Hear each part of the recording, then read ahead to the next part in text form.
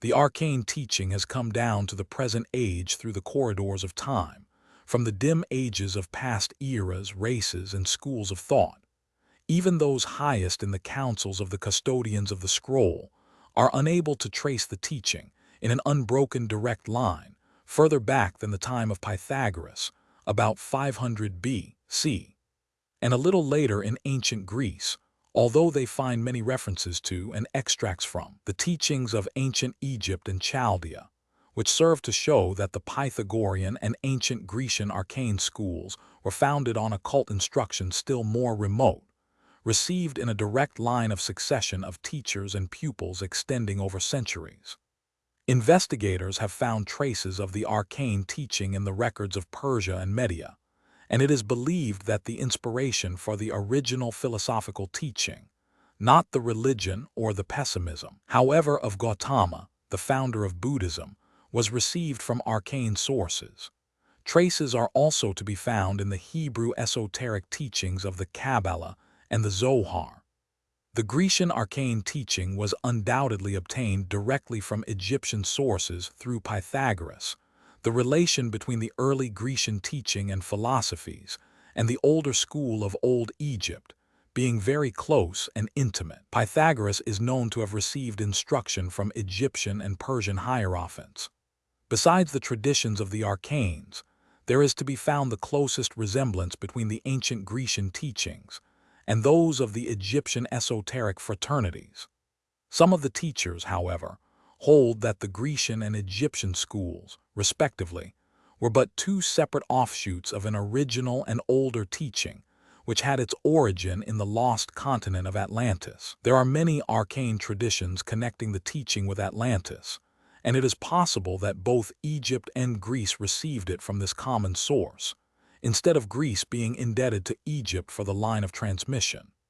But be this as it may, it is a fact that all of the traces of teaching that the various occult schools gather from the traditions, scraps of doctrine, and legends regarding Atlantis can be reconciled with the Grecian arcane teaching. And it is also a fact that the fragments of the Egyptian esoteric teachings, many of which are still preserved in an undoubted direct line of succession, are practically identical in fundamental and basic points with the Grecian arcane teaching.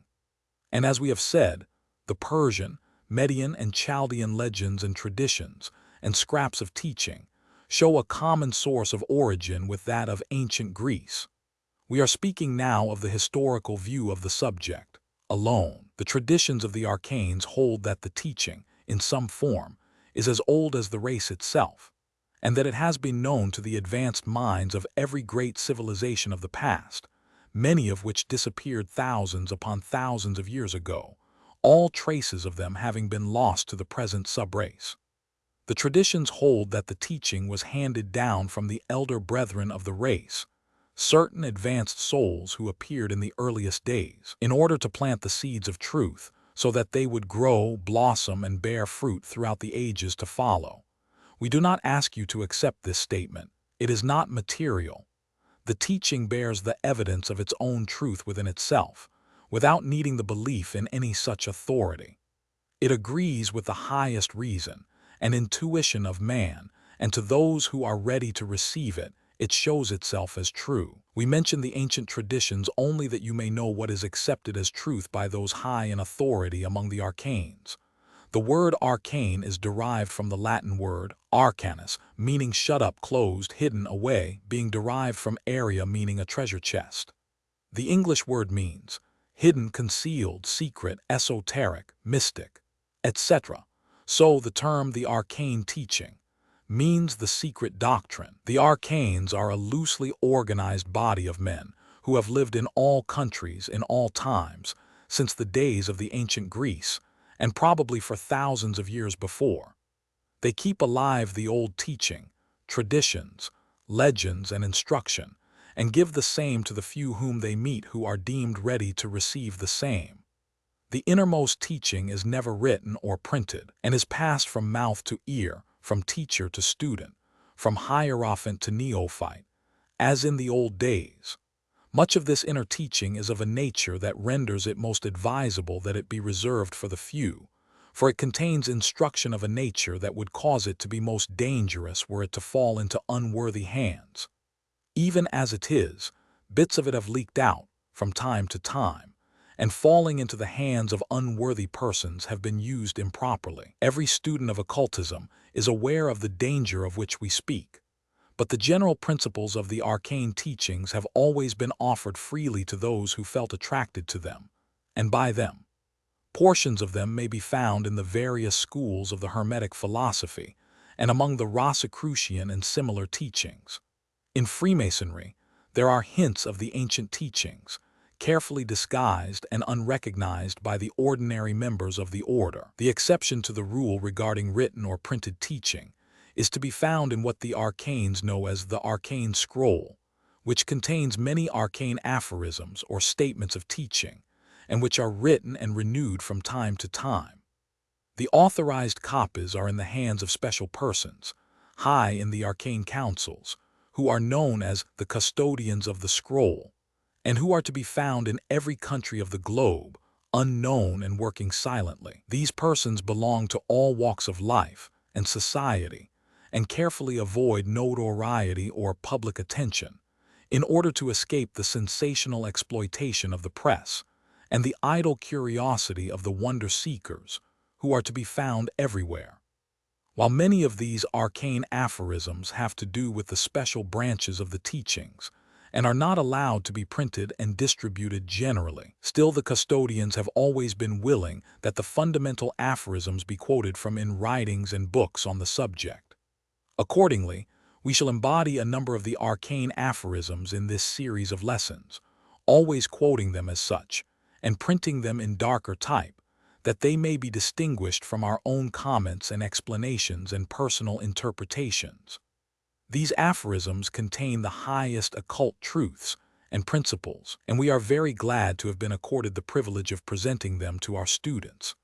The arcane teaching is based upon the fundamental principle of the existence of an absolute supreme power, which is the cause and reason of the cosmos and all the manifestations contained therein, all that men call the universe. This absolute supreme power is known in the arcane teaching as the law, and is represented in the symbols by the word lex. The law is regarded as an abstract principle of power, impossible of being represented by words or even by symbols. It is not a pantheistic deity or being. It is an absolute principle, beyond definition or description. It does not manifest itself in a universe of shapes and forms, by separating itself into the many as the pantheistic being is held to do in certain philosophies. Instead of this, it causes universal being to proceed from infinite slot being, causes the cosmos to arise from chaos, causes manifestation to arise from the unmanifest, causes everything to arise from infinite nothing. The law is not being but the cause of being. It cannot be said to be. In the ordinary sense, it causes the verb to be to have a meaning. The arcane teaching is not pantheism, either expressed or implied, either frankly stated or subtly concealed behind words.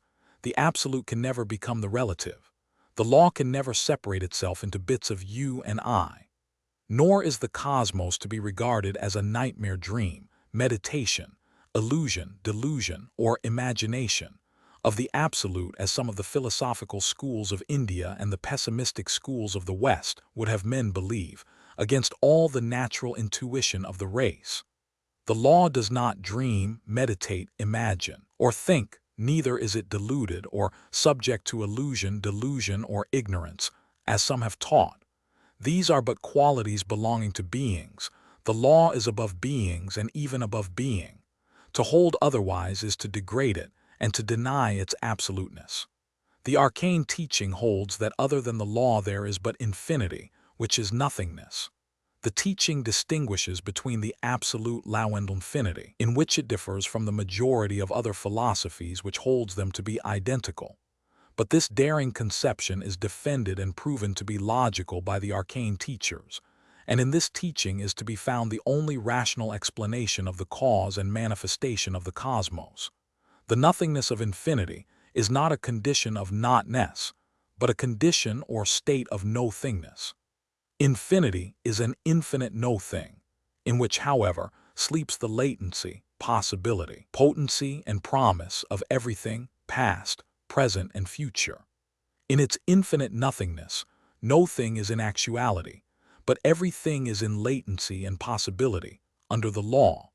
The arcane teaching on the subject of the infinity of nothingness is a startling revelation to those who have been searching for the truth in other philosophies, but who have found themselves wandering round and round in a mental circle, never arriving anywhere. The infinity of nothingness is capable of logical and rational proof. This doctrine flies squarely in the face of the current philosophical dogmas of from nothing, no thing comes, or ex nihilo nihil fit.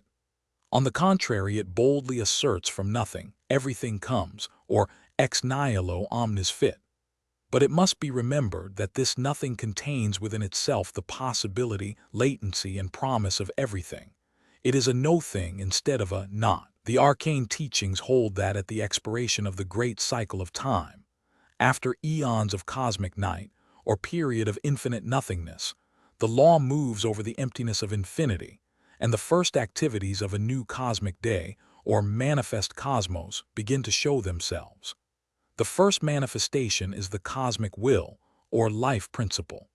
This cosmic will is the one life of the cosmos, which many philosophies mistakenly claim to be the absolute itself. It is the universal being, but it is under the law and relative to it and is not absolute. From this cosmic will, logos, demiurge, world spirit, or universal life principle, is manifested the cosmos or manifested universe of life, shape, and form. The cosmos is alive in every part, and its real nature vests in the cosmic will, which is ever behind, under, and in all manifestations of the universal activities from lowest to highest. Here is the world spirit or pantheistic one-all, but it is under the law. In the cosmos is contained the three principles of substance, motion, and consciousness, respectively. From the three principles arise all the infinite variety of combinations of mind, energy, and matter, which go to make up the varieties of manifestation in the universe. The arcane teaching includes the doctrine of perpetual evolution of substance, energy, and consciousness, respectively, on all the various planes of activity. The teaching is that there are infinite planes of evolution, in groups of 7, which are subdivided in 7, and so on. The arcane teaching holds that the cosmos is regulated by the 7 laws which are superimposed by the law upon the cosmic will, and thus upon all that is manifested. These 7 cosmic laws are as follows. I. The law of orderly trend. Under this law there is always manifested law and order in the cosmos, from suns to atoms, from highest to lowest, matter, energy, and mind. There is no disorder in harmony or chance in the cosmos. Roman 2. The law of analogy. Under this law there is found a correspondence and agreement between all of the various forms of manifestation. What is true of the atom is true of the sun. What is true of the amoeba is true of man and beings above man. What is true of matter is true of energy and mind. To know one is to know all. As above, so below, as the Hermetists express it. Ex uno dicet omnes, from one know all, as the arcane axiom says. This law is applied in studying the higher planes. They may be known by the lower, just as solar systems may be known by studying the atoms and molecules. Roman 3. The law of sequence. Under this law, there is included the activities of what is generally known as cause and effect. Nothing happens by chance. Nothing happens without a precedent manifestation and a subsequent manifestation. Everything has its before and after things. Nothing stands alone and independent of what has gone before, nor can it escape from acting upon that which comes after. Everything proceeds from something and is succeeded by something. Roman 4. The law of rhythm. Under this law falls a variety of phenomena, among which is the important phenomenon of vibration. Everything is in constant vibration, everything material, mental, or of energy. Upon this fact depends the variety, degrees, states, and conditions of the manifestations of the cosmos. All is in vibration, physical, mental, and spiritual. Vibration is the key of relative power and relative activities. To control vibration is to control all forces in the universe. The control of vibrations forms an important part of the arcane formulas. V. The law of balance. Under this law there is to be found an explanation for the universal equilibrium, compensation, and balance observed in all of the manifestations of the cosmos. One thing balances another in the physical, mental, and spiritual. Everything has something set opposite it to balance it. Everything has its compensation. Everything has its cosmic price. In an understanding of the law of balance, there is to be found the secret of power and poise. The arcane teaching contained formulas for balance. VI. The law of cyclicity. Under this law is found the cyclic or circular trend of all things, physical, mental, and spiritual. Everything moves in circles. The wise and strong convert the circles into spirals. Instead of traveling around in an eternal circle, the wise and strong rise in spirals to attainment and advancement. Worlds and atoms, cosmos and man, all are under this law and move in accordance therewith. To convert the circle into the spiral is one of the arcane secrets conveyed in its formulas. Romans 7, the law of opposites. Under this law is to be found the explanation of that wonderful fact in nature, the fact that everything has its opposite. Everything is and is not at the same time. Everything has its other side. Every truth is but a half-truth. Everything is a paradox. Every thesis has its antithesis. Every truth contains a bit of untruth, and every untruth a bit of truth. Every male contains female. Every female contains male. Also the fact that opposite things are alike in the end, that extremes meet, the contradictions may be reconciled. In this great cosmic law is found the fact that diametrically opposite things, physical, mental, and spiritual, are in reality but the different poles of the same thing. In this law is found the mystery of polarity. In it vests the secret of sex generation and regeneration. The arcane teaching embraces all these. The arcane teaching, as presented in these lessons, will include the arcane formulas whereby the 7 laws may be applied under the mind and will of the individual, enabling him to take advantage of the flood tide of rhythm and to neutralize the ebb tide. To enable him to neutralize the opposites, to find and hold the balance and poise, to convert the cycles into rising spirals, to take advantage of the law of sequence, thus to master fate instead of being her slave, to conquer laws by laws, to oppose principle to principle, to acquire the art of mental alchemy or transmutation of mental states and conditions. These and many other fields of occult knowledge will the arcane teaching open out to the earnest seeker. To those who are ready, this teaching will appeal. Do you feel attracted to it? Then follow the leading of your intuition. If not, pass it by for the present, for you are not prepared. Instead, call the attention of some person more ready to it, and thus be an instrument of the law, absolute law. The arcane scroll contains the following aphorisms regarding this supreme power, which in the arcane teaching is known as the law. Aphorism I. The law is. Aphorism Roman 2. Beyond the law there is not. Higher than the law there is not. Elder than the law there is not. Aphorism in. The law is the absolute, existing beyond time and space and change, transcending the 3 principles and the 7 laws. It ever hath been, ever is, and ever shall be. Ever unique, unconditioned, immutable, self-existent, self-sufficient, independent, abstract. It dwelleth unknowable, unthinkable, ineffable. Aphorism Roman 4. The law is the efficient reason of all things, and is the supreme power and causer. A consideration of the above 4 aphorisms will throw light on the inner meanings contained within them. Let us now consider them in detail. Aphorism I. The law is. In this aphorism the word is denotes present, actual existence. It is as strong a term denoting actual existence as the English language supplies. But in the ancient arcane terminology, its Grecian equivalent was used in a still stronger sense than the ordinary use of the word is indicates. In the English language, the word is used as the 3rd person singular of the verb be, in the indicative mood, present tense. But the words is and be have 2 entirely different original meanings, particularly when considered from the point of view of the ancient arcane schools.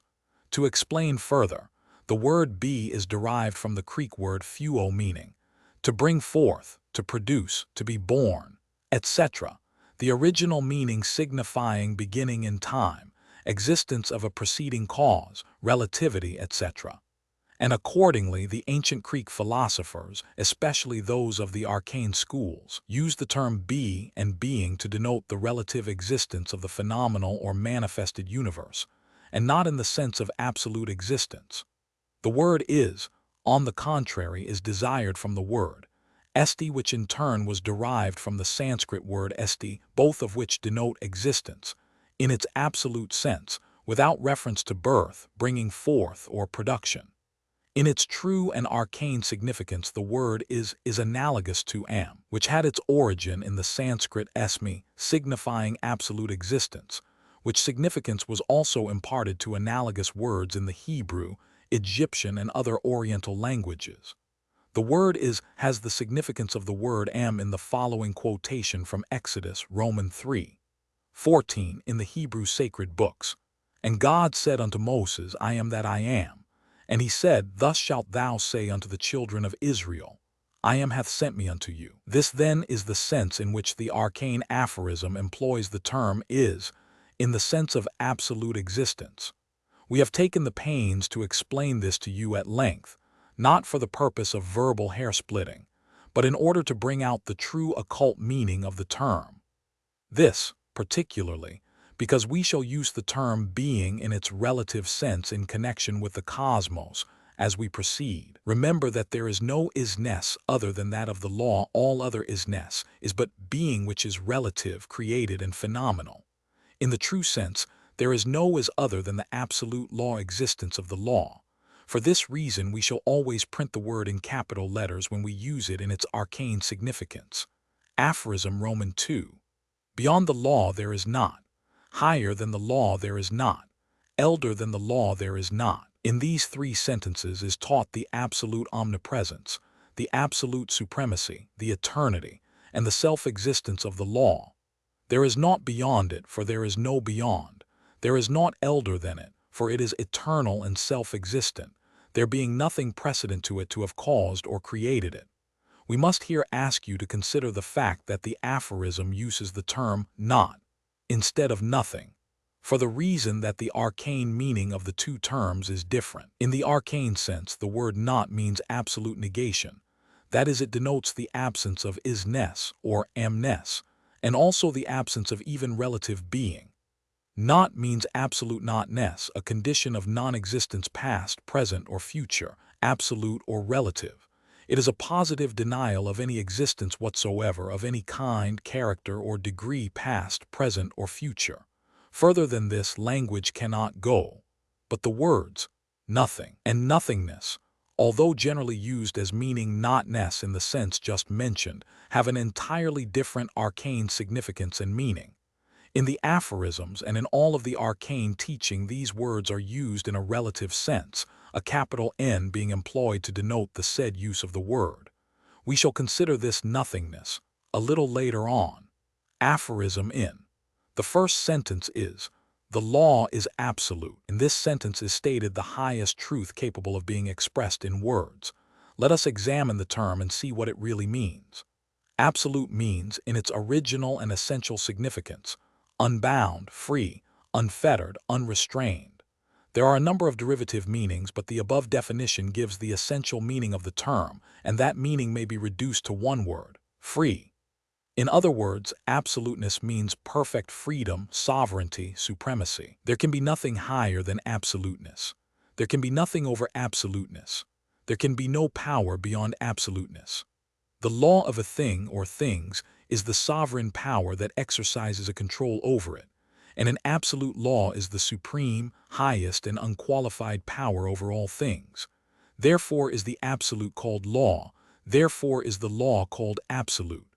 The term absolute law is the highest and most positive term in the language, expressing power and control. There can be nothing that can oppose such power, or run contrary to it, or overrule it, or break it. It is power absolutely supreme. The absolute law must not only be self-governed and uncontrolled, but must also be self-existent and causeless. For if there were aught else to have created it, or to have caused it to exist, then that other would be the absolute. The very meaning of the term precludes any outside cause affecting it. It is causeless, and it exists of, and because of, itself. To speak of aught causing, governing, or binding the absolute is to utter words that have no meaning. And even if we postulate a supreme being governed by the laws of his own inner nature, then these inner laws, rather than the supreme being, are the absolute. So, you see that at the last the law and the absolute must be the one and the same. The aphorism continues, existing beyond time and space and change, transcending the three principles and the seven laws. It hath ever been, ever is, and ever shall be.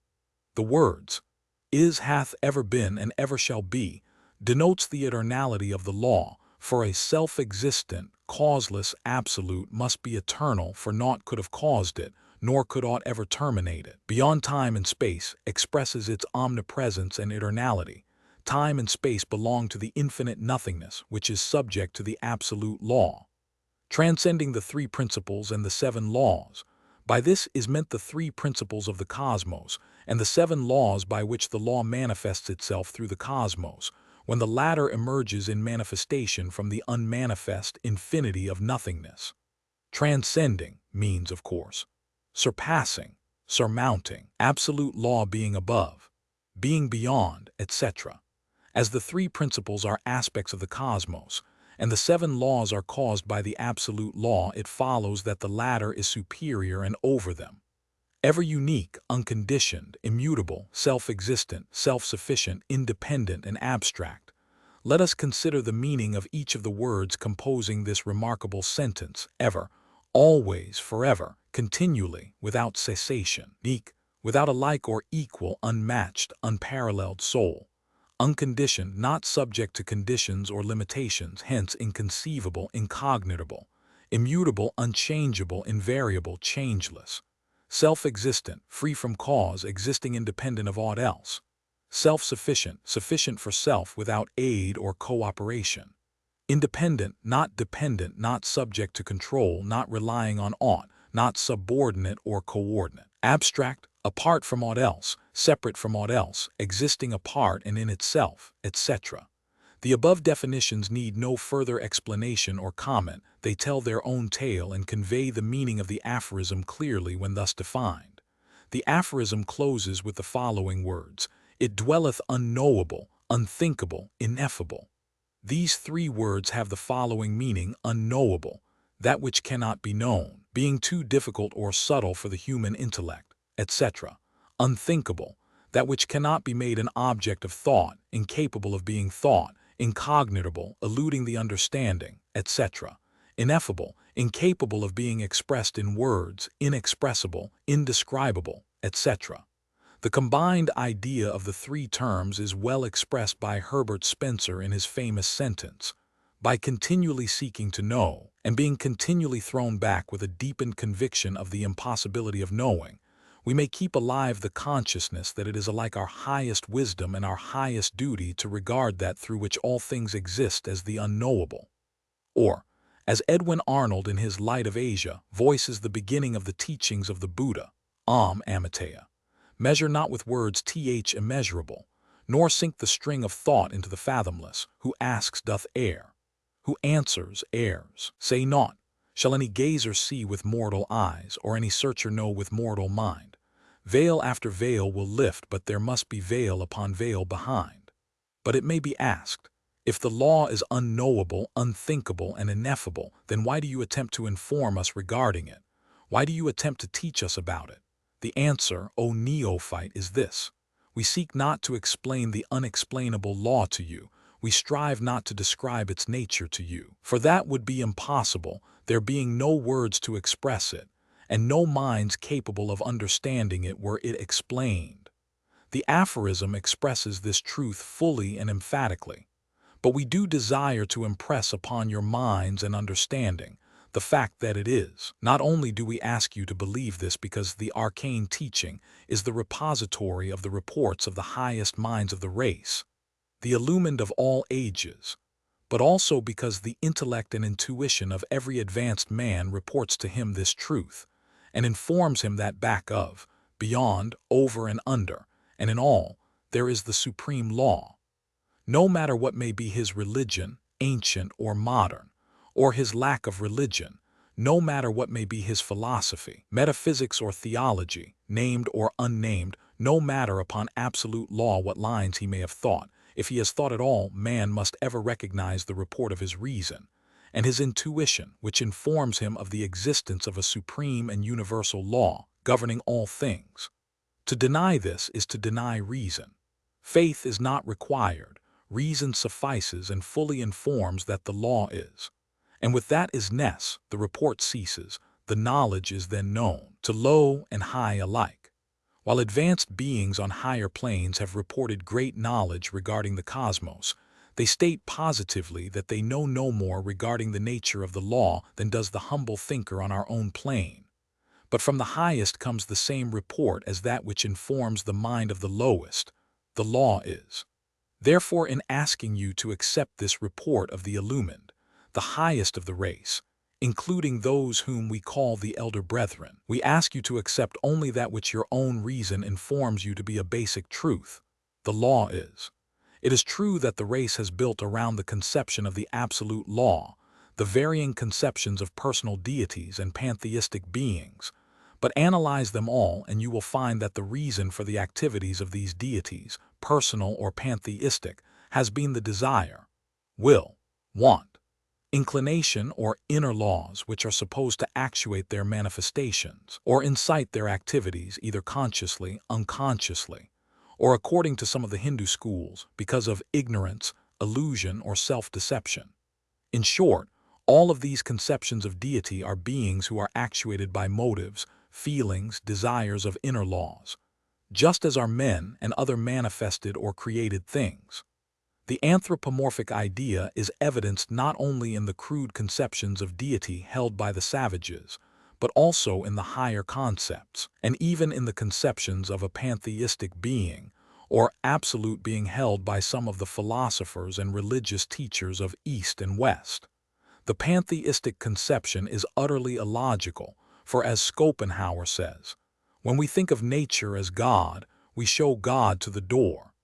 And as the arcane teachers point out, even admitting any of these conceptions of being, the mind must see that in the inner law that moves being to activity, the law of itself, there alone is to be found the absolute. In such case the law, not the being, is the absolute, for it is the causer and controller and mover and reason of the universe. It is true that some of the philosophers and teachers try to explain away this fact by saying that being and law are one. But this is no solution, for even if that be admitted, then the law within the being is the efficient reason and causer of action, and the rest of the being is controlled, acted upon, and moved by the law within it. The whole idea of being must be discarded in considering the absolute. The absolute is and can be only law, for in all conceptions the law is and must be seen to be the ultimate cause of all activity. The advocates of absolute being object that they are unable to conceive of law without a law-giving being. But, considering this answer, we soon see that in order for the law-giving being to proceed to give or promulgate law, it must be moved by some inner law, desire, want, or will of its own nature, and that simply pushes back the question one step further. Try as we may, we cannot escape the conviction that law is the first and last cause, the beginning and the ending, the efficient reason of all things. Law is not a being, not a mind, not a spirit, not a thing. It is law, and naught else. We must accept it as absolute power and as the aphorisms present it to us. Beyond this we cannot go. Examine the aphorisms carefully, and you will find that they agree fully with the highest reports of your reason, and in no way run contrary to it. Aphorism Roman 4. The law is the efficient reason of all things, and is the supreme power and causer of the cosmos. In this aphorism is stated plainly and clearly the truth that the law is the supreme power of the cosmos, and the causer thereof. The term efficient reason conveys the entire truth regarding the creation of or evolution of the cosmos. Let us absolute law consider the definition of the two words composing the term in order to see the meaning still more clearly. Efficient, causing or producing effects or results, acting as the cause of effects, a prime mover, actively operative, etc. Reason, an efficient cause, a final cause, explanation, that which explains or accounts for anything, motive of action, etc. The cosmos is explainable only by the law. Without the law there could be no cosmos. The law is the cause of the cosmos and of every manifestation within it. The very word cosmos is derived from the Greek word meaning the universe as governed by law. Not only the arcane teaching, but modern science states as its first axiom, the cosmos is governed by law. To those who prefer the idea of an anthropomorphic being or a world spirit as the absolute, we have to say that, unfortunately for their idea, the facts of the cosmos are all against them. Law is everywhere seen to be dominant and sovereign, even in its relative manifestations. We cannot escape it and should not desire to, and will not desire to when we understand its meaning. The explanation of this must wait until its proper place in these lessons is reached. Enough for the present to state that in all human ideas of law there is to be found the correlated ideas of justice and equity. Know then that this relative idea, when transformed to the absolute plane, results in the identification of absolute justice and absolute equity with the absolute law. Could mortal ask more? Has he aught to fear of absolute equity and justice? Can he not postulate in the absolute all the highest conceptions of fair play that he finds in himself? The cosmos is governed by law, infinity of nothingness. We now invite you to consider the correlative principle of truth, in which is set forth the infinity of nothingness, chaos, the unmanifest, from which under the law emerges everything, the cosmos, the manifest. We have informed you that the law is not a pantheistic being, either breaking itself into bits or parts in order to create universes. Neither does it imagine, mentally create, dream, or meditate into existence a false and fictitious universe all in its mind, as pseudo-occultism and pessimistic philosophies would have you believe. Listen to the aphorism, aphorism V. Other than the law there is but infinity, which is nothingness. But in that infinity of nothingness there is unmanifest, the latency, possibility, futurity, potentiality, and promise of manifest everythingness.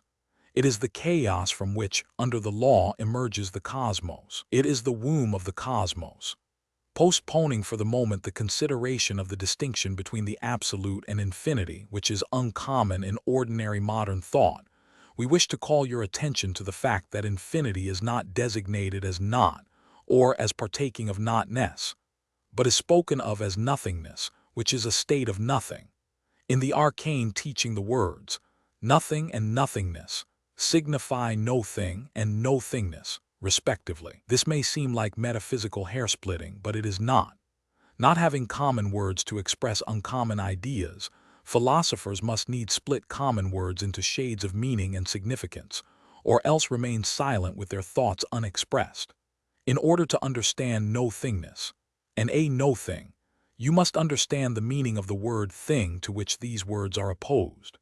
A thing is whatever exists as a separate object of sense or thought, in the sense of being and having apparent qualities which can be thought of in terms of sense perception, such as size, shape, form, etc. Something connected directly or indirectly with physical appearance, something of the relative universe, something having a correspondence in experience. And no thingness must be the opposite of thingness. Therefore the aphorism practically says that infinity is a latency, that is no thing in reality, but yet has an existence of some kind, at least potentially. It can contain naught actually apparent to the senses, naught that can be experienced, naught that can be sensed, naught that can be thought of by the intellect, nor pictured in the imagination, in short, nothing that is capable of inducing a mental image in your mind. And yet it exists, if the word can be used, as a state or condition in which all is in latency, possibility, futurity, potentiality, and promise. In short, it is the unmanifest containing all manifestation within it in latency, possibility, and futurity, awaiting the force of the law to bid it conceive, produce, and bring forth being. We shall learn about this infinite nothingness shortly, in connection with another aphorism. Enough for the present to realize the words of the aphorism before us, which informs us that other than the law there is not, with the exception of the infinity of nothingness which exists in latency. Other than the law, there is not in the absolute sense. Infinity of nothingness philosophies and schools of metaphysics have generally confused the meaning of the two terms absolute and relative, and have used them as identical in meaning. The arcane teaching makes a sharp distinction between the two terms, however, not a difference based upon a metaphysical hair-splitting tendency, but because there are two entirely different ideas which must be expressed in these two words, and, in spite of the customs of the metaphysicians, the distinction must be made. We do not wish to lead you into an extended metaphysical discussion, but we think that you should be taught to make this important distinction in the true meaning of these terms. The term absolute, in its true sense and essential meaning, implies an apartness, separation, independence, self-existence, self-sufficiency, supreme, unfettered, free. The essence of its meaning is to be found in the words free, independent, self-sufficient. And when used in connection with the word law, it represents the supreme power, depending upon no other power, its own sovereign, and the ruler of all else without restriction. This conception we have in the absolute law, which is the independent, free, sovereign Lord of all. The term infinite has an entirely different meaning in its true sense, although the philosophers and metaphysicians often add to it the attributes of the absolute, which is a mistake. The word infinite in its true sense and essential meaning implies a state of boundlessness, limitlessness, not circumscribed, as to time, space, variety, possibilities, combination, shape, form, etc. Its essence may be understood by referring to the words from which it sprung, i.e., the Latin words in meaning not, and finitus meaning finished in short. The word infinite means not finished, not complete, capable of unlimited manifestation and possibilities. So, you see, while the idea of absolute means fixed, complete independent state or condition, infinite means a state of endless and unlimited possibilities of manifestation and expression. The true philosophical idea of infinity consists of the conception of any sort of mental object as having the quality of quantity which cannot be exhausted by any succession of experiences, however prolonged or extended, in time, space, variety, or number. By holding this idea in mind, you will never make the mistake of confounding infinity with absoluteness hereafter. The chief cause of the confusion arises from the unauthorized use of the term infinite in relation to power. Power belongs to the absolute and is not one of the attributes of infinity. Infinite power would mean an infinite possibility of the manifestation and expression of unlimited power, while absolute power means all the power there is, fixed, independent and sovereign, unvarying and immutable, and not subject to changes of degree, etc. Absolute law is not an infinite capacity for expression of power. It is power in itself. All the great thinkers of all times, esoteric and exoteric, have agreed in this idea of the infinite being the unlimited possibility. The best of the ancient Greek philosophers, from Aristotle down, held to this idea. As Schopenhauer says, it is already a doctrine of Aristotle that infinity can never be actual, given, fixed, but only potentia in possibility, latency, promise, potentiality. And as Lewes says, if zero is the sign of a vanished quantity, the infinite is the sign of continuity. We trust that you now see that the absolute could never become relative or many, and that the infinite alone is capable of endless changes in shape, form, variety, in time, space, and number, and contains within itself the promise, possibility, latency, and potentiality of everything. The arcane teachers in the olden time illustrated this to their pupils by the following symbols. The figure I standing for the absolute and being fixed, independent, sovereign, and alone. By itself, and in itself it is incapable of multiplying or dividing, multiply anything by I, or divide anything by and the thing remains unchanged. Multiply or divide I by itself, and the answer still is I, showing that the absolute cannot be increased or divided even by itself. Subtract I from infinity of nothingness itself, and the result is O, showing that if the absolute were subtracted from it would cease to exist, and there would be naught left but the infinite nothingness. Then the teachers called the attention of the pupil to the zero, or infinite nothing symbol i.e., O. In itself, O means nothing. Multiply or divide anything by O, and the answer is always O. Multiply O by itself, and O remains. The infinite cannot increase itself, for in its circle it includes all possibility. But divide O by itself, and lo, O into O goes I time. The answer is I, showing that if the infinite be divided by itself, the absolute is found to be at its center, undisturbed, independent, self-existent. The symbol of infinity in mathematics, however, is not O or unmanifest infinity, but U, which indicates manifest infinity, the symbol always indicating endless continuation of action. Now the symbol of the infinite nothing becoming infinite everything. Place a string of O's as follows: 0, 0, 0, 0, 0, 0, 0, 0, 0, 0, 0, 0, 0, 0, 0. You see that they still mean nothing. Now place I, the symbol of the absolute, before the string, and we have 1, 0, 0, 0, 0, 0, 0, 0, 0, 0, 0, 0, 0, 0, 0, 0, which we may enlarge to infinite number by the addition of O's. Or place the absolute 1 behind the string, and we have 0, 0, 0, 0, 0, 0, 0, 0, 0, 0, 0, 0, 0, 0, 0, 1, a very small decimal which may be carried to infinitesimal smallness by the addition of O's. Thus we see by symbols that the action of the absolute law on the infinite nothingness produces infinite greatness or infinite smallness. Now that you understand that infinity means the infinite possibility of things, rather than an infinite manifest thing, you may be able to see that the infinity of nothingness of the arcane teaching is not quite so irrational as it appeared at first sight. In order to realize the truth of the aphorism still more forcibly, let us consider what infinity, even in the ordinary use of the term, really is. You will find that all thought, if analyzed, implies the nothingness of infinity. Non-being, or nothingness, was always regarded by certain schools of the ancient Greek philosophy as existent in a philosophical sense. Empty space was considered as truly existent as the atoms which afterward appeared in space. Plato regarded empty space as the matrix, or mold, in which the universe was formed. He held that there was possible an abstract realization of pure empty space, which is nothing, the void, which is the all-containing receptacle of creative energy, and in which being, first distinguished into geometrical figures, becomes the framework of the physical world. Scotus held that since deity creates the world out of nothing, then nothing must exist as an emanation of deity.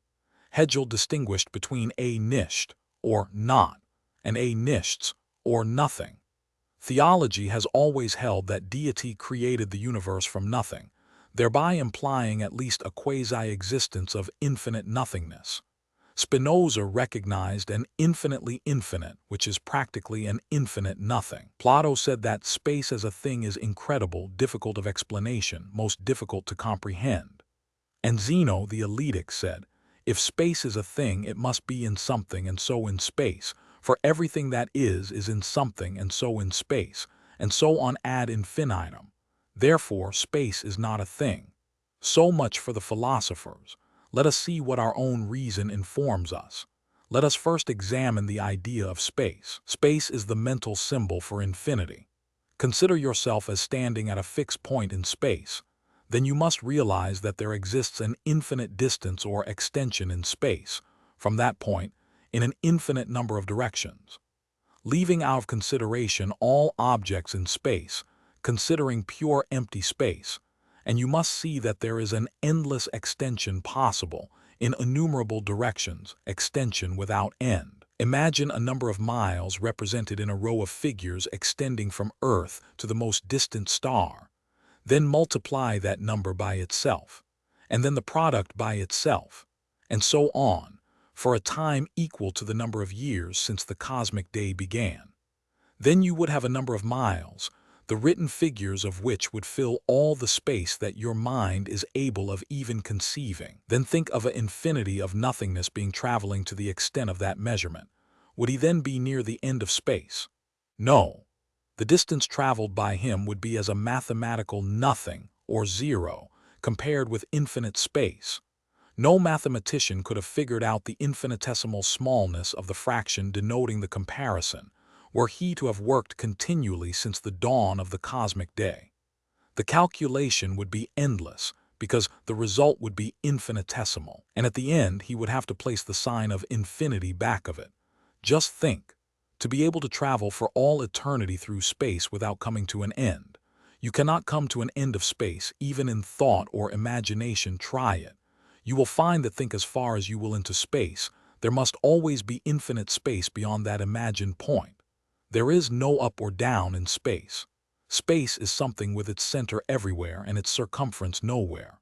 At the last, philosophy and science are compelled to hold that space is merely the possibility of infinite extension, or the infinite possibility of extension, to the universal ether. In the end, ether is called the great mystery of science. It must be considered as a nothing that is a something. A leading scientific lecturer said, and wrote recently, "The ether is unconditioned, an entity of no properties but of all possibilities, or, more exactly, not an entity at all, but an infinite possibility." And so we find, even matter and things themselves, arising from and being resolved into an infinite nothingness that is also infinite possibility. Now, for a moment, let us endeavor to imagine the condition or state of the infinity of nothingness, the unmanifest cosmos, during the cosmic night, and before the faintest dawn of the new cosmic day. The three cosmic principles are resolved into the condition of the unmanifest, but are not destroyed. There are nothing but not. The three cosmic principles are substance, motion, and consciousness, respectively. Substance has assumed its most subtle form, infinitely rarer and finer than the finest ether. It is practically nothing, but yet exists in latency, possibility, and promise. Motion has assumed a rate of vibration so high that it is practically at rest.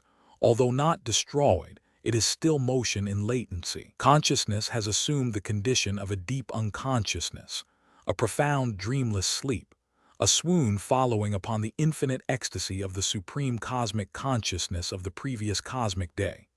It knows nothing, is conscious of nothing, for there is but nothing of which it could be conscious, or could know, for all manifestation has ceased until the dawn of the new cosmic day. It is even unconscious of the presence and power of the law, although the law still reigns over it, and will awaken it once more, as it has many times before in the eternal chain of cosmic days and nights.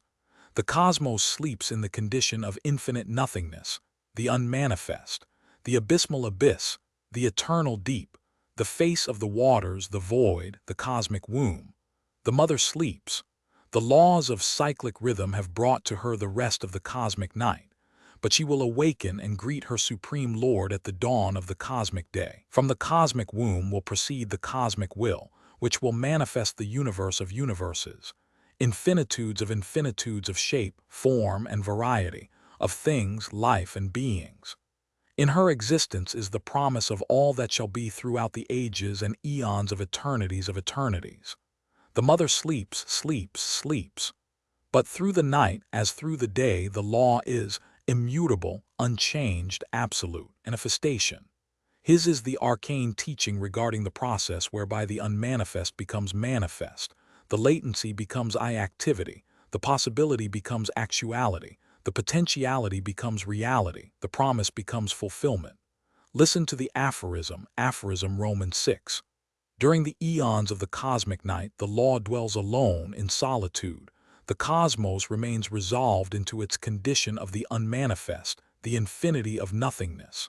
Then comes the dawn, when the law superimposes the infinity of nothingness and causes the unmanifest to become manifest, the nothing to become everything, latency to become activity, potentiality to become reality, promise to become fulfillment. At the extreme swing of the pendulum of rhythm, at the point of the cycle in which end fades into beginning, The climax of the cosmic night is reached in the form of absolute rest, extending over eons of time. Then after the eons of absolute rest come the first activities of the future cosmic day. During the cosmic night, as the aphorism states, the law dwells alone in solitude. The cosmos remains resolved into its condition of the unmanifest, the infinity of nothingness. Then begin the first stirrings of the birth of the new cosmic day, which the aphorism describes as follows. Then comes the dawn, when the law superimposes the infinity of nothingness and causes the unmanifest to become manifest, the nothing to become everything, latency to become reality, promise to become fulfillment. Let us consider what is meant by the words of the aphorism. The first step of the new activities is indicated by the words, the law superimposes the infinity of nothingness.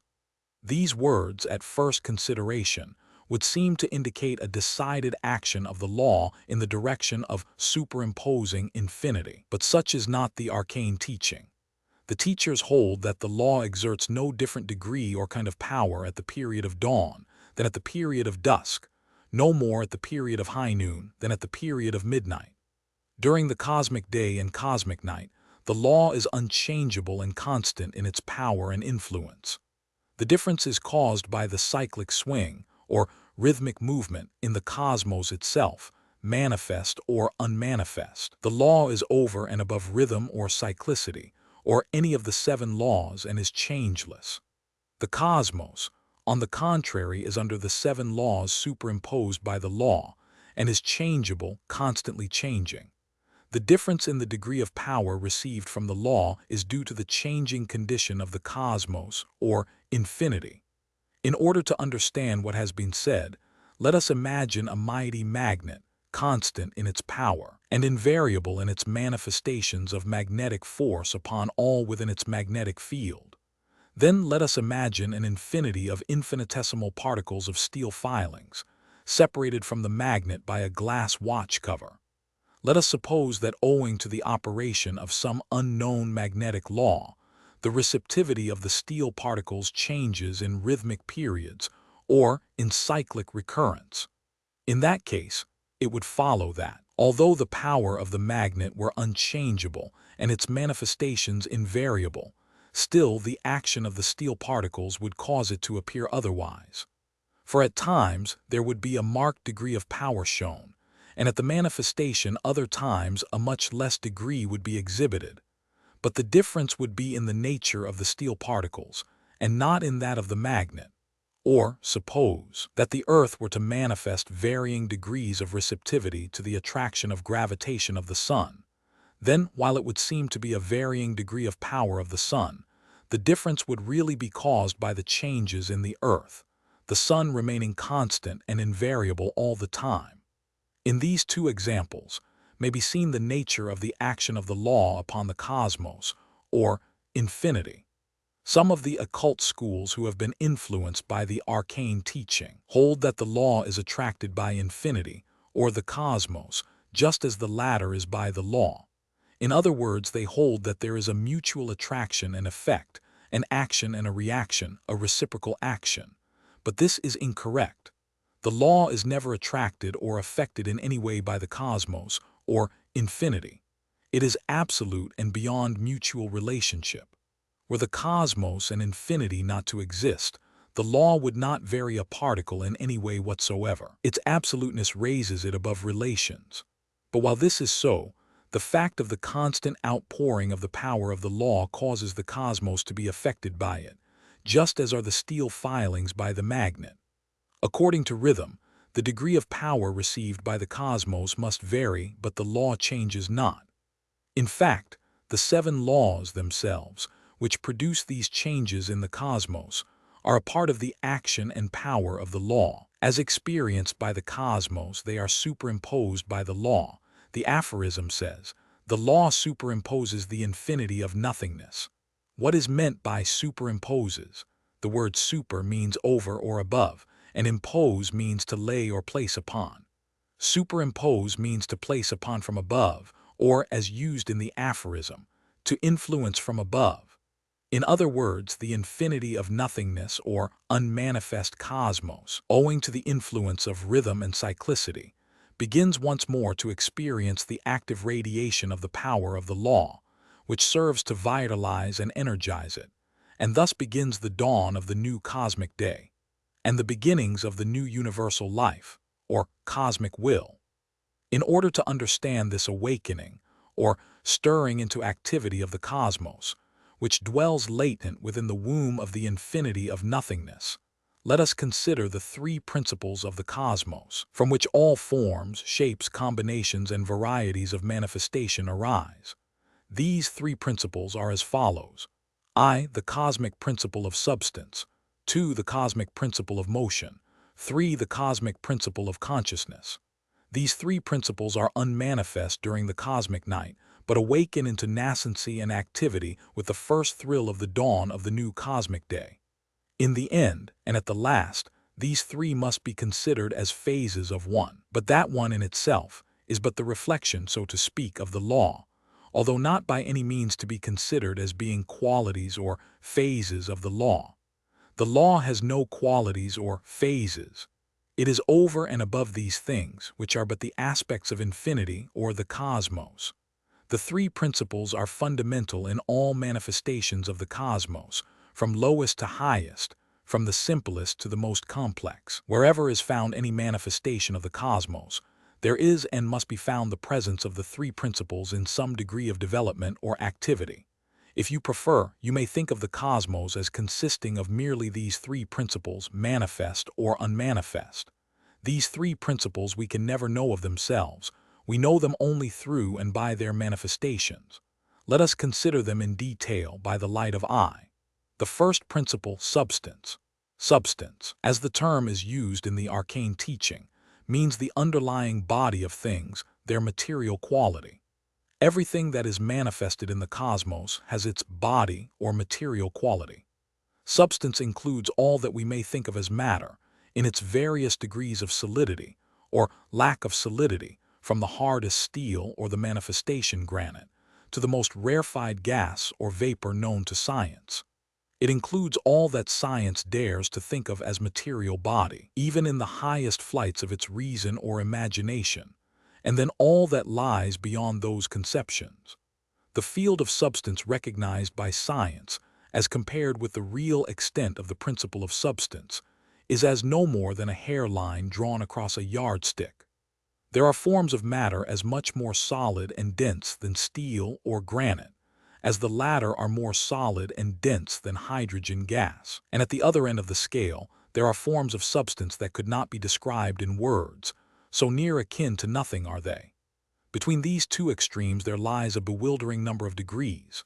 That which science calls electricity and other subtle forms of energy are not energy at all, but merely energy or motion manifesting through subtle forms of substance, which act as its body. There are forms of substance many times finer and rarer than even these. There are bodies worn by beings on higher planes which are finer and rarer than electricity. Even the ordinary astral bodies of beings on our own plane and stage of development are far rarer and finer than is electricity, or the finest rays of light or magnetism. These bodies are just as real as is the piece of the hardest steel, through which they may pass as easily as the X-ray passes through stone. The universal ether, which science assumes to be the extreme limit, and infinity, of subtle tenuity and fineness, is solid and compact when compared with many of the higher forms of substance. So much for manifest substance. Unmanifest substance is held by the arcanes to be identical with pure space. In the preceding lesson, you have seen that pure space is considered as nothing. This nothing is merely the extreme limit of the fineness or rareness of substance. Space is not a mere idea. It is substance carried to its extreme highest limit. The arcanes do not object to the term abstract substance, although they do not regard abstract as meaning not. One of the old Egyptian hierophants was once asked by the ruler of Egypt, "What is that which would exist were there no universe, no gods, no anything?" His answer was space, and this pure space is the unmanifest cosmos in its aspect or principle of substance. Roman 2. The second principle, motion. Motion, as the term is used in the arcane teaching, means the underlying energy, force, or motive power of things, their quality of action. Motion in the arcane teaching is the principle in which is gathered the cause of all that we know under the names of energy, force, motive power, action, activity, attraction, repulsion, of any and all kinds or degrees. Without motion there could be no activities, energy, or force of any kind. We are familiar with many manifestations of the principle of motion, such as gravitation, cohesion, chemical affinity, electronic attraction, expansion, contraction, centrifugal and centripetal force, the motive force or energy of light, heat, electricity, magnetism, the energy of the ultra-electric rays, etc. But these are only a very small fraction of the forms and varieties of energy and force known to the advanced students of the arcane teachings, not to speak of the masters, or those on higher planes of life. There are finer forces not dreamt of by even the most daring scientist. Motion, like substance, is found in each and every manifestation of the cosmos. Wherever there is substance, there is motion. In its highest form of manifestation, motion manifests in vibrations of such exceedingly high degree and effect that there seems to be a condition of absolute rest. This condition is the one existing before the first stirrings of the dawn of the new cosmic day. Motion is then motionless to all intents and purposes, but it has not perished or been destroyed. It is motion in latency. There is no such thing as absolute rest in the manifest cosmos, but in the unmanifest cosmos there is motion of so high a degree that it seems motionless and at rest. Thus do extremes meet, in infinity. When the cosmos becomes manifest, motion decreases its rate of action or vibration, and manifestation is really a lowering in the scale of motion. Just as the manifestation is a lowering in the scale of substance. There must first be involution before there is evolution, of both substance and motion. Roman 3. The third principle, consciousness. Consciousness, as the term is used in the arcane teaching, means the principle of awareness, or mind action of things, their quality of mentalizing or consciousing, or becoming aware of other things, inner and outer. We are familiar with the form and degree of consciousness manifested in ourselves and other human beings, and we recognize different shades and degrees in this. We know a little about consciousness in the lower animals, in varying degrees, and some of us know of the degrees of consciousness in plants in varying degrees. And those who have studied along occult lines have become aware of the existence of mind and consciousness in so-called inanimate objects, the minerals, metals, etc., and even in the atoms, and finally in the ether. Everything in the manifest cosmos has some degree of consciousness, but there are many other higher and lower degrees of consciousness than those just mentioned. From the unconscious consciousness of the cosmic night, when the cosmos is conscious of nothing, because there is but nothing of which to be conscious, to the moment of the high noon of the cosmic day, when the cosmos is fully conscious of itself as a whole, the extreme of cosmic consciousness. There is a scale impossible for man to grasp by reason or imagination. There are degrees and planes of consciousness awaiting the advancing ego, which transcend any possible dream or picture. The race has just begun to manifest consciousness worthy of the name. It is just beginning to enter into the glorious possibilities of cosmic consciousness. It is just beginning to begin. And so, when the law superimposes the infinity of nothingness, the stirrings of manifestation are felt by the unmanifest. The three principles of the cosmos are awakened into activity, substance, motion, and consciousness begin to combine and become active. There is manifested an unrest and tendency to stir into activity the latent possibilities of the cosmos. Consciousness begins to awaken from its slumber of ages and strives to know itself and to realize its being. This imparts activity to motion, which lowers its vibrations in its effort to manifest itself. This bestirs substance into changing degrees of being. Thus do the first indications of the cosmic day begin to manifest themselves. From thence onward, throughout the cosmic day until its close, There is constant change of form, shape, and degree of substance, constant change in manifestation of motion, constant change in manifestation of consciousness. This first stirring of cosmic activity has been symbolized by the first stirring of the embryo within its temporary home, in which it has lain quietly since its conception. It is the first signs of the sprouting of the tiny seed of the plant. It is the peculiar, weird, and mysterious light which precedes the first actual glimmer of the rising sun. Creation is beginning. The cosmic will, or universal life principle, is becoming active. The birth of the new cosmos is approaching. The one life is arousing itself. Infinity is preparing to become manifest. The O is evolving into the degrees. In the manifestation of the cosmos, there is exhibited an infinitude of variety, degrees, shapes, form, and combinations of the three principles. It almost staggers the imagination to think of the fact that in the entire cosmos there is never a single instance of exact duplication. There are never two things precisely alike. In view of this fact, does it not seem folly to endeavor to make human beings adhere to a common standard, to fit into a common mold, to be cut from a common pattern? And yet through the entire cosmos there is ever manifest the law of analogy, that law which ever manifests a correspondence and agreement between all things on all planes. So true is this that if we discover certain fixed principles in one thing, we may reason by analogy regarding other things, the manifestation, and thus discover the unknown X quality. From one know all, says the arcane axiom. As above, so below, adds the Hermetist, and through the entire cosmos there is ever manifest the law of orderly trend. Everything proceeds according to law and order. There is no chance or disorder in the cosmos. The universe is governed by law, and all things are under the laws of the cosmos. And throughout the entire cosmos is ever manifest the law of sequence. Events proceed in a continuous stream, ever flowing onward. No event is separate or isolated. Every event has its precedent, also its subsequent and consequent. Everything has its cause and its effect. Events compose a continuous and unbroken stream, and throughout the entire cosmos there is ever manifest the law of rhythm. Everything vibrates. Everything moves from one pole to the other, from one extreme to the opposite. Everything has its vibratory rate. Everything has its pendulum-like swing between its poles. Day is always followed by night, summer by winter, heat by cold, action by reaction. And throughout the entire cosmos there is ever manifest the law of balance. There is universal equilibrium, compensation, and balance. Everything has something balancing and counterbalancing it. Everything has its price. Everything has its compensation.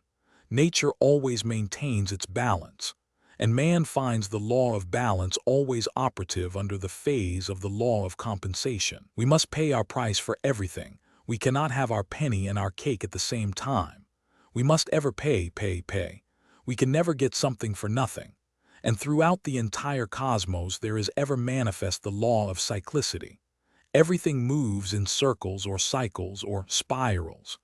Worlds, nations, peoples, and individuals travel in cycles. The strong convert the cycles into spirals. And throughout the entire cosmos there is ever manifest the law of opposites. Everything has its opposite pole. Everything has its other side. Everything is a paradox. Everything is and isn't at the same time. The law of polarity is one phase of this law. In it is locked many arcane secrets. The cosmic will. His is the arcane teaching regarding the world spirit, the one life, the life principle, the logos, the demiurge, that something which men have called by still other names, but which in truth is but the cosmic will from which arises all life and action and shape and form and change and appearance and variety and manifestation.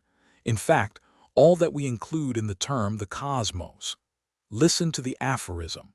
Aphorism Romans 7. From the bosom of the unmanifest arises that which men call the world spirit, the one life, the universal being, the life principle, the logos, the demiurge, but which in truth is but the cosmic will from which arises all life, and action, and shape, and form, and change, and appearance, and variety, and manifestation.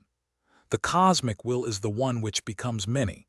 the unity in which is diversity, the firstborn from the womb of infinity, the cosmic egg from which hatches the universe. But this, too, is under the law.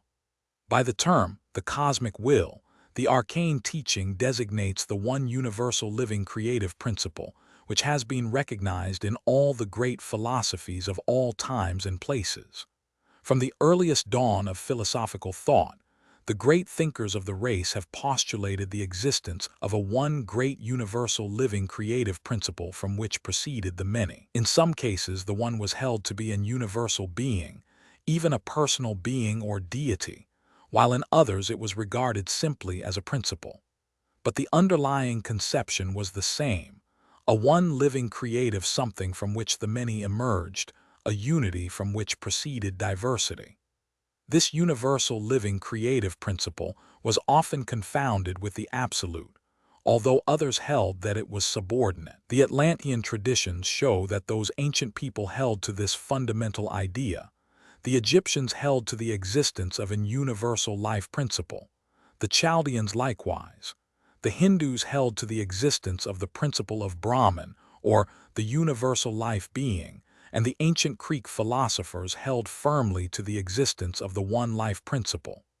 The Atlanteans, Chaldeans, and Egyptians held that this universal life principle subdivided itself into the many forms of life and things, in obedience to an inner law of its being. The ancient Hindus held that the one manifested as the many, the various schools giving different reasons for the manifestation as follows. One school held that Brahman manifested as the many in order to enjoy objective existence. Another school held that Prakriti, the universal principle of substance, was acted upon by the Purushas, or soul principles, which it had attracted to itself, and manifestations arose by reason thereof. Another school held that Brahman was merely a subordinate creative principle, which was caused to create universes by the power of Parabrahm. Another school held that all manifestation was merely an illusory dream of Maya, the creative principle, in the mind of the Supreme Being. The Buddhists held that manifestation was caused by tanha or thirst, in the universal will to live which arose from the void of nothingness. Other schools held ideas akin to those mentioned, or variations or combinations of them. The Greeks always held to the existence of the universal life principle, calling it by various names. The very term, the 4-6, the cosmic will cosmos, was used by the Stoics and others to represent the idea of the anima mundi or world soul. Heraclitus held to the world spirit which he symbolized as flame. Pythagoras, in his exoteric or popular teachings, taught the doctrine of the life principle, symbolizing it as light or flame. Other schools recognized the existence of this one life principle, calling it being, a term which has persisted in modern philosophy. By some schools, notably the Platonian, the universal life principle was called the demiurge, the term literally meaning the universal worker. The demiurge was held to be an exalted and mysterious agent, by and through whom the Absolute was supposed to have created the universe. The life of the demiurge flowed out into manifold forms and became the many. This idea was adhered to by the Gnostics of the early Christian Church. The term the Logos was also applied by some of the schools to this universal life principle. The Logos was held to be the creative principle of nature, objective in the world, giving order and regularity to the universe of shapes and forms which it had manifested. This idea of the Logos was inherent in many ancient religions and permeated even early Christianity. Uberweg, in his History of Philosophy, says the Logos was a being intermediate between God and the world. The Logos does not exist from eternity like God, and yet its genesis is not like our own and that of all other created beings. It is the first begotten Son of God, and is for us, who are imperfect, a God. Through the agency of the Logos, God created the world and has revealed himself to it. In the early Christian Church there was much dispute about the Logos, but the revolution in the Church, effected by Constantine, drove it from its place of importance in the Christian theology. But nevertheless, the idea has persisted, as witness Cudworth, the eminent English theologian and philosopher 1617–1688, who held to the existence of a plastic nature, of which he claimed, "It may well be concluded that there is a plastic nature under God which, as an inferior and subordinate instrument, doth grudgingly execute that part of his providence which consists in the orderly and regular motion of matter." Cudworth held that this idea of plastic nature was reasonable in view of the fact that the slow and gradual process in the generation of things would be a vain and idle pomp, or a trifling formality, if the moving power were omnipotent, as also may be noted those errors and bungles which are committed where the matter is inept and contumacious, which argues that the moving power is not irresistible, and that nature is not altogether incapable of being sometimes frustrated and disappointed by the indisposition of matter. An omnipotent moving power, being able to dispatch its work in a moment, would always act infallibly and irresistibly, as no ineptitude and stubbornness of matter would be able to hinder such a one, or to make him fumble or bungle in anything. The plastic nature of Cudworth and his followers was but the old demiurge or logos of the Gnostics, but another name for the universal living creative principle, subordinate to the higher law.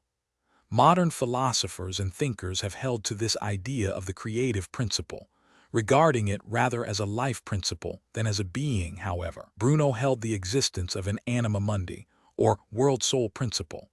Others have held to the principle of nature.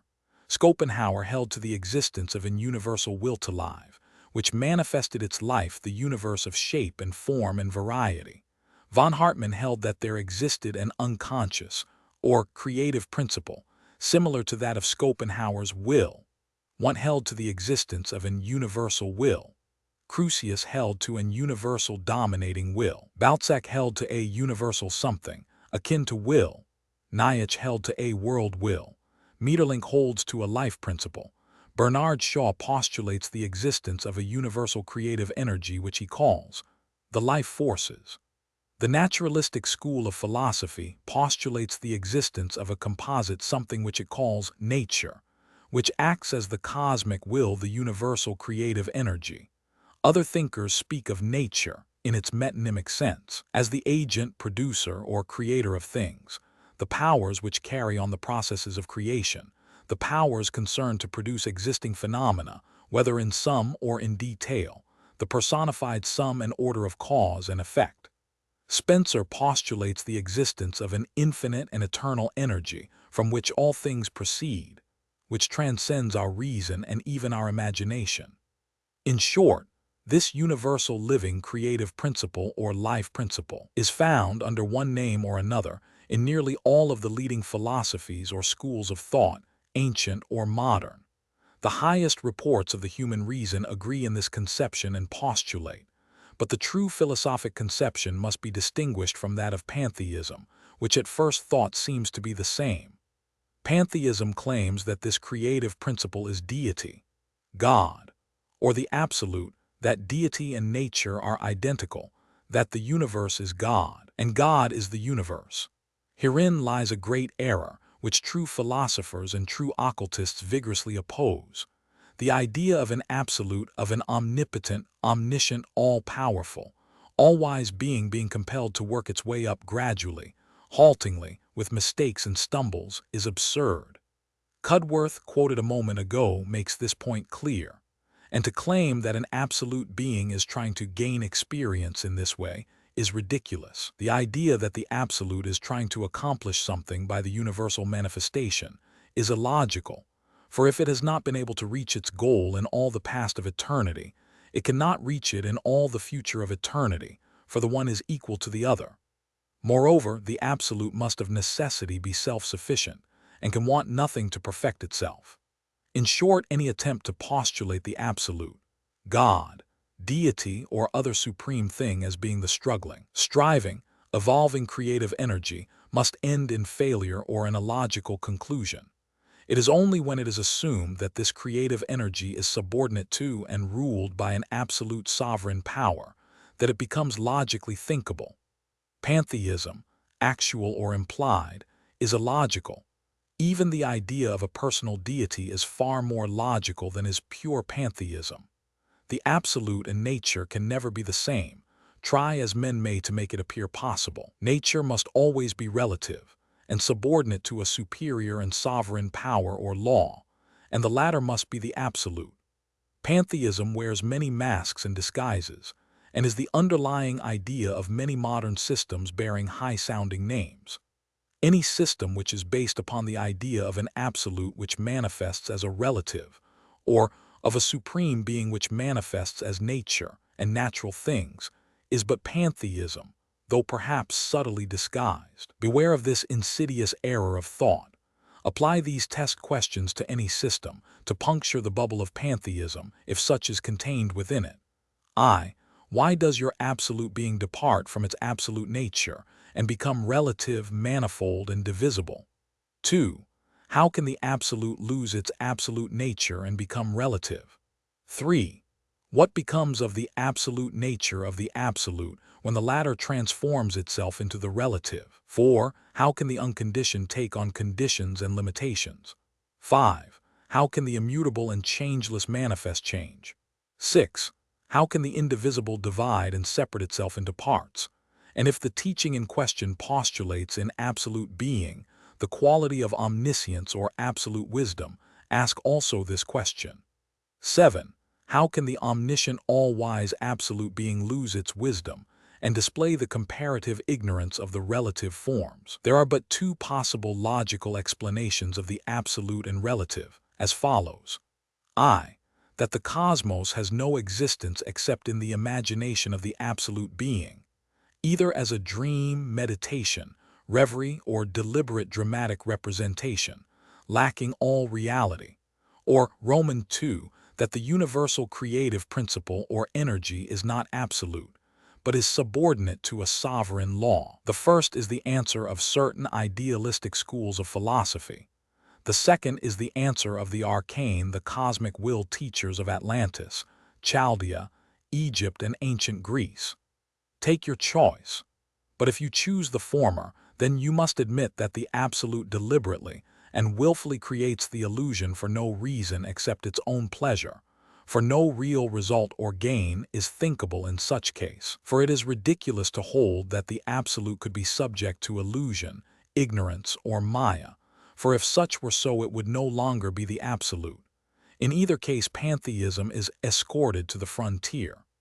Do not be deluded by pantheistic subtleties or casuistic false reasoning. Pantheism at best is but a half-truth. The other half lies in the recognition of the absolute law. The arcane teaching holds that the cosmic will, the firstborn of the womb of infinity, the cosmic egg from which hatches the universe, is in its last analysis spirit. By spirit is meant essence. Remember this definition. Essence is a term derived from the Latin word esse, meaning to be. Therefore, essence or spirit means the beingness of being. Spirit is the essence of the cosmos. Spirit is that which is the firstborn of the infinity of nothingness, the first thing to be. And from spirit all the cosmos proceeds, and at the last the cosmos is all spirit. Back of spirit there is naught by the infinity of nothingness, and over and above spirit there is naught but the law. Spirit is being, and being is spirit. The arcane teaching uses the term cosmic will to indicate the creative activities of spirit. Spirit is the essence of the cosmic will. The cosmic will is the outward activities of spirit. But spirit and the cosmic will are the same thing in its the inner and outer aspects. By will is not meant that human quality called will. This latter is but the mental quality which calls forth will.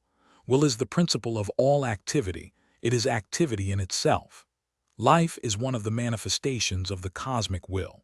Will is the lifeness of life. Will is the outward aspect of spirit. In the cosmic will are inherent the three principles: I as substance, motion, and consciousness. In the infinitude of manifestation of these three principles by the cosmic will is 5I found the explanation of the cosmos or universe. In their play and interplay is found the secret of shape, form, variety, and degrees of substance, motion, and consciousness. And from these arise life. Therefore, in considering the cosmos, in its activities and manifestations, we may now forget the deeper and more subtle metaphysical and philosophical terms which we have been compelled to consider, and instead let us see in universal operation and manifestation a living universe or cosmic life principle, ever moving, changing, flowing, evolving, proceeding, desiring, attaining, seeking, accomplishing. This is the cosmic will of the arcane teaching, possessing all the attributes and qualities of the universal being of the pantheists, except that of absoluteness. For greater than the human imagination can conceive it though it be, yet it is subordinate to, and ever under, the law. In this teaching regarding the cosmic will, the arcane teaching gives us an intelligible explanation of that most perplexing idea of the one life, or universal life, which has appeared in various guises and under various names in the philosophies of all times and peoples. That all life, in the end, is one, that the individual lives are but manifestations of, and centers in, one universal life, has been the truth taught by some of the greatest teachers of the race, the illumined of all ages. The majority of the schools make the fatal error of ascribing to the one life the nature of the absolute.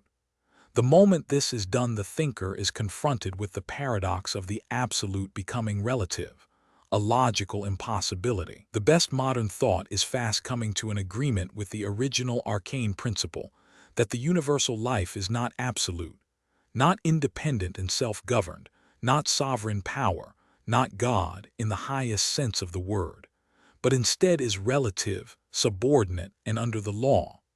The arcane teaching that the universal life is not its own law, but is under law and governed by laws, is the only explanation consistent with the cosmic will, highest report of the reason, the highest form of logic, and the experience of science, based upon observed facts. One of the greatest and most glaring of the fallacies of pantheism, or allied systems of thought, is that which assumes that the absolute or deity is trying to accomplish something, either in the direction of gaining experience, or building up some great universe by continual progression. The idea of an absolute which must be perfect, desiring anything other than it has, is illogical. The idea of an absolute pantheistic deity who must be all-wise, trying to gain experience, or learn something by playing the game of many parts, is childlike and ridiculous, surely an unworthy role to attribute to an omniscient deity. The idea of an absolute or omnipotent deity trying to, or endeavoring to build up universes by slow and arduous labor belongs to the category of child thought. To think of such a being doing day work is ridiculous. And then what could he gain by it, this perfect and self-sufficient being? And the fact remains that if all past time has not been sufficient to accomplish perfect results, then all future time will fail to accomplish them. For just as future time has no ending, past time has no beginning, and existed forever. And then, what did this creative being do in all the eternity before creation, if it beheld that creation had its beginning in time? At the last analysis, the report of the illumined of the race will be found to agree with the highest report of the human reason, the report that the universal life can be but relative, governed by a sovereign absolute law, and subject to the laws of rhythm and cyclicity, having its ebb and flow, its action and reaction, its rise and fall, its days and nights, its periods of creative activity and creative rest. And the arcane teaching squares fully with these requirements, for it is founded on cosmic truth, involution and evolution. In order to understand the arcane teaching regarding the processes whereby the cosmic will manifests in the universe of life and action, shape and form, change, appearance and variety, let us seek the wisdom of the aphorisms. Listen to the aphorisms, aphorism vim. By the law of analogy the manifest cosmos may be known. Ex uno dicet omnes, from one know all. Like unto a world brain is the cosmos. Its brain substance is the substance principle. Its thought energy is the motion principle. Its mind is the consciousness principle. Its will is the cosmic will. Its spirit is the cosmic spirit. Its laws are the seven laws. Its sovereign is the law. Many philosophies have held that the universe is mental in its last analysis, and that the universal mind is the reality behind the appearances. Others have held that the universe is merely an imagination, illusion, or dramatization in the mind of a supreme being. But all of these conceptions use the terms mind or mental as something having no connection with material substance, the latter being an illusion. But the arcane teaching recognizes substance as being as real and actual as mind or motion, the three being but aspects of the same thing, the three principles which are really one. And in giving to substance and motion equal places with mind, the conception is seen to be rather more like a world brain than a world mind. For like the brain, it contains the principles of substance, motion, and consciousness. Thought is the product of these three, the action of consciousness upon substance, by means of the vibrations of motion. As in the human brain, so in the cosmic brain, as above, so below, as below, so above. From one know all. Substance and motion are not illusions, they are co-equal with mind, in reality and actuality. There can be no mind without substance and motion. There can be no substance without mind and motion. There can be no motion without mind and substance. The three principles are always found together, in everything the three are found. There is no separateness in the three principles, there are, and must be, always in combination. And this combination in the cosmos gives us that which may be called the world brain. Aphorism Roman 9. In the world brain of the cosmos arises and is manifested all natural phenomena. All natural phenomena is but the perpetual action and reaction, combination and recombination, distribution and redistribution, of the three principles in the world brain by the cosmic will. As in the human brain, material changes of form, shape, combination, character, and degree result from mental activities. Organic structural changes accompany mental states. States of consciousness are embodied in forms of material brain substance. So in the world brain, by the cosmic will, do thoughts become things. Desires take on material form. Ideas become manifested.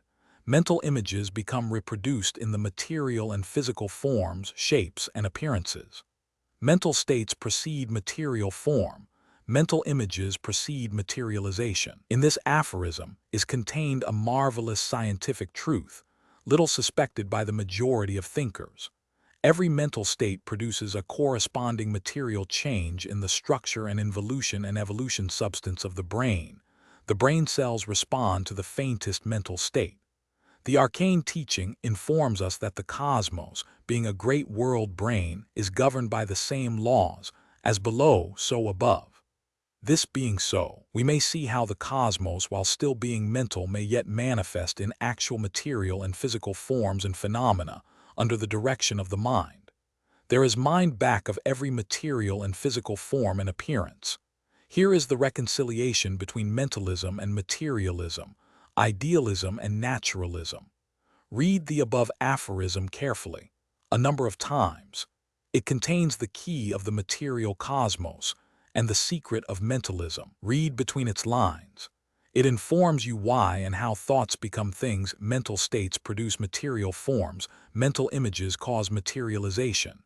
Here is the key to unlock many occult doors. Can you use it? Aphorism X. What men call matter is but the countless centers produced by will in the substance principle, through the action of the motion principle. What men call force and energy is but the action of the motion principle upon the substance principle, induced by the will. What men call thought is but the action of the will upon the consciousness principle, employing the substance and motion principles in the operation. In every action of the cosmic will, all three principles are employed and involved, in varying degrees and combinations.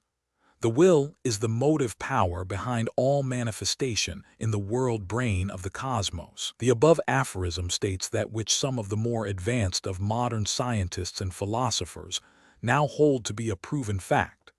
Science and philosophy is fast approaching a meeting point, where they will see that behind the activities and phenomena of the universe, there is to be found a cosmic will manifesting in the multitudinous variety of shape and form, life and action.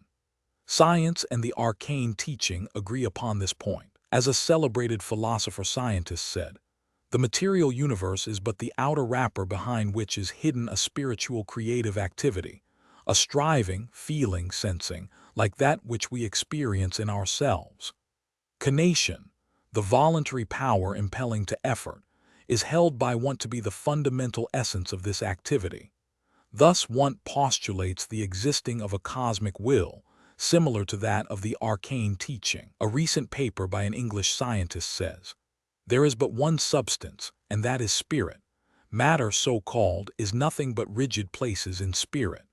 Matter is now known to be but combinations of the ions or electrons, which are held to be little more than centers of force in the ether. Thought without thinking substance and motion is held to be unthinkable.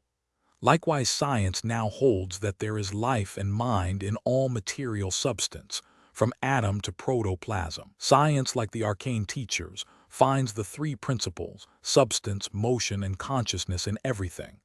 And science is beginning to see in energy and force the evidences of something akin to kanation.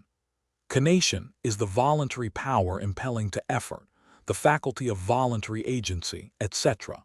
Or as Mill said, kanation, in other words, is desire or will. So that science is meeting the arcane teaching face to face on level ground. The symbol of the world brain is sure to come into general use in the science of the future. And now for the inevitable question, the question which punctures the philosophical and metaphysical bubble of the pantheists. Why does this cosmic will manifest this energy, activity, desire, longing, striving, seeking, and evolution? What is the necessity of it all? What is the end sought for? As difficult as this question may be, and though it has repeatedly been styled unanswerable, the arcane teaching does not shrink from its consideration, but gives the logical and only answer, for the answer exists. Listen to the aphorism. Aphorism Roman 11. The cosmic will, as the world brain, seeking consciousness through its appropriate principle, manifests the natural phenomena of the universe. From a state of unconsciousness, through many stages of involution and evolution semi-consciousness, through many degrees of simple consciousness, self-consciousness, superconsciousness, and states still higher in the scale, undreamt by mortal mind, on toward the highest states of cosmic consciousness, spirit conscious of itself, the cosmic will proceeds. Consciousness in all of its phases proceeds through change. Consciousness depends upon constant change.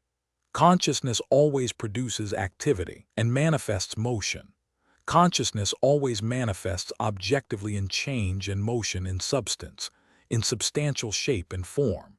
In this, then, is to be found the explanation of the phenomena of the involution and evolution of the cosmos, with all the incidents thereof. In this is found the answer to the ultimate why.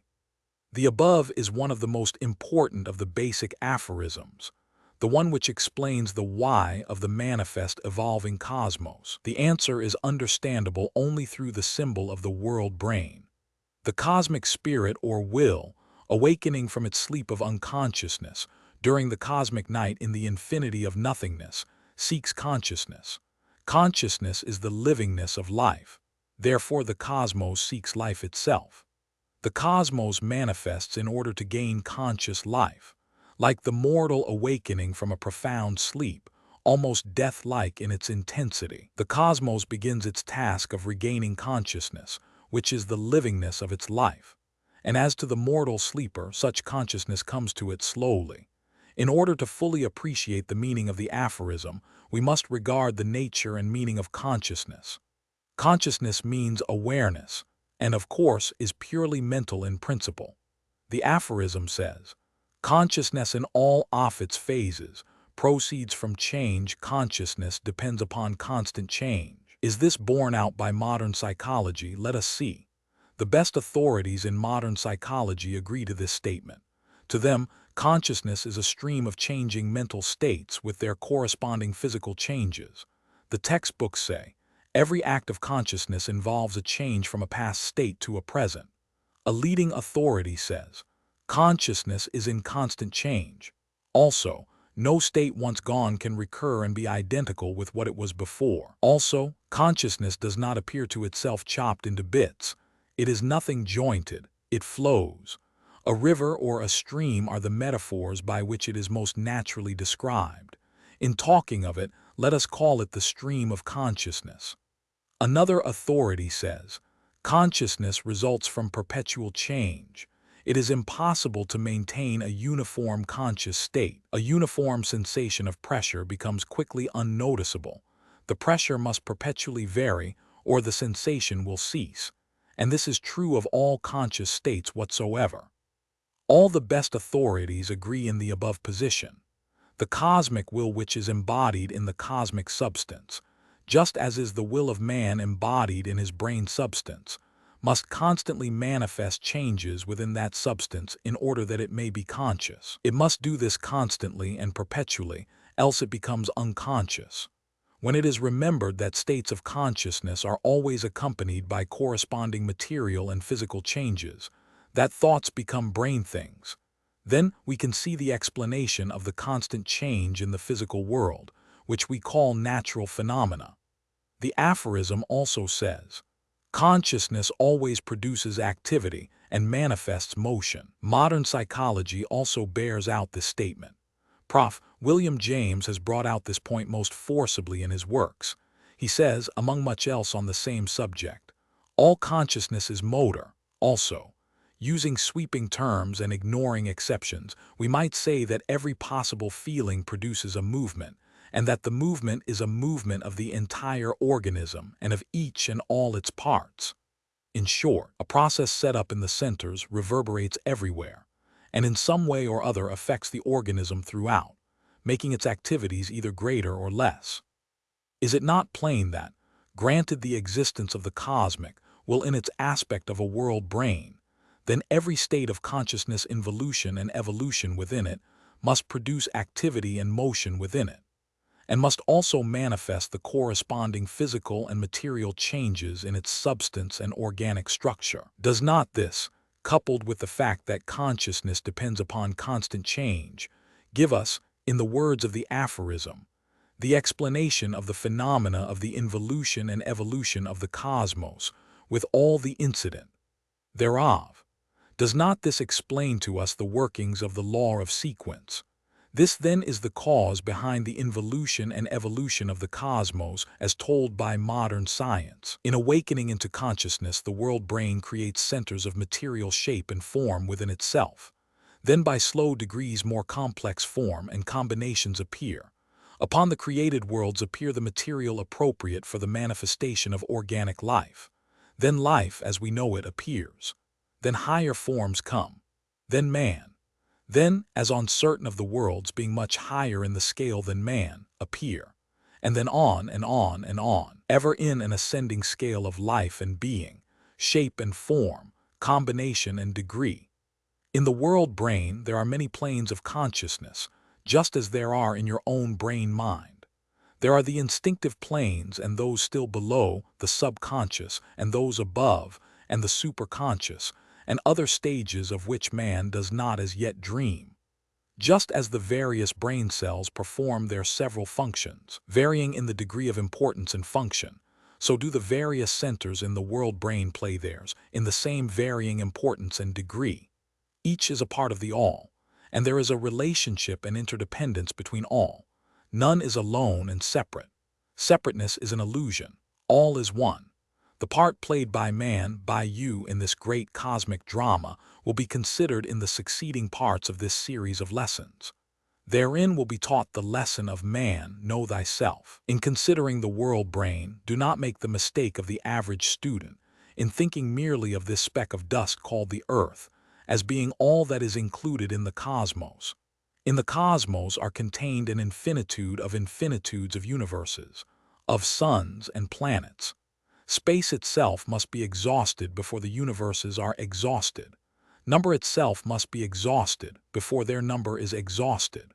Remember, they are the products of infinity, and consequently their number, degrees, and variety is infinite in extent and possibility.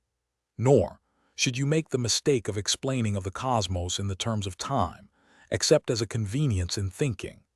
Conceptions of finite time or space have no place in the consideration of the cosmos. That is, the mind is unable to think of a period of time sufficiently great to cover even one phase of the cosmic process. The cosmic day is unthinkable in figures. The highest figures possible to the mind of man would not represent the year periods involved in a single second of the cosmic day. We are still in the dawn of the day, and yet that which men would call an eternity has passed in the present cosmic day. Thought fails us. We are dealing in terms of infinity. The symbol is degrees. In this lesson, we have heard the answer to the ultimate question of the why of the cosmos.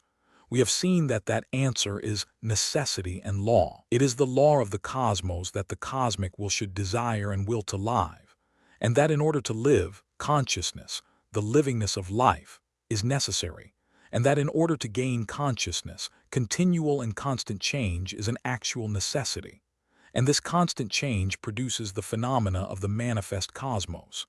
In a nutshell, the cosmos manifests in order to live, and it lives because life is a necessity of its nature under the laws and subordinate to the law. This is the arcane answer to the unanswerable question of the philosophers of the schools. And in the arcane conception of the world brain of the cosmos, we have another great fundamental truth stated in simple terms and by a familiar symbol. The human brain has its analogy in the world brain. In this arcane teaching, we in Volution and Evolution may understand the principles of the embodiment of mind in matter, and the action of mind upon matter by means of energy. Compare this teaching of the world brain with the teachings of science in its phases of inorganic evolution and organic evolution, and see how the teaching throws light on the whole process. See how there is ever a mental action preceding the physical manifestation. Desire ever precedes function, shape, and form. Mind is always embodied in substance. Substance always contains mind. The building of the crystal, the growth of the animal form from the single cell, the evolution of the chicken from the creative cell in the egg, all these are manifestations of physical action, structural change, and substance moving in response to mental inner causes. From one, know all. The law of analogy is ever manifest in the cosmos. As above, so below. As below, so above.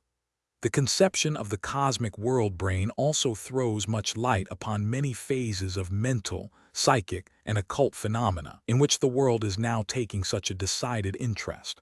If thoughts become things in the cosmic brain, then following the law of analogy, it is possible for thoughts to materialize in things on other planes of activity. The same principle is involved, the principle of mental creative activity. This is the secret of mentalism. This is the key to psychic phenomena. This is the explanation of occultism. With a cosmos, mental in its nature, with energy and substance, matter and motion, all receptive, responsive, and plastic and obedient to mind, what cannot be accomplished by those who understand the laws of mentalism? With will as the great creative power in the cosmos, what is not possible to him who understands the art of willing? With desire as the great creative energy, can we not see why desire should be harnessed, controlled, directed, guided, mastered, and employed in our lives, careers, and destinies? Apply these various conceptions of the arcane teaching to the various philosophical and metaphysical problems which have puzzled you, and see how many tangles it straightens out, how many inharmonies it reconciles, how it brings order out of the chaos of conflicting theories, dogmas, and teachings. The arcane teaching is a disturber of teachings, but it is also the great reconciler. It is the chemical of truth which clears the waters of thought. 6.4. The One and the Many. We now invite you to consider the important philosophical problem of the one and the many, as explained by the arcane teaching. In the philosophies which hold that the one life is the absolute, this problem is unexplainable, for it is impossible to conceive of the absolute, which is immutable and indivisible, changing and dividing itself into parts, or apparently doing so. With the recognition of the fact that the cosmic one life is not the absolute, but is under law, then the difficulty vanishes. Let us listen to the aphorism, Roman 12. Know ye that in truth There is but one life and not many lives. Separateness is but relative and partial, illusory, the creative fiction of the cosmos. Who teaches otherwise errs. In the cosmic will there is the one life in which, and by which, is manifested the many. In the previous lessons we have seen that the cosmic will is the lifeness of all life, just as consciousness is its livingness. Back of, and under, all manifestations of life, there is always the cosmic will, but the cosmic will precedes the particular manifestation that we call life, for it existed before life appeared in the cosmos. The great cosmic energies and activities which manifested in world building in all its phases were but manifestations of the cosmic will bestirring itself. The fundamental activities show but little evidence of what we call life. There seems to be but little life in the mineral kingdom, but still the will is seen in operation there, building up and tearing down, arranging and rearranging, combining and recombining. The attraction and repulsion of the atoms and of the particles composing the atoms shows us that the will is present and in operation in these lowly manifestations. In gravitation, we see a wonderful evidence of the operation of the cosmic will. In chemical affinity and molecular cohesion, we have similar evidences. In all the great natural laws, in evidence throughout the cosmos, we may see the operation of the cosmic will, always. The laws of physics demonstrate clearly the existence of some great conative power, animating, energizing, and manifesting in every part and particle of creation. One must indeed be a blind materialist to fail to see ever at work that something within manifesting as the something without. The building up of the crystal, from liquid to regular and exact geometrical form, should be sufficient to convince anyone that there is a something at work in it. Even the materialist is forced to recognize these facts, and he does recognize it, and calls that something by the name of nature. We have no quarrel with names. If the term nature suits you, use it by all means.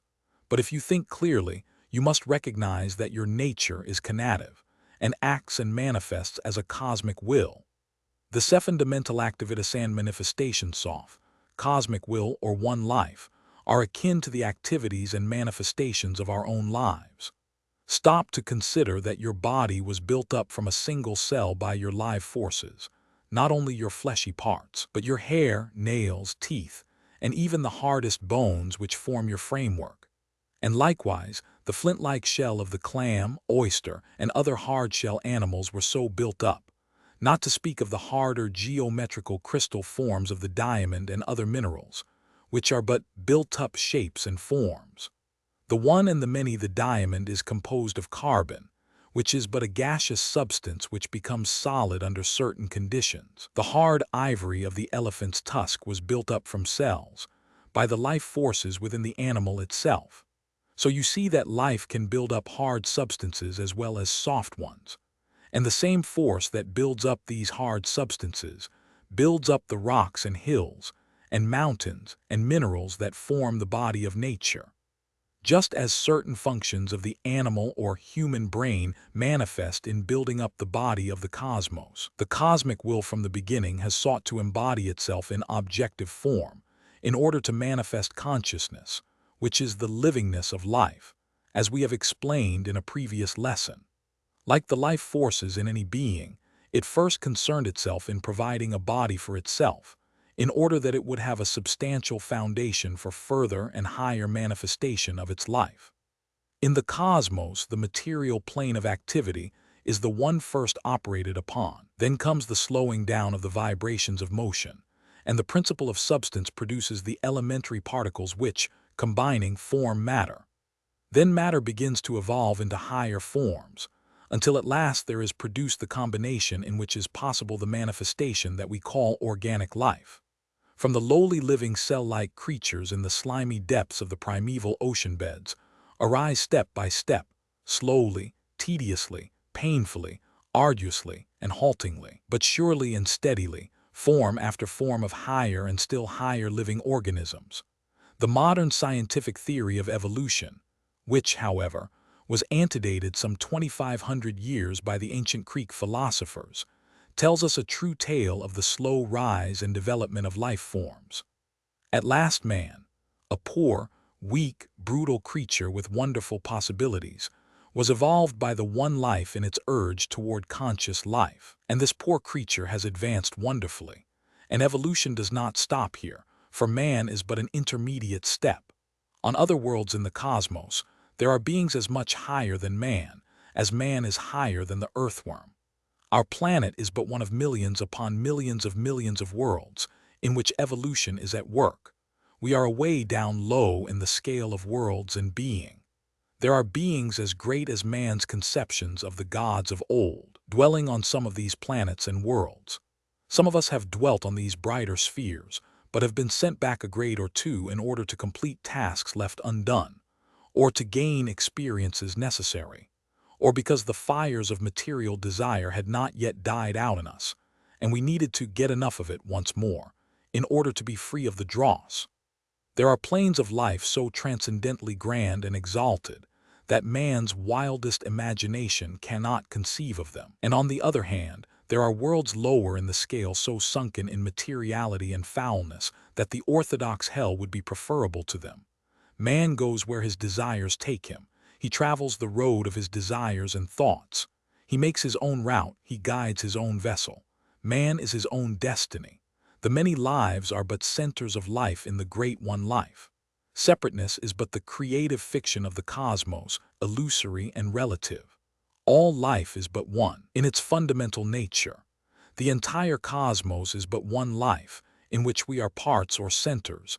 In its being we live and move and have our being.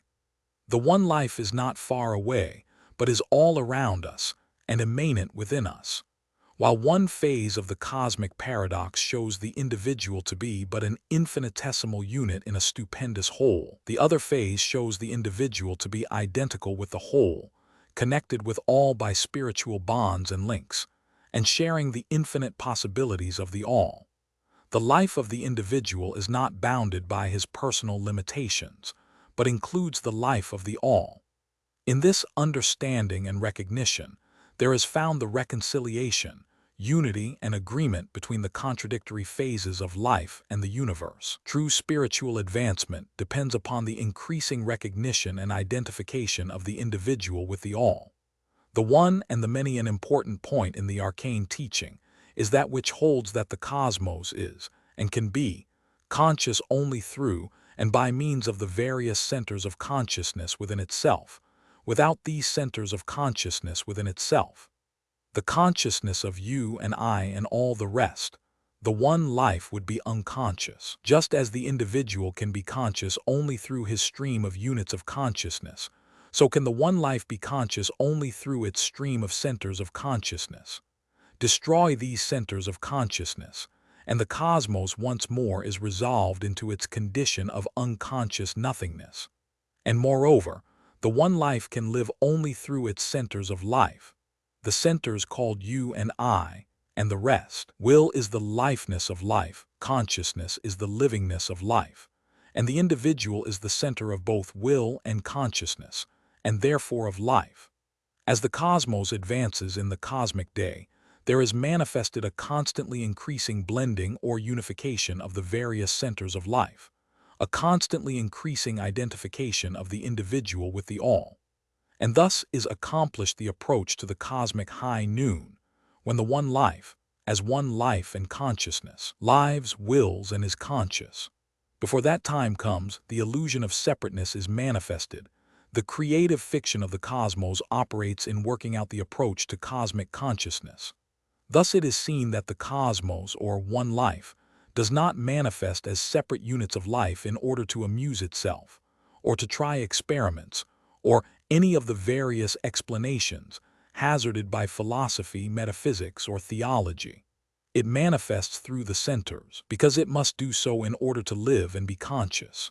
Creation and the universe is not a matter of whim, unreasoning desire, or arbitrary fiat of the one life of the cosmos. Far from that. It is the cosmic necessity. Just as you must live in order to be alive, so must the cosmos manifest life in order to live and be conscious.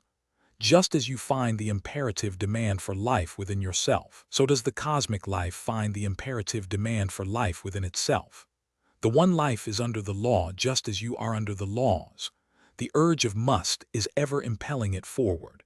It is not free, it is under the law and the laws. The law is ever over and above it. The 7 laws are constantly in operation within it. The one life is not a cruel, arbitrary master or ruler. It is your greater self, and subject to the same laws which govern you. It is doing the best it can for itself, and therefore for you. When the individual realizes this fact, the fact that the one life is doing the best it can, is bound by the laws as much as is the individual, that there is no manifestation of arbitrary desire or unreasoning whim in the cosmic machinery. That one is all, and all is one. Then there appears a reason and explanation for much in life which has hitherto defied explanation or reason, or theory of justice and equity. Then is there seen an explanation of that apparently arbitrary, despotic manifestation of power which caused old Omar Khayyam to utter his rebellious protests and cry aloud, "Into this universe, and why not knowing? Nor whence like water willy-nilly flowing, and out of it as wind along the waste, in know not whither, willy-nilly blowing. What without asking hither hurried whence, and without asking whither hurried hence? Oh, many a cup of this forbidden wine must drown the memory of that insolence." A moment guessed, then back behind the fold, immersed of darkness round the drama rolled, which for the pastime of eternity he doth himself contrive, enact, behold. We are no other than a moving row of magic shadow shapes that come and go the one, and the many round with the sun-illumined lantern held in midnight by the master of the show, but helpless pieces of the game he plays upon his checkerboard of nights and days, hither and thither moves and checks and slays, and one by one back in the closet lays. The ball no question makes of eyes and nose, but here or there as strikes the player goes, and he that tossed you down into the field, he knows about it all, he knows. Many daring thinkers who, setting aside the bribe of heaven and threat of hell, have dared to look life in the face, have been overcome by a sense of impotent subjection to an arbitrary being who, being able to remedy conditions, and knowing of the pains of mortal life in the universe, nevertheless has deliberately imposed such conditions upon living things. Such thinkers find it impossible to reconcile the claimed qualities of love and good in such a being with the manifestations of apparent injustice, inequity, pain, and suffering, which made pessimists of great souls like Buddha, Lao Tzu, and the writer of the Koheleth or Ecclesiastes. Indeed, viewing life from this viewpoint, one finds it hard to escape the conviction which inspired the bitter words of old Omar when he cried, "What? Out of senseless nothing to provoke a conscious something to resent the yoke of unpermitted pleasure, under pain of everlasting penalties, if broke? What? From his helpless creature be repaid pure gold for what he lent him drosselade, sue for a debt we never did contract and cannot answer, oh, the sorry trade! O thou who didst with pitfall and with gin beset the road I was to wander in, thou wilt not with predestined evil round enmesh, and then impute my fall to sin. O thou who man of baser earth didst make, and even with paradise devise the snake, for all the sin wherewith the face of man is blackened, man's forgiveness give and take. But with the dawning knowledge that the one life, or world spirit, is not the absolute, but is under law and laws superimposed upon it, then we have a picture of an universal being which suffers with us and through us, rises with us and through us, strives with us and through us, attains with us and through us, rejoices with us and through us, conquers with us and through us, and whose life is composed of our lives, whose consciousness is composed of our consciousness. Such a being is seen to be, at the last, one with ourselves, instead of an outside power, and consequently, such a being is seen to be eternally making for our good, for we are one with itself. Such a being is seen to be but the composite self of all the individual selves of the cosmos, the real self. And in the recognition of all this, our bitterness must die away, and a great feeling of compassion, sympathy, understanding, and love must be manifested by us, and felt by us. Then must come that sense of oneness with the all which is the great reconciler, which harmonizes the opposites and establishes the cosmic balance. This one life is you, and you are it. Centers of life, apparently separate are we now, but steadily growing toward that time, phase and state of cosmic consciousness, in which the all shall know itself as one, and the one know itself as all. The one and the many as the ego progresses through the stages of spiritual evolution. Its consciousness enlarges and expands, including more and more of the cosmos within it as the self, until the stages of cosmic consciousness are reached in which the ego finds itself blending into the whole and the all blending into the self. This is what is meant by cosmic consciousness, spiritual consciousness, transcendental consciousness, the higher consciousness, the moksha of the Brahmins, the nirvana of the Buddhists, the union with God of the mystics, the divine marriage of the Sufis, the Brahmic splendor of the Oriental poets, of all those transcendental states of consciousness, in which the self blends into the all in varying degrees according to the development of the soul. This is the secret of the mystics of all times and lands, this the mystery of Buddha, this the divine bliss of the Brahmins, this the wine of the Sufi symbology. Even old Omar, in his bitter complaint, was true to his Sufi instincts and recognized the one, whose secret presence, through creation's veins running quicksilver-like, eludes your pains, taking all shapes from Ma to Mahai, and they change and perish all but he remains. And this was the thought that inspired these striking lines from an unknown poet. Thou great eternal infinite, thou great unbounded whole, thy body is the universe, thy spirit is its soul. If thou dost fill immensity, if thou art all in all, then I'm in thee and thou in me, or I'm not here at all. How can I be outside of thee when thou fill earth and air? There surely is no place for me outside of everywhere. If thou art all and thou dost fill immensity of space, then in thy being do I dwell, or else I have no place. And if I have no place at all, what am doing here? Beyond the all I cannot be, outside of everywhere. Then truly in thyself am I, and thou must be in me, or else there is no all in all, no me nor thee. To be, this one is the great cosmic spirit, cosmic will life principle, one life of the cosmos, in which the arcane teachers find the real self and universal being. This is the great principle of life and being, in which we live and move and have our being. This is the great cosmic life which awakens in the dawn of the cosmic day, and thence proceeds gradually to evolve into the cosmic consciousness of high noon, thence on to rest in the ecstatic state of transcendental bliss, consciousness, and being Satchitananda. The Hindus call it the kingdom of heaven, other mystics have called it, during the afternoon of the cosmic day, which state extends over countless eons of time, thence passing into the dreamlike slumber of the twilight of the cosmic day, thence on toward the resolution into the state of unconsciousness in the infinity of nothingness of the cosmic midnight, thence on to the reawakening at the first glimpses of the dawn of the new cosmic day. As above, so below, as below, so above. From one know all. Thus is the great cycle of the cosmos, thus the working of the laws. And ever over all dwells the law, unchanged, peaceful, undisturbed, ever the same, alone, absolute. Metempsychoses. It is not our purpose to enter into a discussion of the world-old and worldwide doctrine of metempsychoses, rebirth, reincarnation, or re-embodiment, or by whatever other name it may be known. The modern world has awakened to a new knowledge of this ancient doctrine and truth, but in learning it has absorbed much error with the principle of truth. We shall not attempt to prove the doctrine of metempsychoses. All true occultists know that every soul which ever has experienced re-embodiment or rebirth has an intuitional assurance of the truth of having lived before, sometime, somewhere, an assurance perhaps dim, but still persistent. Those who have not this inner assurance in some degree have never experienced rebirth, although they may have rebirth awaiting them after the present earth life. To those who have not this inner assurance, it is folly to attempt to prove metempsychoses. At the best they will receive it merely as one of a number of idle speculations on the unknowable hereafter. To those who have the inner assurance, in some degree, no other proof is necessary, although explanation and teaching regarding the same is eagerly sought after.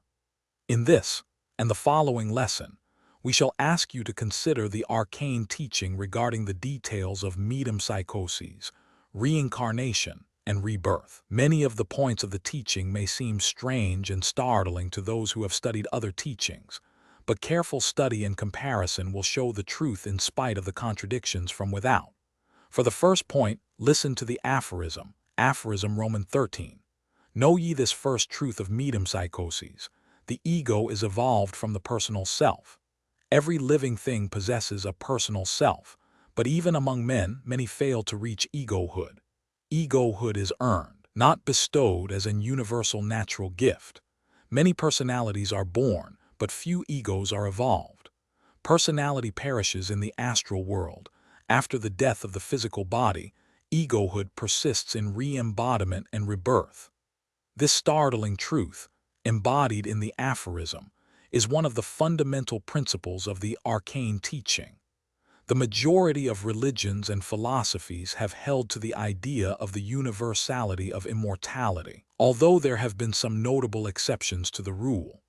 The arcane teaching, however, has always held that egohood, with survival and rebirth, is conditional and exceptional.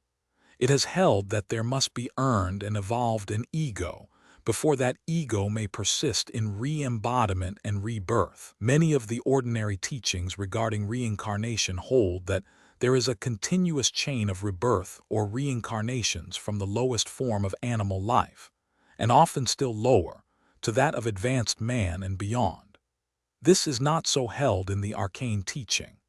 The arcane teaching holds that there is physical evolution from the very lowest life forms to the highest, up to a certain advanced stage to be noted hereafter. But that spiritual evolution begins only when the ego is evolved from the personal self of some creature on the plane of humanity, or some plane equal to it in other worlds. From thence on there is spiritual evolution, and metempsychoses, rebirth or re-embodiment, which latter continues until the ego passes through that stage, and thenceforth pursues its spiritual evolution without the necessity of rebirth. Most metempsychoses positively does the arcane teaching deny that you, the ego, as a soul, have arisen by steps of spiritual evolution from the various soul stages of the animals. The arcane teachings also hold that the majority of human beings on earth today have not developed egohood, and are therefore not likely to be reborn or re-embodied, but will, after a period of life in the astral world, in their astral bodies, again die and fade away, being resolved into their original elements in the cosmos. All living things have personality and are able to distinguish between me and not me, between their personal selves and the things of the outside world.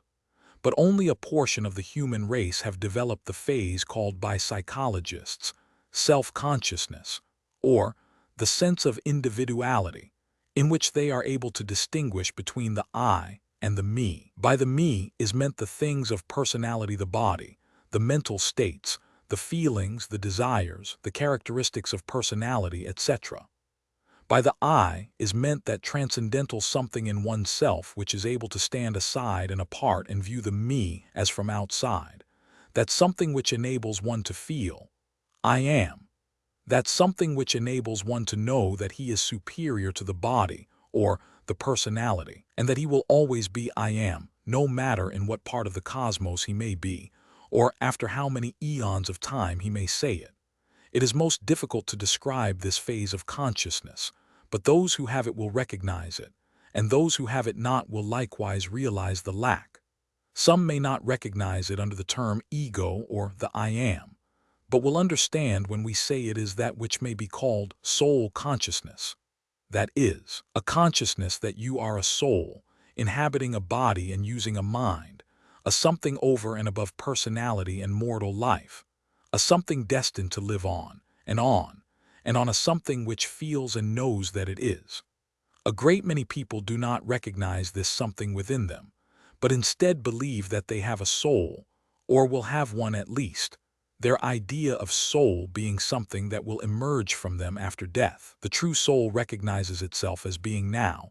It can say, I am the soul here and now. This is egohood in its early stages.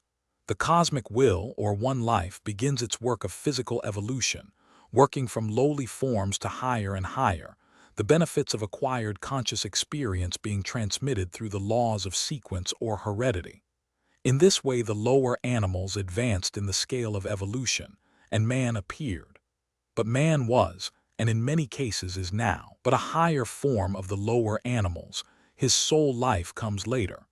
As man advanced in the scale, there were evolved personalities which experienced the pangs of soul birth. They felt the struggles of the developing something within and began to realize that they were individuals. The I Am began to manifest itself. These individuals were not always good people. Both poles of the opposites manifested here as elsewhere. They were simply stronger and more soulful people, people who felt the real self within them. Thus were the egos evolved.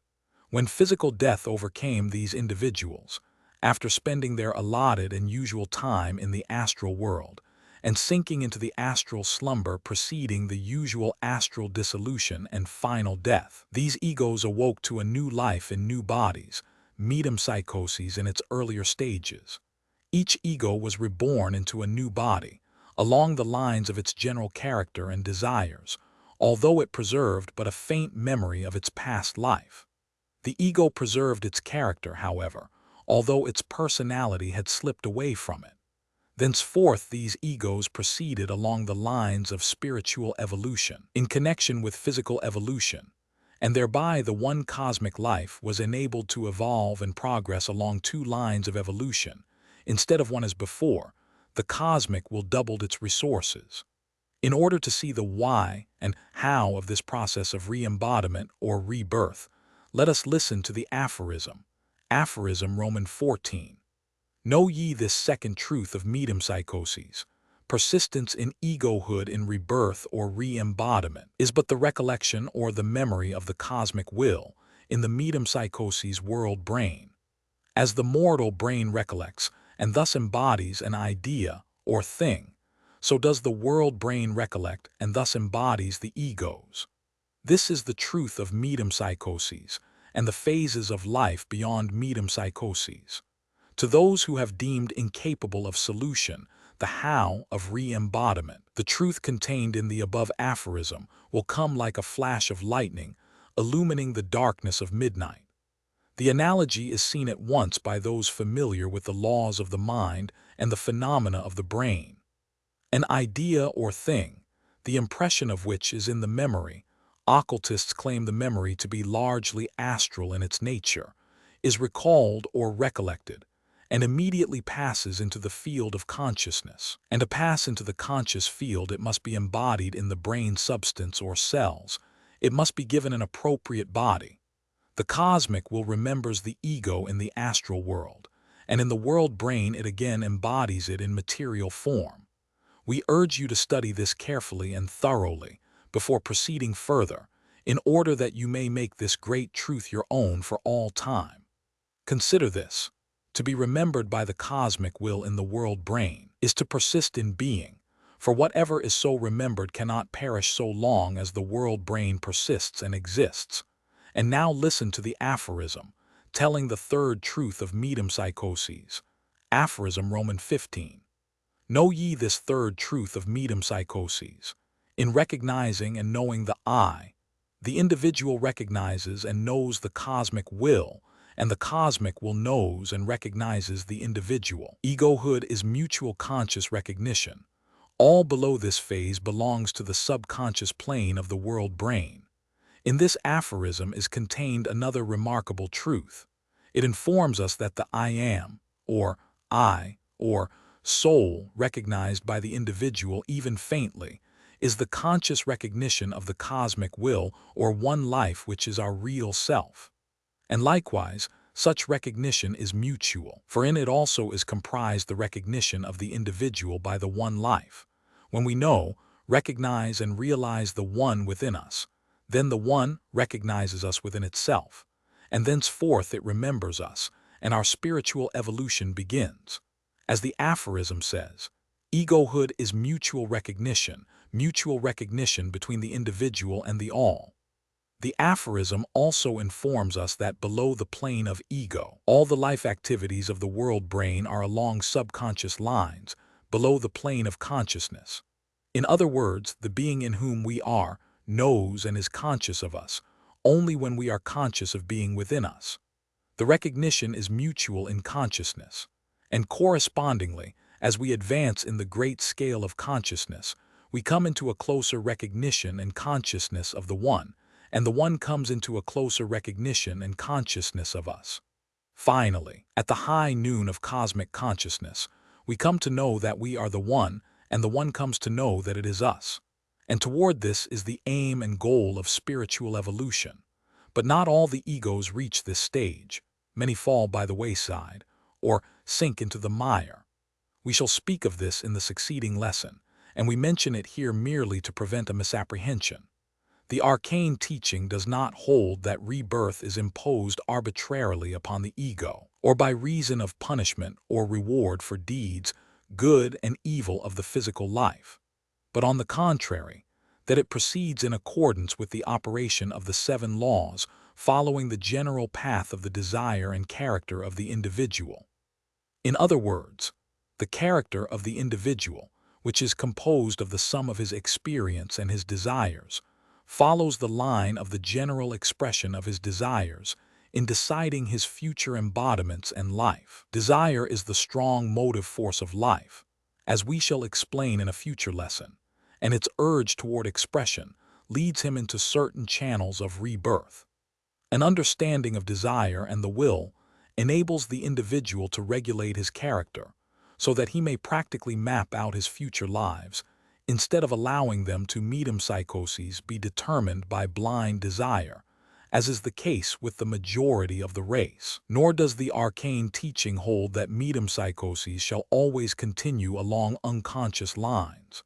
The advanced soul reaches the plane of conscious rebirth after a certain stage is passed, and accompanying this comes the memory of the past lives, so that life becomes continuous in consciousness and memory after a certain stage of progress is attained.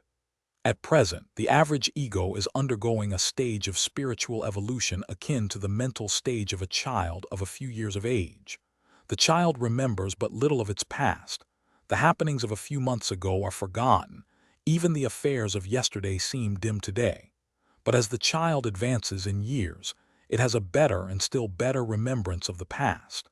And in the same way, the advancing soul develops a clearer and still clearer recollection of its past lives.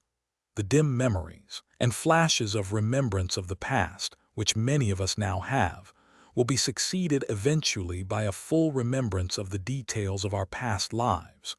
Moreover, the arcane teaching does not hold that metempsychoses is the final stage of spiritual evolution. On the contrary, it holds that eventually the evolving ego will reach the stage in which re-embodiment is no longer necessary. And thenceforth the ego will be able to actually create its own bodily vehicle of life from the principle of substance in which it is immersed. The arcane teaching also hold that re-embodiment on this one planet continues only so long as the ego is attracted by earth things. When it passes beyond the attractions of earth, it rises to meet the attractions of worlds higher in the plane, and so on and on. Or likewise, it may become so gross that it may sink to a lower level of worlds beneath our own in development. Many of us now abiding on this planet have been drawn here by reason of having fallen from the higher estate of higher worlds, by reason of our material longings. This accounts for the feeling possessed by many that they are far from home, accompanied by dim and bitter flashes of remembrance of a brighter, happier and more glorious life on some higher plane in the past. But the lesson will be heeded, and these lost souls who are strangers far from home will follow the kindly light which will lead them on to home once more.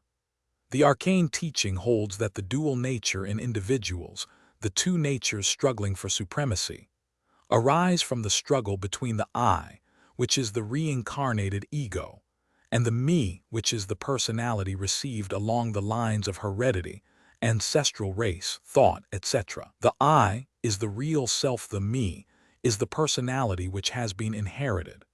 The character of the individual arises from the balance struck between the two. The weak soul allows the me to bear down the balance in its own direction, while the strong soul asserts the I and seats itself upon the throne of individuality.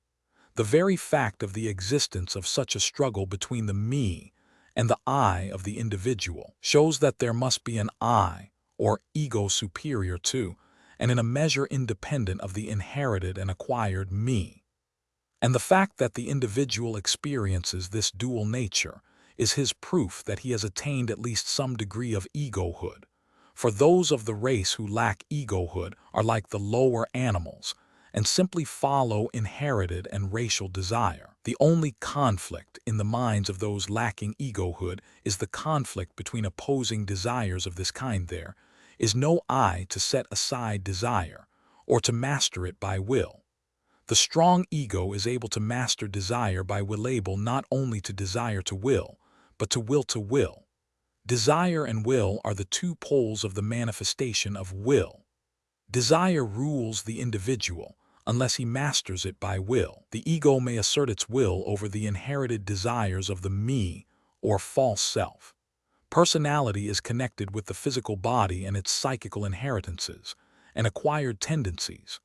Individuality is connected with the ego or real self, which is over and above personality or the things of personality.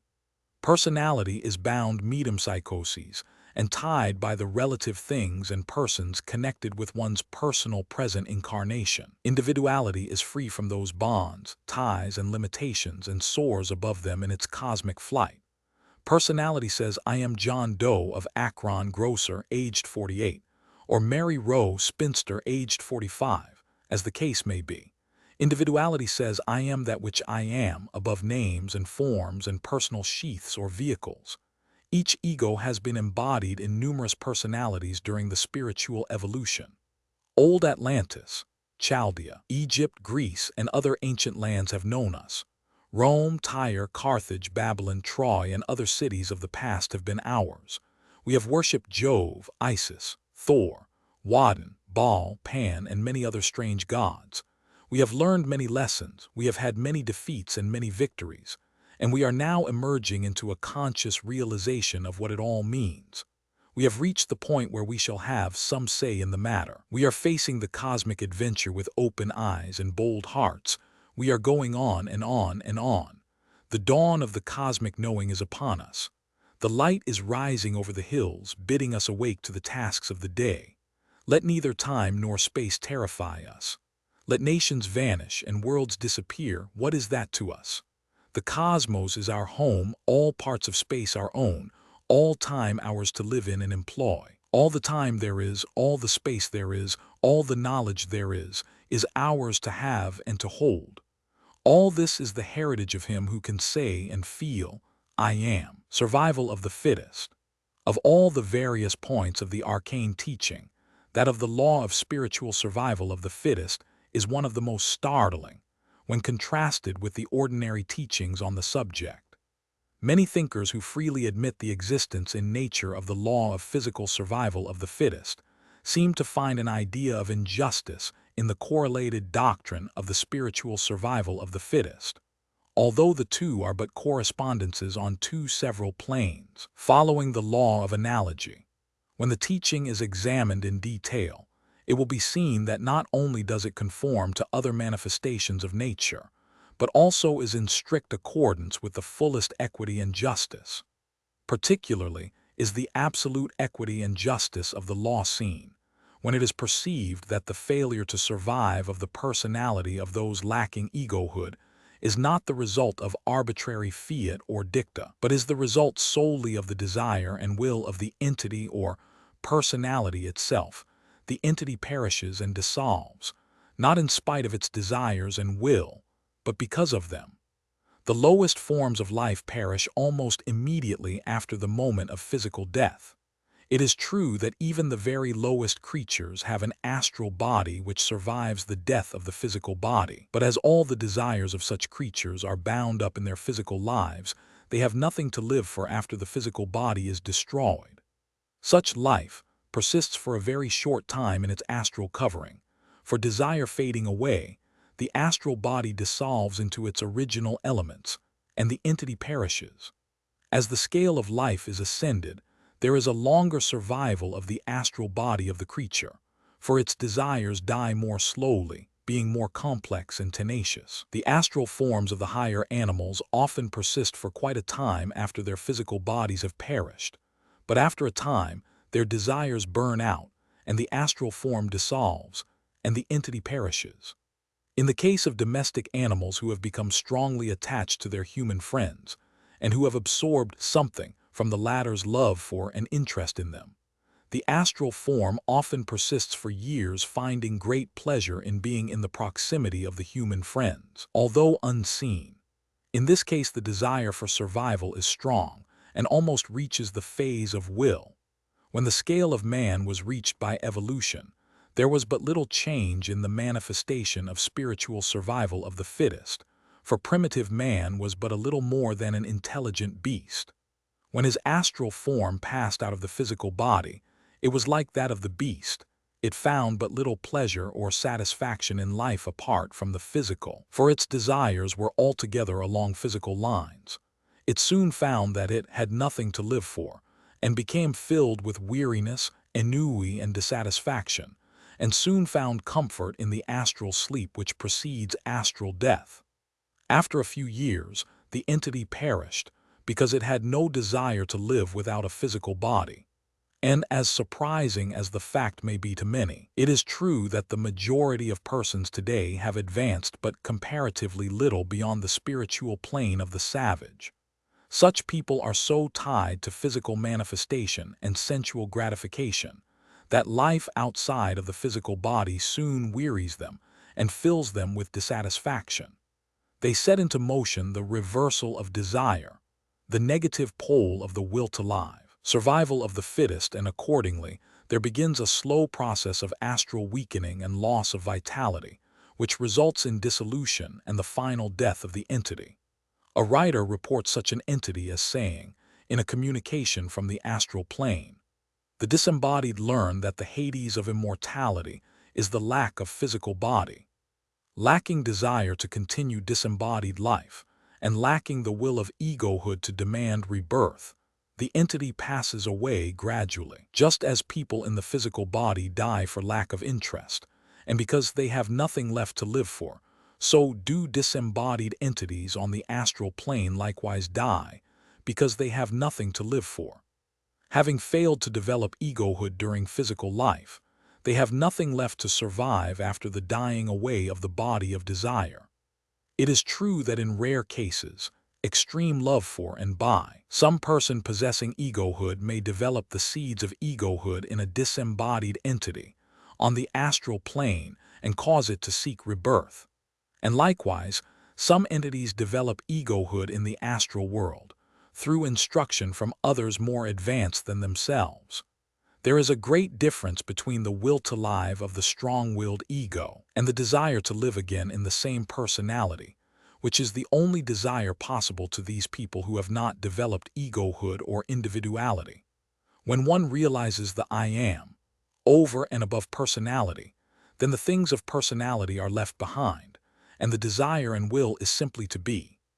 The entity in the bonds of personality, however, simply desires to be and remain what he was, his personality of John Doe, grocer, aged 48, being his idea of his self. This personality having perished, such an entity cannot find anything in itself to arouse the desire or will to persist as an I independent of the old personality. There is no I in such a person, it is all me, and the me is the old personality. Try to grasp this distinction before proceeding further. It gives the key to the situation. It must not be understood that there is no future life awaiting these egoless people after they have passed out of the physical body. On the contrary, they have a more or less extended term of life on the astral plane, which yields them more or less satisfaction, but which must die out in time because all the old desires have been lived out and outlived on the psychical plane. See future lessons on the astral plane, and there is nothing left to live for. Rebirth is not known to them. They cannot conceive of it, for they would think that they would in that case be some other person, and their love of their own personality shivers and shrinks at the thought of losing their beloved self. And so they repel all idea or desires in that direction. As we have said, they are all me with no I. The me always perishes sooner or later, the I alone being the real self. Where the I has not been evolved or born, it cannot exist to persist after the dissolution of the me, of course. There is seen to be no injustice or inequity in this failure to grant rebirth to these egoless entities. It is all a matter of their own nature and desires resulting from the same. They have no one which desires and wills to be reborn. Consequently, that which is not cannot suffer or be injured or deprived of anything. It is like accusing one of depriving an unconceived child of life, a meaningless statement. The me of the egoless entities passes many years, often many hundred years, on the astral plane and exhausts every possibility of its nature. Good and bad, see future lessons on the astral plane. It lives out to the utmost its possibilities, and then having outlived them, it has no desire for life or reason for continued life. There is nothing to live. Therefore, the spiritual survival of the fittest is in perfect accord with exact equity and justice. Each gets that which his nature demands and desires. One cannot be robbed of that which is not his, and which he has not and never will have. All through nature you may see correspondences on the physical plane of the truth that many are called but few are chosen. Countless life forms are created, but few survive. The fish lays millions of eggs, but only a few fish reach maturity. Countless seeds are cast forth by the plant, but only one or two take root. This is a law of nature, and in its operation the survival of the fittest inequity is only apparent. The law of balance is preserved. One cannot be robbed of what he has not. If one has not desires, he cannot be hurt by not having the result of desires.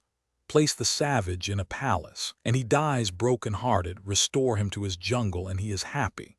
Place the hungry wild beast in a cage and feed him well, and you break his heart. Each craves his own. There is compensation and balance manifested on all planes of life. And now for a consideration of those who have attained egohood. Is their destiny and progress assured? You ask. Not at all. They have simply begun to climb the ladder of spiritual evolution. They will mount as far as their desire and will, not a step further. They may tire of the climbing and begin a retreat. The law of spiritual survival of the fittest has many phases, many planes, many stages. It is operative from first to last during the life of the ego. Let us suppose the case of an ego which has not as yet reached the plane of conscious rebirth. The ego dwells for many years on the astral plane, see future lessons, and lives out its personal desires, and profits by its experience in so doing. For the one is there to learn and remember, for it has the faculty of egohood, that of standing aside and looking on at oneself. Gradually the personal desires and ideas are outlived, and the essence of the experience is retained by the ego, the latter then feeling a sense of age and a need for rest. This is followed by the astral sleep, which sooner or later comes to all entities on the astral plane, but from which the egoless fail to emerge, and from which they are resolved into nothingness. But the ego, having an I above personality, has something to survive, and accordingly it is drawn into the channels of rebirth, according to the currents of attraction, and again finds a physical body, this time suited as nearly as possible to the requirements of its character. Then begins its new life on the physical, which may be long or short. Sometimes the new body is not found fully adapted to the growing requirements of the ego. Sometimes sickness or accidents cut short the new life. And sometimes the needed experience is gained quickly. And the ego again passes to the astral plane, there to enjoy a period of rest and spiritual growth and assimilation, which will be manifested in a new birth later on. But if the new life persists beyond childhood, the ego must progress in order to attain further stages of spiritual evolution. If it simply lives its old life over again, without reaching forward to greater attainment and knowledge, then it is dangerously near falling into the attraction of the descending path, which will take it down the ladder, step by step, life after life, and which, unless the ego learns the lesson and again steps forward, will eventually cause it to lose its egohood and become egoless, which means eventually dissolution. But these downward steps are not in the nature of punishment. They are simply stages of the law of sequence or cause and effect, proceeding along the lines of desire and will. These descending egos follow their desires just as much as do the ascending ones. It is not reward or punishment in either case. It is simply cause and effect and the path of desire. Desire is the great motive force. There are cases known of egos descending the scale to such an extent, drawn by their material, physical, and animal desires, that they have even descended to the scale of animals and eventually perished as entities, unless rescued by the love and affection of human friends who aroused in them the last flickering spark of spirit, and thus set them again upon the upward path. These cases, however, are very rare. It must not be supposed, however, that all persisting egos are good. On the contrary, there are many persisting egos who are giants of evil, possessed of the sense of the I, but filled with personal desires of material aggrandizement and selfish attainment, which makes them stand out above the crowd. But such, sooner or later, are taught their lesson, and either change their natures or else sink to annihilation. For all real progress must lead toward the life of the one, not in the direction of survival of the fittest selfish personal attainment and separateness. The error of separateness is often brought to the minds and understanding of these egos, by their desires finally leading them to a place where they are actually separated from their kind, and thus they experience that hunger for human companionship, sympathy, and love which results in a change in their entire nature. One has but to look at the inner lives of some of the selfish, great men of our own and past ages in order to see examples of this stage of experience. And so the evolving ego rises in the scale if he be fit, and reaches higher and higher planes of life. He passes on to other worlds and universes when he is fitted for them. He may fall back again and again, but there is always a chance for him to regain his lost steps. Many in this earth world of ours have fallen back from higher planes and suffer soul hunger for their lost states. These will regain their lost estates if they will but look upward and onward and live the life. There are glories ahead of the persistent egos which cannot be described in human words. We do not become God as the pantheists hold, but we become as gods. There are infinite possibilities ahead for us. There is no limit to our greatness and attainment, if we are true to the inner light and our real self. Finally, we reach the stages of the highest cosmic consciousness, in which the cosmic will experiences the consciousness of itself as itself. Then do we know that we are it, and it is us. The cosmos becomes conscious only through the consciousness of its centers of consciousness, and we are those centers. This is what spiritual evolution means. This is what it is for. This is why the law of the spiritual survival of the fittest is operative. The cosmos is endeavoring to develop itself to its utmost degree and stage of consciousness. Just as do we endeavor to retain in our consciousness our best and highest thoughts, ideas, and knowledge, so does the cosmos endeavor to remember and preserve its noblest, highest, and fullest creations. The success of the cosmos depends upon this. Its progress is dependent upon it. Its conscious life renders it necessary. This is the end, aim, and goal of the cosmic evolution, and it is a worthy end and reason for all that is. The more that one enters into the spirit of the understanding of the universal life, the more does he identify himself with that one life, and the dimmer and smaller does mere personality seem. And in the end, he finds himself willing and desirous of living his life, in, through, and by that one life of the real self, the cosmic self, the I of the all. To those who think sadly of the personalities which disappear during the course of spiritual evolution, we would say that careful thought will show that even they have lost nothing. Not only is their dissolution caused by their own desires and lack of will, but moreover, nothing is really lost. Personality is nothing but the creative fiction at the best, All that was real in those entities who dropped by the wayside is preserved. The one life is all that was real in them, and that one life persisted and survived. It was but a changing of form in the one life. It was not the destruction of a real thing. It was but the discarding of a poorly fitting suit of clothes, worn by the one life and real self. No one is injured, nothing is lost. The all remains. The AIL personality is but the mask worn by the one. The one discards its mask but remains itself. Justice and equity are not violated even in the faintest degree. The wise see this and smile, the unwise see it not and weep. The reflection of the sun in the falling raindrop disappears when the drop falls into the stream, but the stream remains, and the sun still shines and is reflected in its running waters. All that is, remains though the shapes and forms and illusory appearances vanish. The wise and thoughtful of all ages and races have recognized the illusion of personality and separateness. Men have endeavored to escape it in many ways. The Buddhists and the German pessimists have deemed personal life evil and have devised plans to escape from the same. The Buddhists would escape by beating a retreat and endeavoring to escape survival of the fittest rebirth by attaining nothingness or parinirvana, a return to the nothingness from which all came. The German pessimists advocate a killing out of the will to live, a cosmic suicide, so to speak. But the arcane teachers scorn the retreat.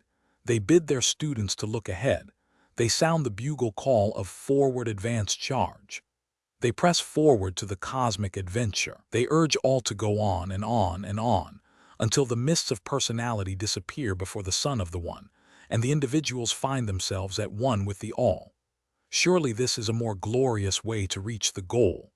It is true that in the end, the one falls again into the sleep of nothingness, only to reawaken after the eons have passed. But what of that? Is it not better to advance than to retreat? Is it not better to be brave than a coward? Not to speak of the infinite glories ahead of the advancing soul, is it not worthwhile to attain conscious oneship with the all, rather than to deliberately choose the path of retreat into unconsciousness? But to him who falls by the wayside, as well as to him who persists and survives, there is meted out an equitable reward. There is no bribe of heaven or threat of hell to those who know. It is all cause and effect. Each gets that for which he pays, each pays his price. And finally to all comes that peace which passeth all understanding. There are no lost souls. There are none outside of the all. There is no outside. All are included within the one. Yea, even the last, least, and most unworthy. For there is but one, fate and destiny. From the earliest days of philosophical reasoning, metaphysical speculation, and theological dogmatism, the great questions regarding fate or freedom have formed an important feature of controversy. In many forms and in manifold guises has this great question presented itself for consideration by the human mind. Backward and forward has this tennis ball of thought been tossed, victory being claimed by all parties engaging in the game of discussion. Early philosophy was concerned with the question of fate and destiny vs. freedom, and able thinkers arrayed themselves on the respective sides of the question. Metaphysics joined in the controversy with subtle and hair-splitting definitions, theories, explanations, and conceptions. Theology took an active interest in the fray, its particular tennis ball being called predestination, foreordination, or predetermination. Modern science has now entered the field, and her advanced thinkers insist upon the truth of the principle of determination, but not predetermination by natural laws, which applies to all branches of science, and is seen in operation in all the fields of universal activity, physical and psychical.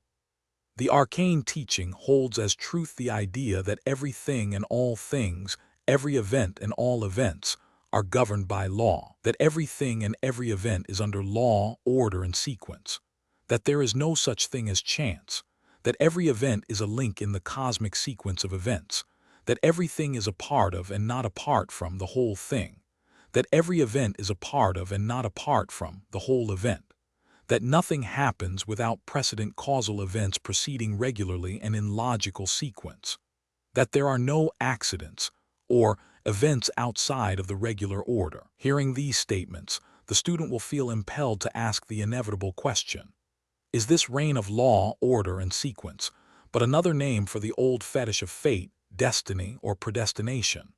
Are we then ruled by arbitrary fate, governed by the decree of destiny? Are all events preordained, predetermined, and predestined? And this question must be met, and shall be met, not ignored and evaded as is customary in so many of the teachings, philosophies, and theologies. Let us consider the matter in the light of the arcane teachings. Listen to the aphorism Romans 16. Know ye that fate is but the distorted image of law, order, and sequence. The wise know that fate, if existent, would be an exception to law, a twin error to chance. Law there is, order there is, sequence there is, but fate there is not. Fate, destiny, and predestination would imply the existence of decree and foreknowledge in the cosmic mind. There is no such decree, no such foreknowledge. When the cosmic mind knows a thing or event, it knows according to law, and the knowing and the manifestation are simultaneous. Fate, destiny, and predestination are but names for half-truths, imperfect visions of law, order, and sequence. Although to the average mind there appears to be but slight connection between the idea of fate or destiny and that of the foreknowledge and decree of deity, still the former ideas have had their birth in the latter. Back of the fundamental conception fate and destiny of fate or destiny, one always finds the shadowy form of some supernatural being who decrees the fate or destiny. In the old mythologies, the gods decreed the fate and destinies of mortals, and all cosmic happenings, the details and working out of the plan being left in the hands of minor supernatural beings, such as the Parcae, fates, or destinies, who were goddesses believed to preside over the birth, life, and fortunes of men. In the Grecian and Roman mythologies, these fates were three in number: Clotho, who held the spindle; Lachesis, who drew out the thread of men's destiny; and Atropos, who cut it off. The supernatural being or beings always promulgated the decree of fate or destiny. Fate was never a matter of natural law and order, but always the working out of an arbitrary decree, or divine fact. This idea is seen to be correct by reference to the definitions of the terms as given by the best authorities. Consider the following definitions: destiny, the power which presides over the lot or fortune of men; the fate, lot, doom, or fortune appointed, allotted, or predetermined for each person or thing, the ultimate fate of a person, etc. Fate, the decree of God by which the course of events is fixed, a fixed destiny depending upon a superior cause, and uncontrollable by man, appointed lot, doom, inevitable destiny, etc. Fatalism, the doctrine that all things are ordered for men by the arbitrary decrees of God. It is carried out to its most pitilessly logical extreme among the Mohammedans, where everything that can happen is kismet or fate. In theology, it has given birth to theories of predestination. By some writers, the term is used also as synonymous with determinism, which is the scientific doctrine of causation, continuity, etc., from natural causes. This usage of the term is misleading and is historically incorrect.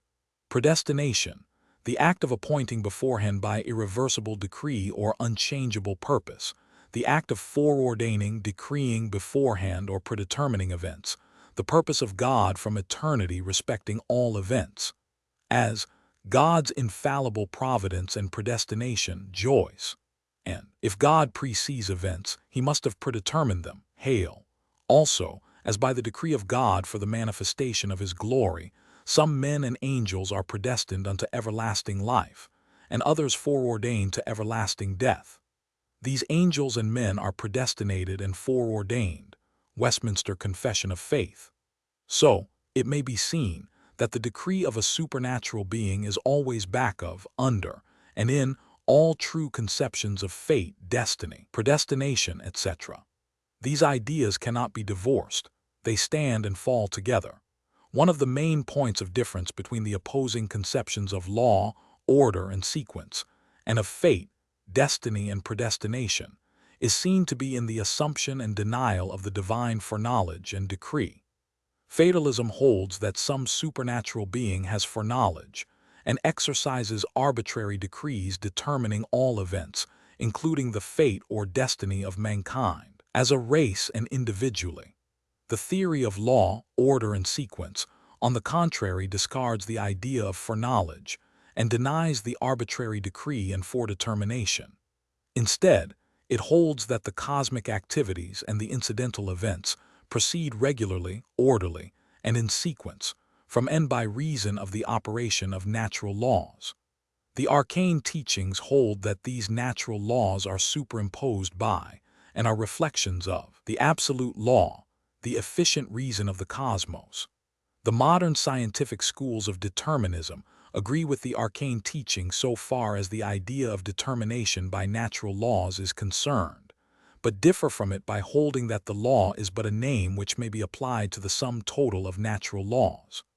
Another great point of difference between fatalism and the arcane teaching is that fatalism insists upon arbitrary happenings and events, unrelated to, and in spite of, natural fate and destiny, law and order. Fatalism denies that preceding events have any relation to the fated happening, and holds that the latter would have happened in spite of any precedent event. In short, fatalism makes the fated happening a thing standing apart from the chain of sequence, something resulting from arbitrary and independent decree. Thus, fatalism holds that one's death, for instance, is fated, decreed to happen in a certain way, at a certain time, and at a certain place, irrespective of the law and order of the cosmos. Fatalism carried to an extreme shows the fallacy of the idea, as for instance the Mohammedan who refuses to allow his wound to be treated for the reason that if he is fated to die of the wound he will die, and if fated to live then he will recover without treatment. Or the fanatics who refuse to run from a wild beast on the same grounds, or those who refuse to rescue a drowning man, lest they interfere with fate. The following quotation from the article on fatalism, contained in the New International Encyclopedia, will show the distinctive points between the teachings of fatalism and those of the scientific school of determinism, which latter agrees in many important essentials with the arcane teaching.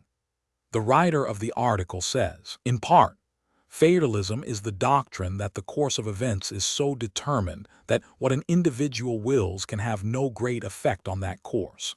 Fatalism must be carefully distinguished from determinism, as the confusion of these two conceptions has been responsible for much of the popular prejudice existing against determinism. Fatalism, as has been said, denies that will has efficacy in shaping events. Determinism maintains that this causally efficient will is itself to be casually accounted for. This is entirely different from the fatalistic assertion that will counts for nothing. In fact, determinism and fatalism are fundamentally antagonistic. Determinism asserts that events are determined by some of the events that immediately precede them, that if the latter were different, the former would be different. Fatalism denies that immediately preceding events have anything to do with the origination of events immediately following. It asserts that the latter would occur even if the former were changed. To say that one's death is fixed by fate is to deny that it takes place by natural law, or more accurately, it is to say that however much one varies the cause, one cannot vary the effect. The fatalist's position is that the end is predetermined, but not the means. The determinist's position is that the events now occurring lead by causality to other events, which are thus fixed because their causes are actually existent. Or, to put it still another way, for the fatalist what actually determines the event is not another event immediately preceding, but some mysterious decree issued by some mysterious agent ages before the event. This enables us to see that fatalism gives no scope to the will, but determinism, which merely asserts that every event has its determining conditions in its immediate antecedents, includes among the antecedents the human will. Thus determinism is consistent with a belief in the efficiency of will, and fatalism is not. In short, determination holds that events are determined. Fatalism holds that they are predetermined. The one recognizes natural laws as the determining power. The other holds that supernatural decree predetermines and foreordains. Predestination is fatalism carried to its logical conclusion.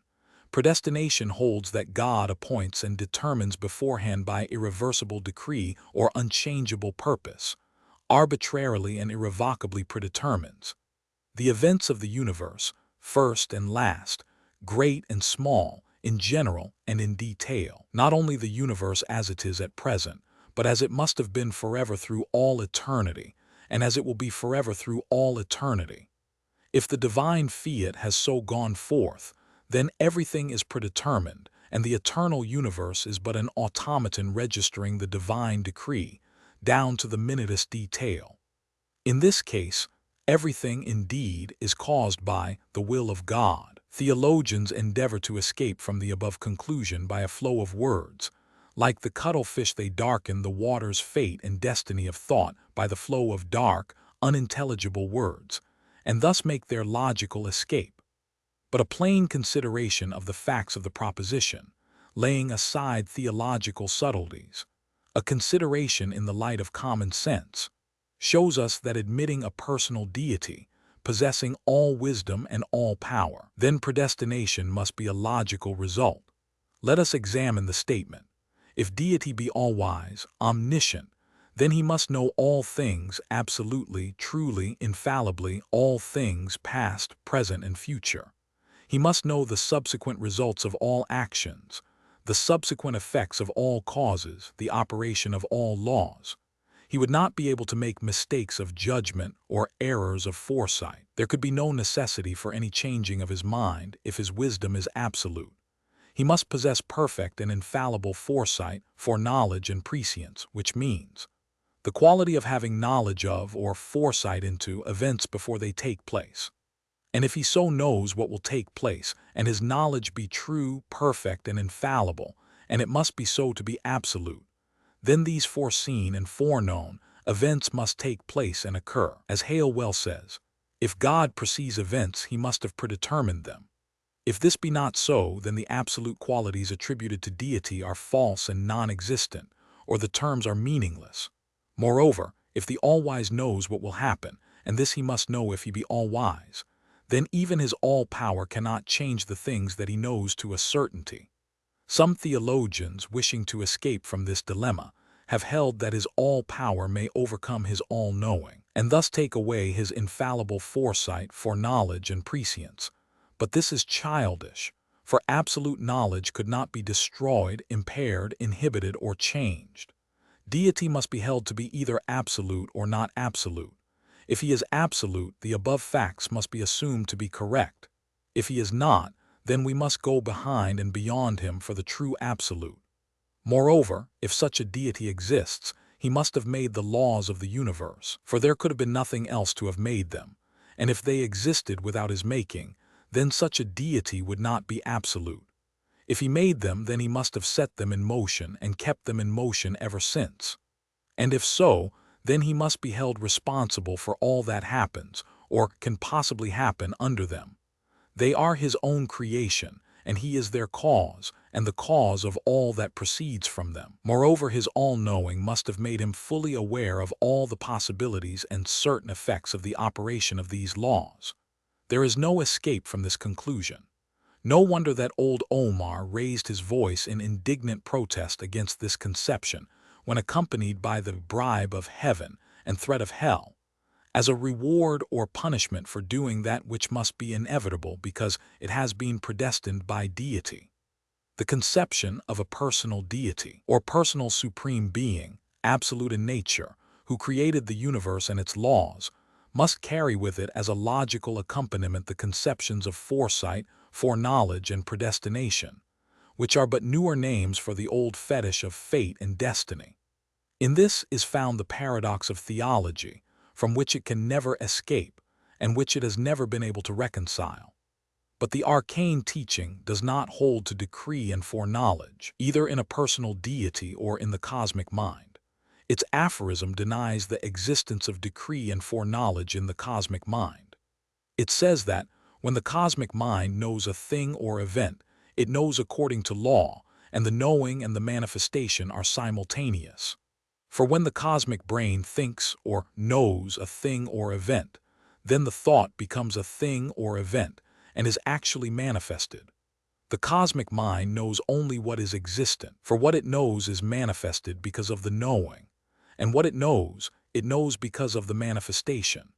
In the cosmic mind, knowing and manifestation are identical, simultaneous one.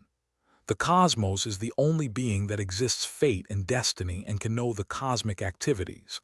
Other than itself, there is naught but the law, which is above being and above knowing and above action, as we know those terms. Any attempt to attribute to the absolute the qualities, attributes, and properties of man inevitably results in postulating a personal deity, whose all knowledge is the predestination of the universe, whose will, decree, and fiat is fate. And in that case, upon that deity must be placed the responsibility for everything that happens in the universe. In that event, then indeed we may say with the poet, "His the credit, his the blame, his the glory, his the shame." In the place of fatalism, destiny, and predestination, the arcane teaching offers the orderly trend under cosmic laws inherent within the cosmos, proceeding as law, order, and sequence. Not the result of arbitrary fiat or decree, but the result of natural laws proceeding in regular order, as the cosmos evolves toward cosmic consciousness and all knowledge. When the cosmos is resolved into infinite nothingness, then we find naught existent but the law, and the law is the only thing left upon which to fix the final blame, if blame there be. Fix it so, if you will. If it belong to the law, give to it its own. But the law is no person, no being, it is absolute law, constant, unchanging, invariable, eternal. In law we find the only refuge in our highest flights of thought, reason, or imagination. It is not a lawgiver, it is law in itself, law, order, and sequence. We live in a cosmos governed by laws existent by reason of the very being of the cosmos and the existence of the law. There is no blind chance, nor arbitrary decree in the cosmos. There is no place or room for these, for law fills the whole field of cosmic activity. There is no disorder or inharmony. Everything is in balance. Chaos does not exist. From the law proceeds the 7 cosmic laws, which in turn are subdivided into 7, and these into 7, and so on, the septenary division and subdivision extending into the infinitesimal. But in large and in small, and both are alike, there is ever law and order, continuity and sequence, manifesting and in full operation. And over all is the law of laws, absolute alone. As the mists of the morning disappear before the rays of the rising sun, so will the superstitions, fables, and dogmas be dissipated by the knowledge of universal natural law and order. In a universe governed by eternal laws and cosmic order, there is no place for the fates, the destinies, the arbitrary decrees of the fables, folklore, and legends, even though they be covered by the robes of philosophy or theology. Before the light of reason, these things must melt away. When the truth is seen, the half-truths disappear. Fate, predestination, and chance, threefold error, flee before the conception of law and order in the cosmos. Listen to the aphorism, Romans 17. Know ye that under the law the cosmos is governed by law. Each and every thing and all things proceed in orderly trend. In the cosmos there is no chance, no disorder, no inharmony. The 3 principles, substance, motion, and consciousness, are equally under law. Those who teach otherwise err. This statement agrees with the report of the reason of the most advanced minds of the race, past and present. Every intelligent conception of the cosmos must of necessity include the conception of law. Without this inherent indwelling law, the cosmos could not exist. The cosmos would be chaos.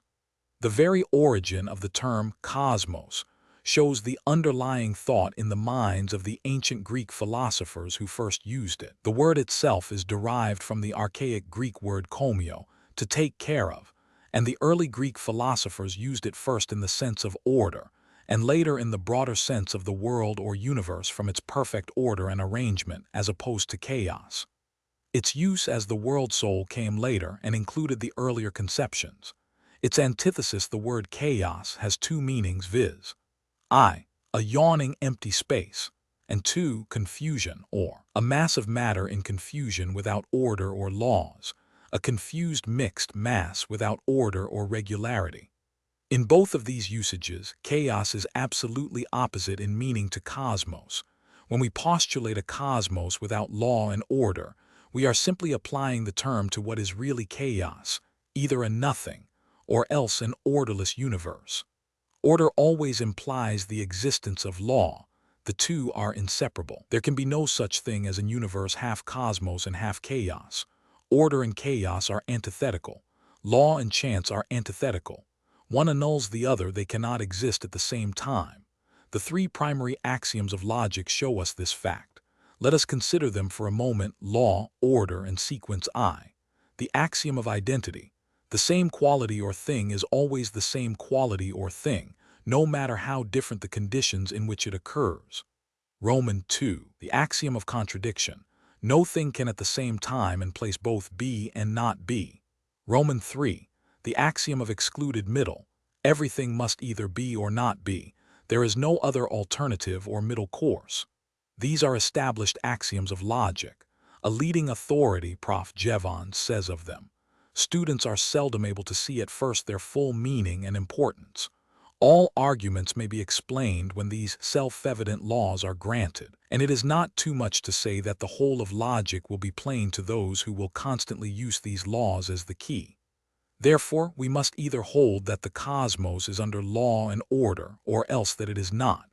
And if it is not, then chance or arbitrary decree rule the universe, and the cosmos is but chaos.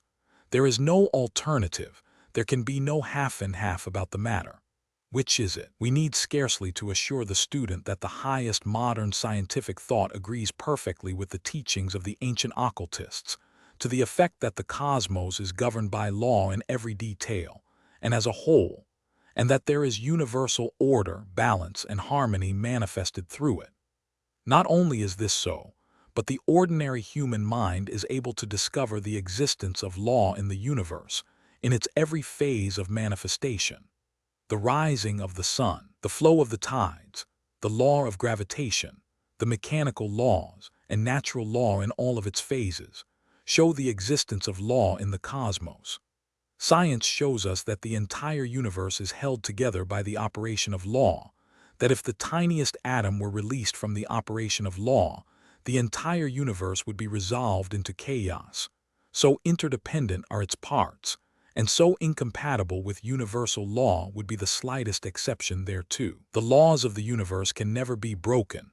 If we come in contact with them and refuse to govern ourselves accordingly, we suffer, but the law remains intact.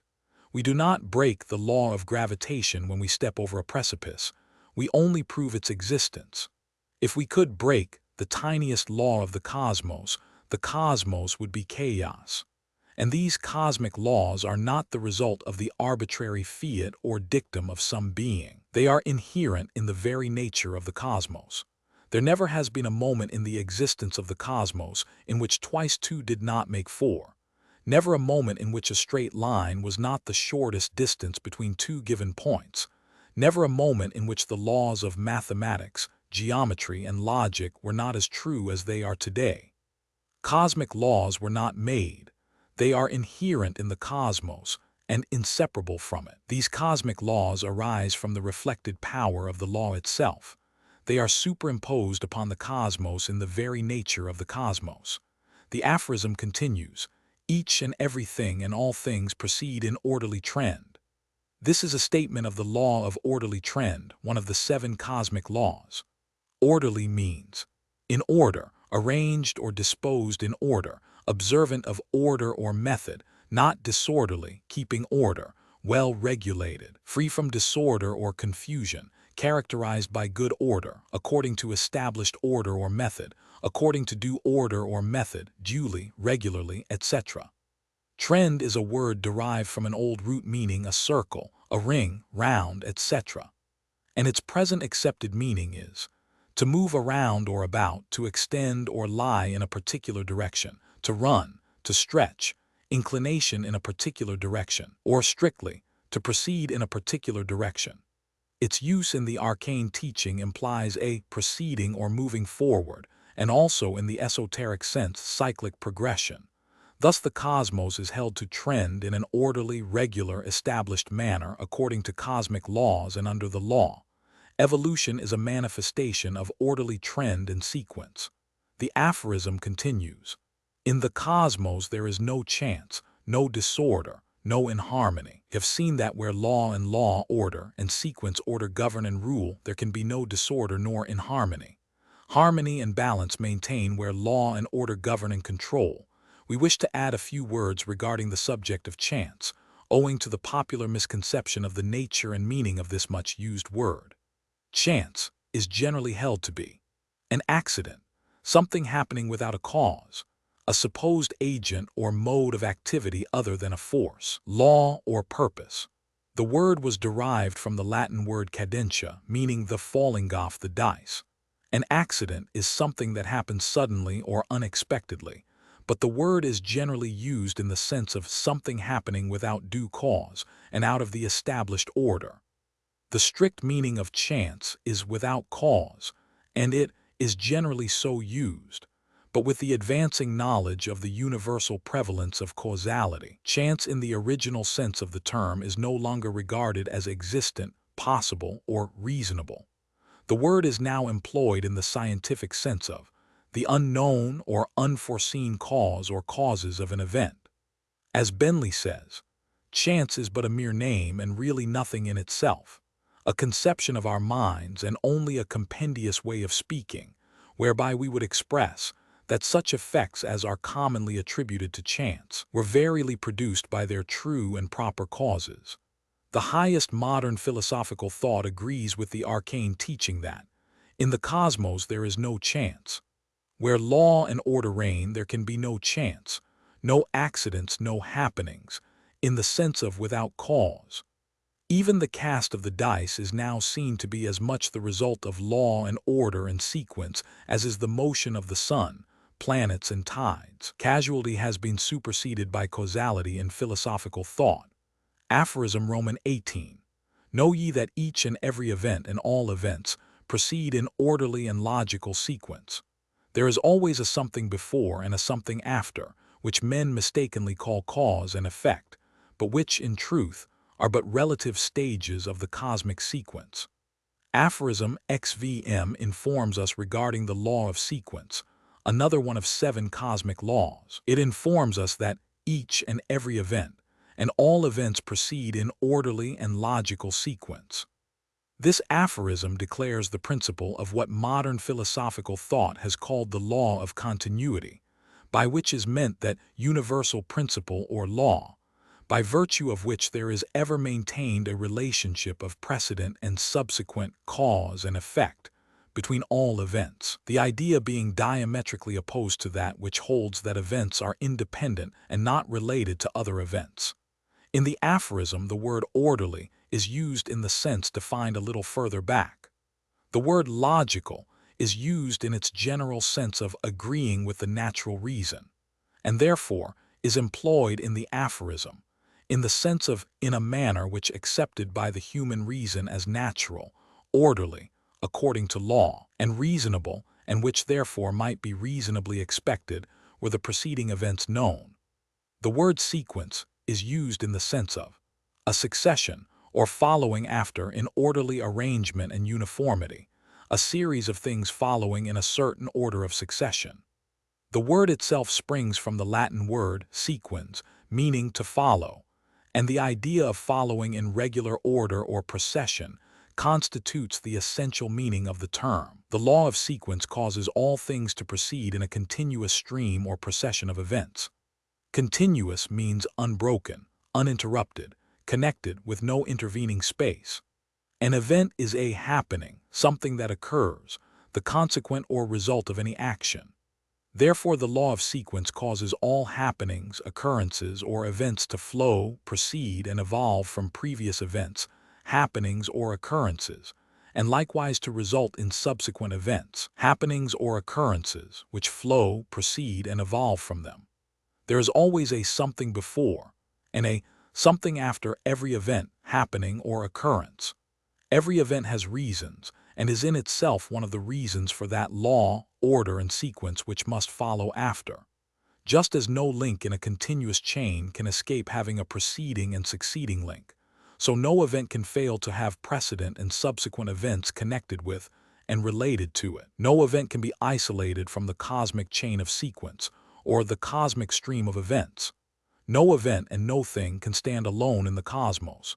Everything and every event is interdependent from the very nature of the cosmos itself. Thus we see that there can be no such thing as chance or accidents in the cosmos. Nothing ever merely happens, in the usual sense of the phrase. Everything, every event, every happening has its preceding causes, and from it will emerge the succeeding effects, all being links in the continuous chain of sequence. We recognize these things dimly in everyday life and call them the workings of cause and effect. But the aphorism makes a distinction here and informs us that that which men mistakenly call cause and effect, in truth, are but relative stages of the cosmic sequence.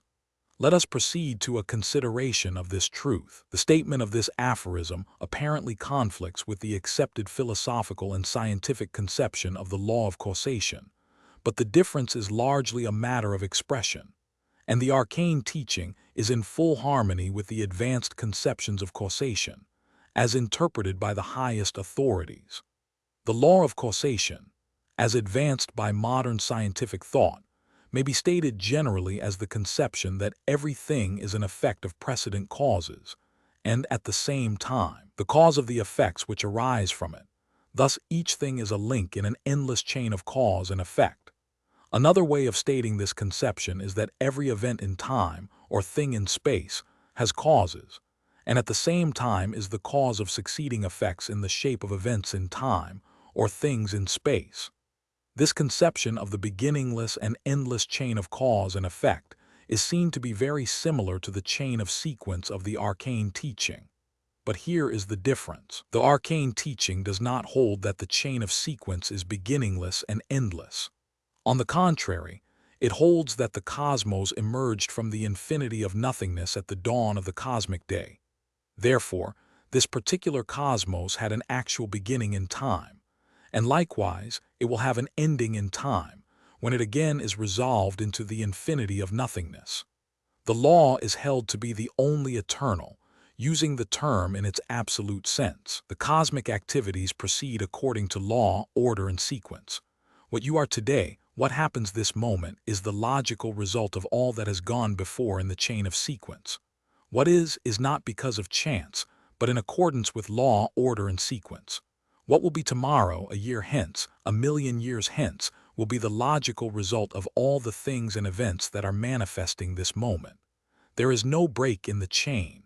Everything and every event proceeds from what has gone before, and from everything and every event develop the seeds of future events and things. Everything and every event is a blossom, and contains within itself the seeds of future blossoms. Every event is but a stage in the whole event of the cosmos. Everything is but a part of the whole thing of the cosmos. The cosmos is the whole thing, striving, moving, thinking, and doing, in myriads of forms and shapes and manifestations, acting in the countless series of events which together constitute the whole event. At any particular moment in the cosmic day, at this very moment that you read these lines, certain things are at certain places, under certain conditions, acting in a certain manner. Certain events are occurring under certain conditions. All this is the result of cosmic causes operating since the first glimmer of the cosmic dawn. And likewise, at any imagined moment of the future, a year hence, a century hence, a million years hence, at any given moment there will be certain things in certain places, under certain conditions, acting in a certain manner. Certain events will be occurring under certain law, order, and sequence conditions. And this too will be the result of the cosmic causes, operating from the beginning, operating and in existence in some stage of sequence today, this moment. All that is proceeds from all that has gone before, and from all that is will flow, proceed, and evolve all that shall be even unto the very ending. And these things and events are certain, not because of fate, destiny, or arbitrary decree, but because of the operation of fixed and certain natural laws, constant, invariable, and immutable. There is no fate, no chance, no accidents. Cause produces effect. Everything has its precedent and will have its subsequent. The seeds of the future exist in the present. The seeds of the present existed in the past. No thing or event is arbitrary, separate, disconnected, independent. We are all parts of a cosmic whole taking part in one cosmic event. Can you imagine a single thing or event without precedent causes? Can you imagine a cosmic law being broken? The parts are conditioned by the whole. This is not fate but law, order, and sequence. Dominant desire, sovereign will.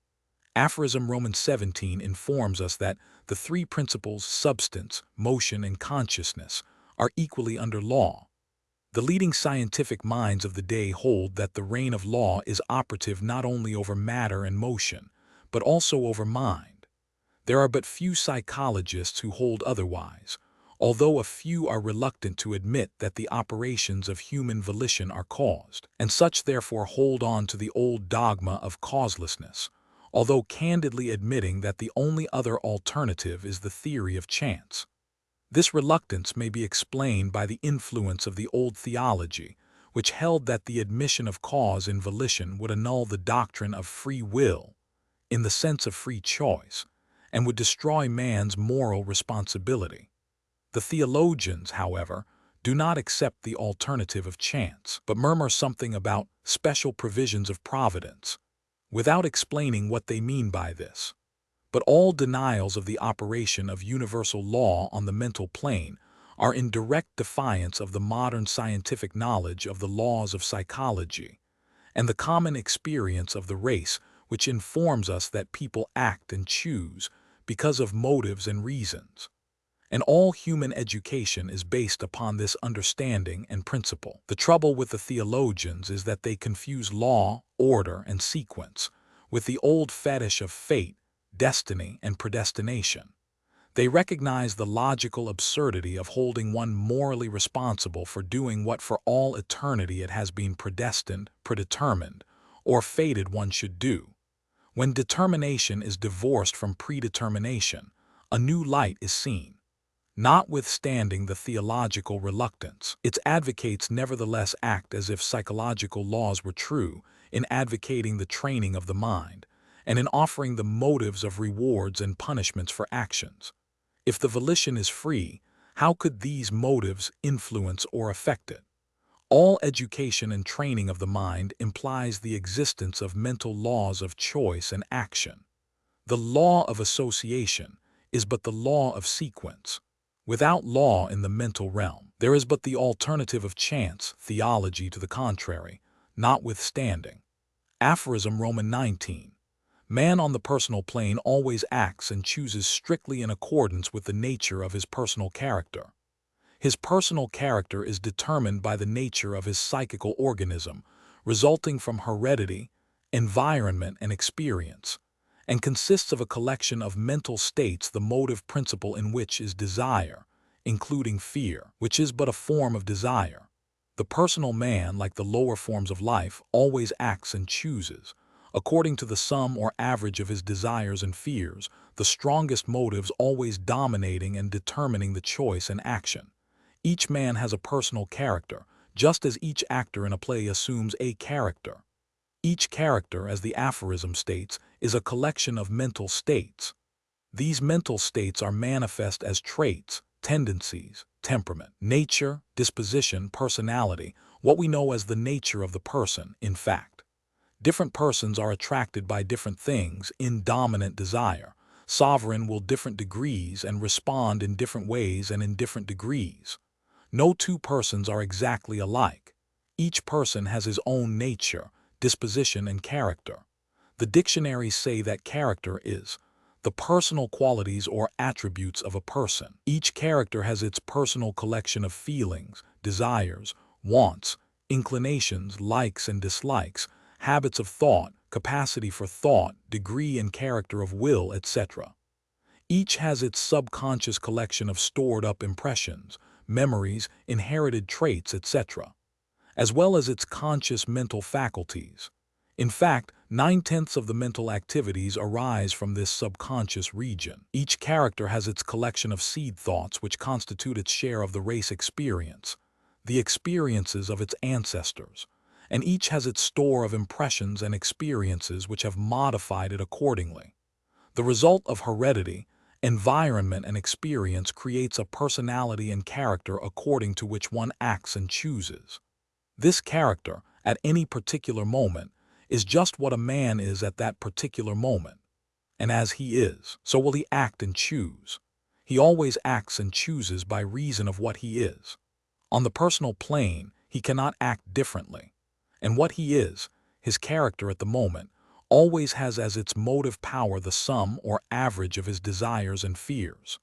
This is the point at which we must consider the objections of the free will theologians, who will not admit that man acts and chooses according to the sum and average of his desires and fears. These people put forward the three leading proofs that man does not so act and choose. Let us consider them briefly in detail. They are as follows. That one may refuse to act on a desire or fear, however strong. He may oppose his will to the desire or fear and defeat its power. This statement is unquestionably true, but the explanation is that in so willing not to act upon the desire, he is really acting upon other and stronger desires or fears which urge him not to do the thing in question. Each desire is a motive, and the strongest motive dominates and decides. Before he may will not to act, he must first desire or want to refrain from the act, or else fear to act. In short, he must want not to more than he wants to. Instead of disproving the action of desire, it affords a very good proof. He chooses to do that which he wants to most strongly. Romans 2.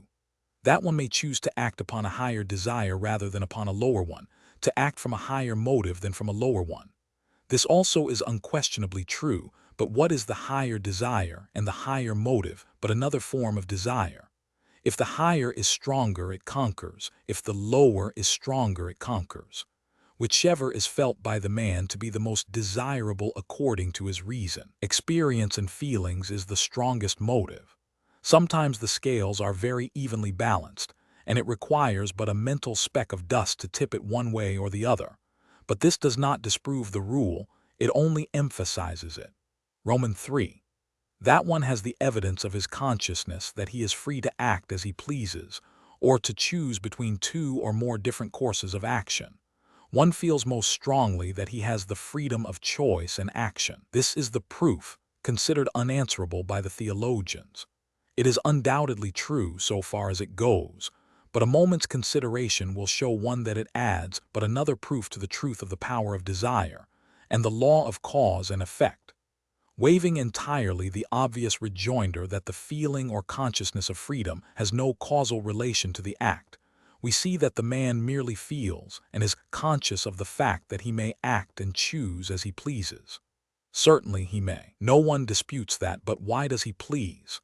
Why does he want to do one thing in preference to another? And why does he finally choose to do one thing instead of the other? Is it merely chance? Is there no reason or cause? Is it not true that he finds it more desirable or more satisfactory to do the one thing? Does he not weigh the motives, reasons, feelings, and desires by the light of his own reason, experience, nature, and character, and then decide in dominant desire, sovereign will favor of the most desirable course?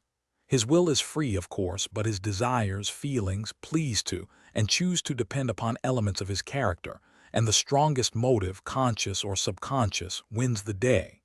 Between two things or objects, one chooses that which appeals to him as the most desirable, that which he wants most, or fears least.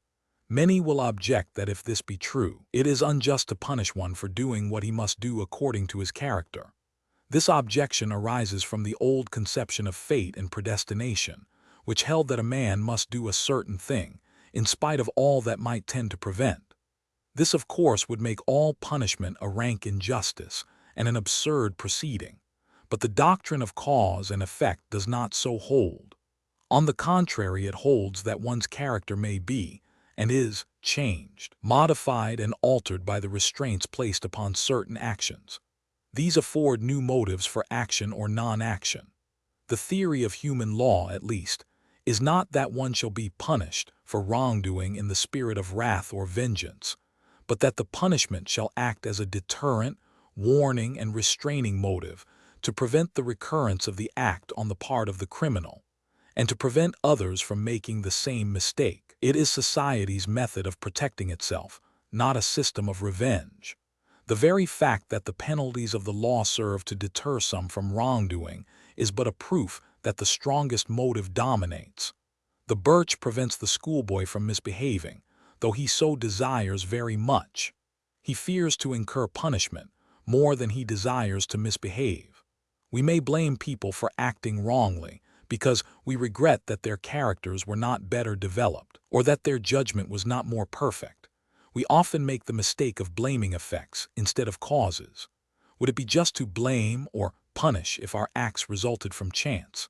In the same way, remorse and regret mean that we realize that what we did or chose was not wise or desirable, as seen in the light of subsequent events.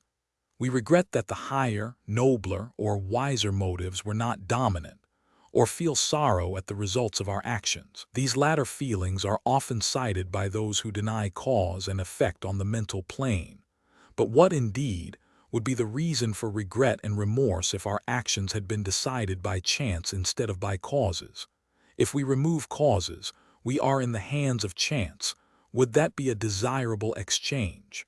If we deny law, we must attribute all actions to chance. Summing up the fact of dominant desire, it may be said that people act in accordance with the line of the greatest satisfaction. This greatest satisfaction depends entirely upon the nature of the person, his character, which is regulated by his tendencies, disposition, inherited qualities, results of his experience, environment, education, training, history, etc. All of which, of course, have other causes behind them. Whatever gives to the person the greatest satisfaction evident at the moment of action or choice, that will he do or choose. This is the rule. Test it most rigidly by applying it to your own acts and decisions and those of others. But in so testing, do not overlook the effect of habit as crystallized desire, nor the effect of fear as negative desire. When two desires are otherwise equal, the one most habitual will win the day. The element of fear or aversion is but a desire not to, or to avoid or get away from. Compulsion by others may result in action through fear, and one often refrains from manifesting a desire because he fears to pay the price. Did you ever make a choice or perform an act which gave you the least satisfaction, or which you knew to be the most undesirable under all the circumstances of the case? If you did so, why did you do it? If you yield to the suggestions, desires, reason, or will of another person, against your own inclination and judgment, what is this but the line of the least resistance, which gave you the least trouble or dissatisfaction at the moment, and in which the negative desire of fear had its effect? Dominant desire, sovereign will in the case of hypnotic influence, or the domination of one's will by another by any means. The rule is not broken, for the stronger persons will influences and arouses the desire of the weaker person. Even in this case, desire or fear is the motive of action or choice. In considering this subject, remember that the aphorism says the sum and average of his desires, the strongest motives always dominating and deciding the choice and action. We often are forced to strike an average between our conflicting desires. And then again, wisdom, experience, and intelligence enable us to discriminate between the desirability of objects and acts, and thus play an important part in the choice. And imagination gives us a wider range of choice by presenting a greater number of objects before us for choice. But wisdom, experience, intelligence, and imagination result from causes. A dominant desire always has for its motive the attainment of something which will bring the greatest satisfaction, immediate or remote, or the prevention of something which will bring dissatisfaction, immediate or remote, either to the person himself or to others in whom he is interested. Aversion, fear, or the tendency away from persons or things are merely the negative phases of desire and come under the same rule. The most desirable thing, according to the judgment of the moment, is always chosen. The most undesirable thing of the moment is always avoided. Sometimes this necessitates striking an average. So in the end we do that which we like to, we do what we want to do most. The want to and like to arise from cause and are under the law of sequence, links in the cosmic chain of eventuality. And so, the nature of one's character determines his acts. This explains many actions in a strange way. For instance, one man is kind because it gives his nature the greatest satisfaction, just as another gains the greatest satisfaction by being otherwise. One finds satisfaction in doing his duty, while another finds satisfaction in escaping it. One finds satisfaction in virtue, another in vice. One finds it in selfishness, another in doing for and giving to others. One finds more satisfaction in giving his life for his country, another finds it in running away and hiding. One finds the greatest satisfaction in giving, another in getting. One finds the greatest satisfaction in being moral, another in the reverse. One takes the greatest pleasure in being a good citizen, another finds his satisfaction in the opposite.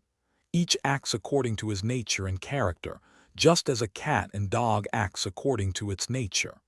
But man can change his nature if he so desires, and he often so desires, while the lower animal does not. That is the main point of difference. We have laid much stress upon this subject of dominant desire, because we wish to awaken you to a realization, perhaps for the first time, of what an important part desire plays in the choice and actions of the man on the personal plane of life, how much enthralled to it is the race. When one realizes his bonds, he is in a position to work to rid himself of them.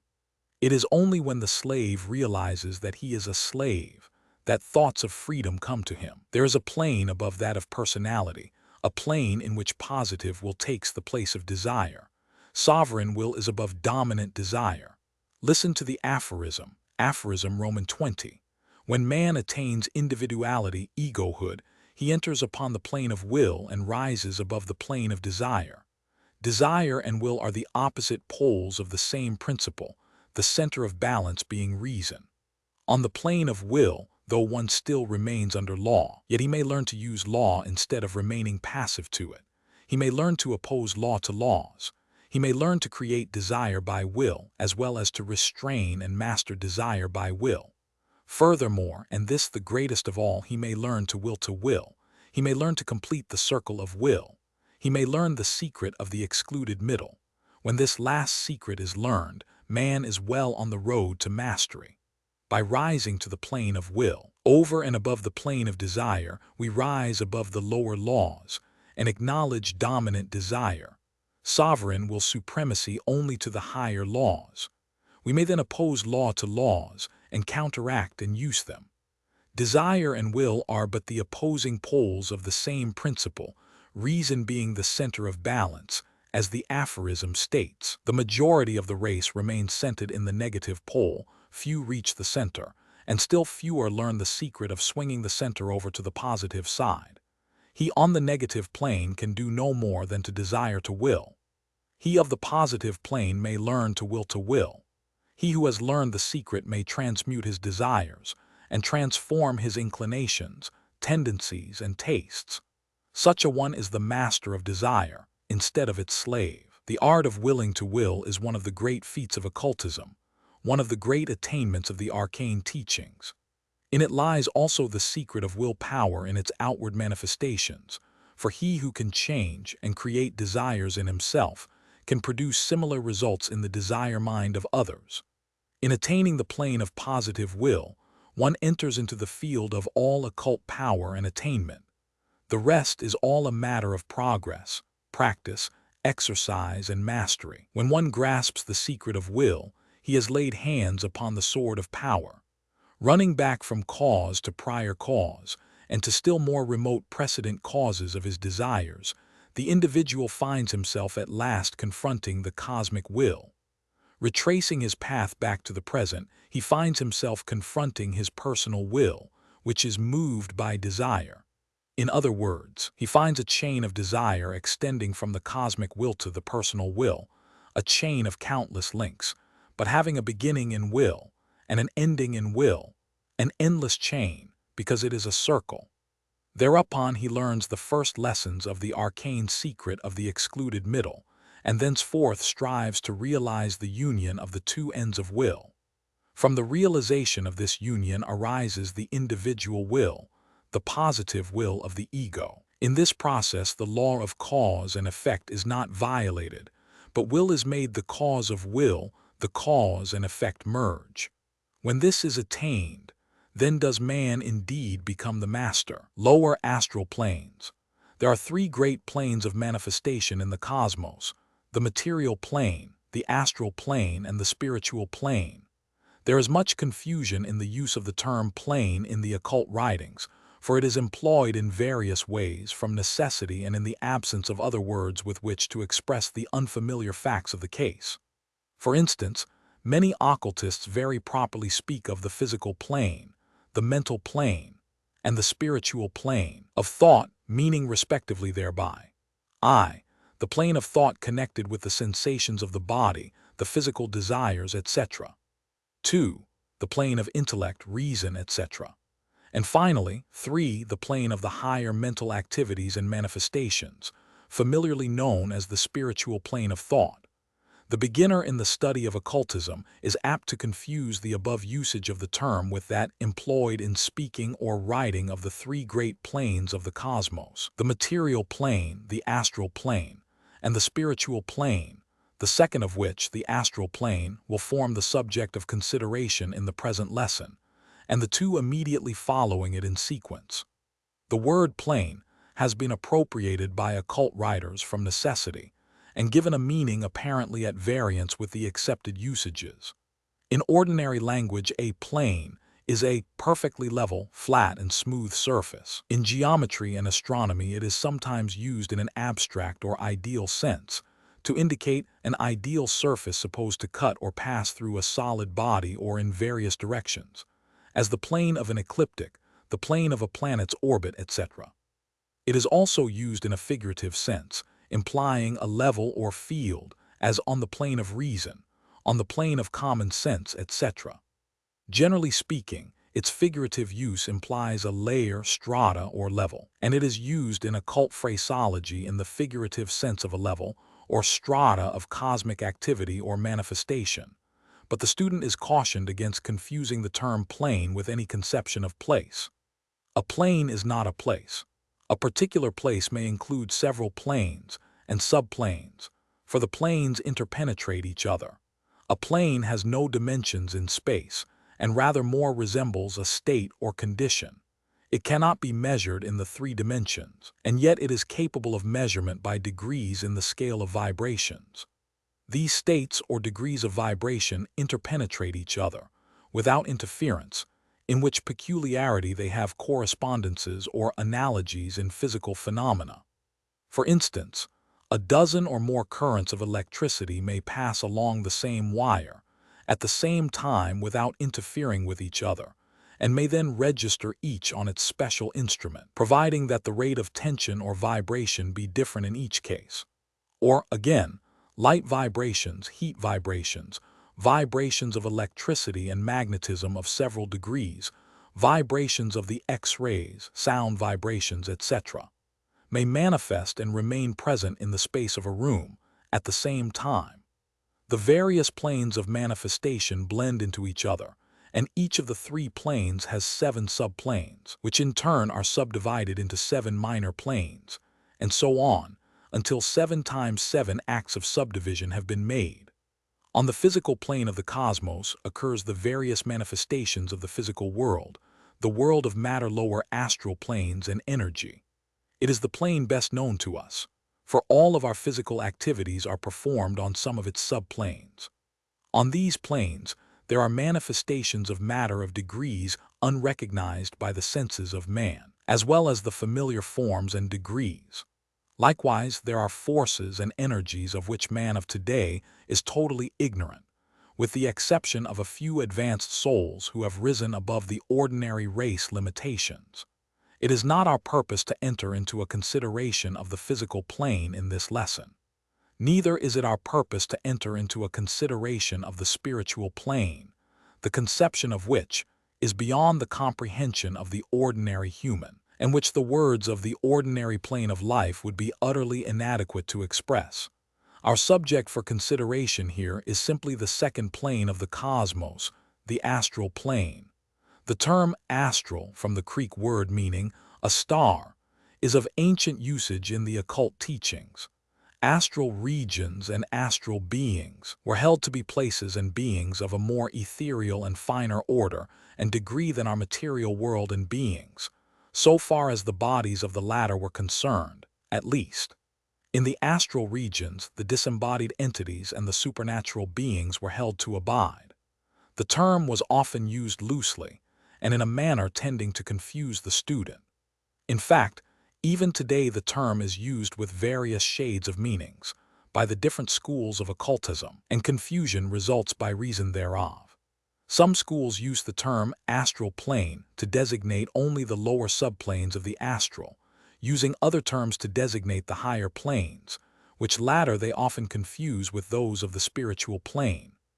Others include the entire series of above the material planes, lower and higher astral and spiritual alike, under the general term of astral plane. The arcane teaching follows the most approved ancient usage and applies the term astral plane to the intermediate plane of the cosmos, the plane lying between the material and the spiritual, including, however, the higher as well as the lower astral subplanes. Such has always been the custom of the arcane teachers, and it is, moreover, in accordance with the most ancient and authoritative practice.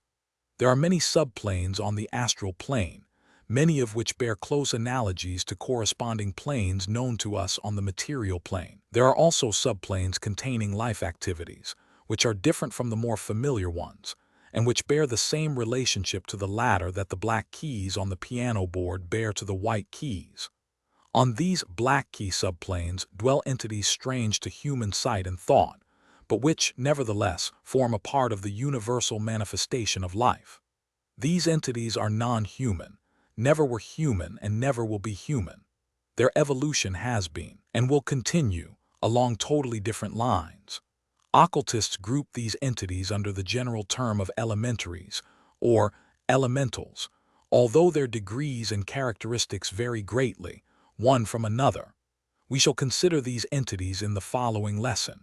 Beginning our consideration of the astral plane, we must not fail to take notice of one of the subplanes nearest the material, the subplane in which the thought currents operate, and also in which the astral bodies of the embodied and the auric colors are visible. On this subplane, the phenomena of mentalism manifest.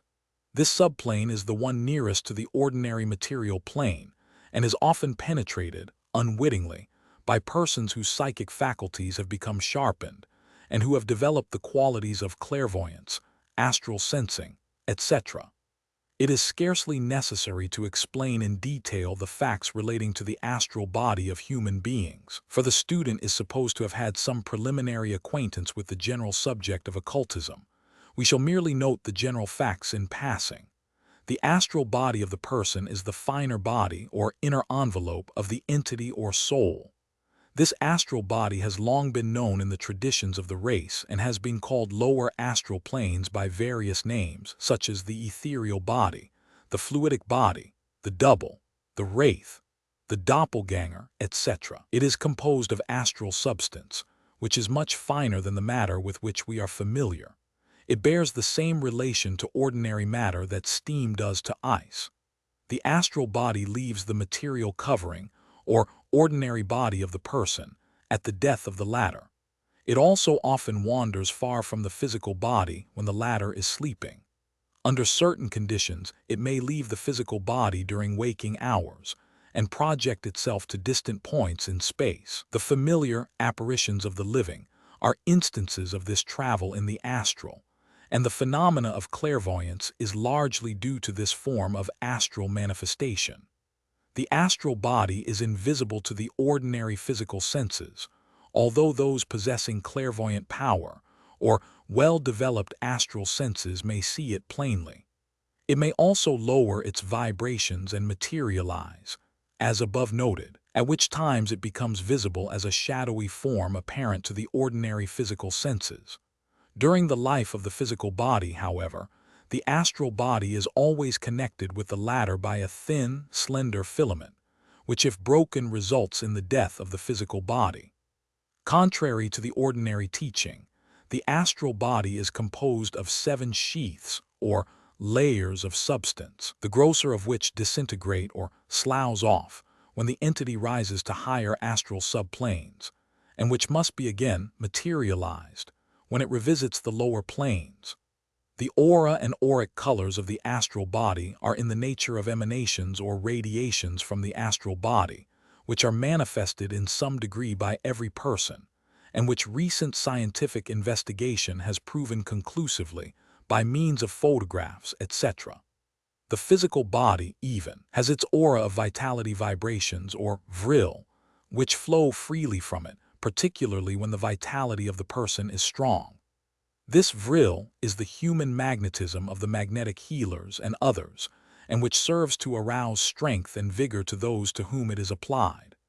The astral aura, on the contrary, is rather an emanation of the mental states, feelings, and emotions of the person's mind. It is egg-shaped and extends on all sides of the person to a distance of about 3 feet.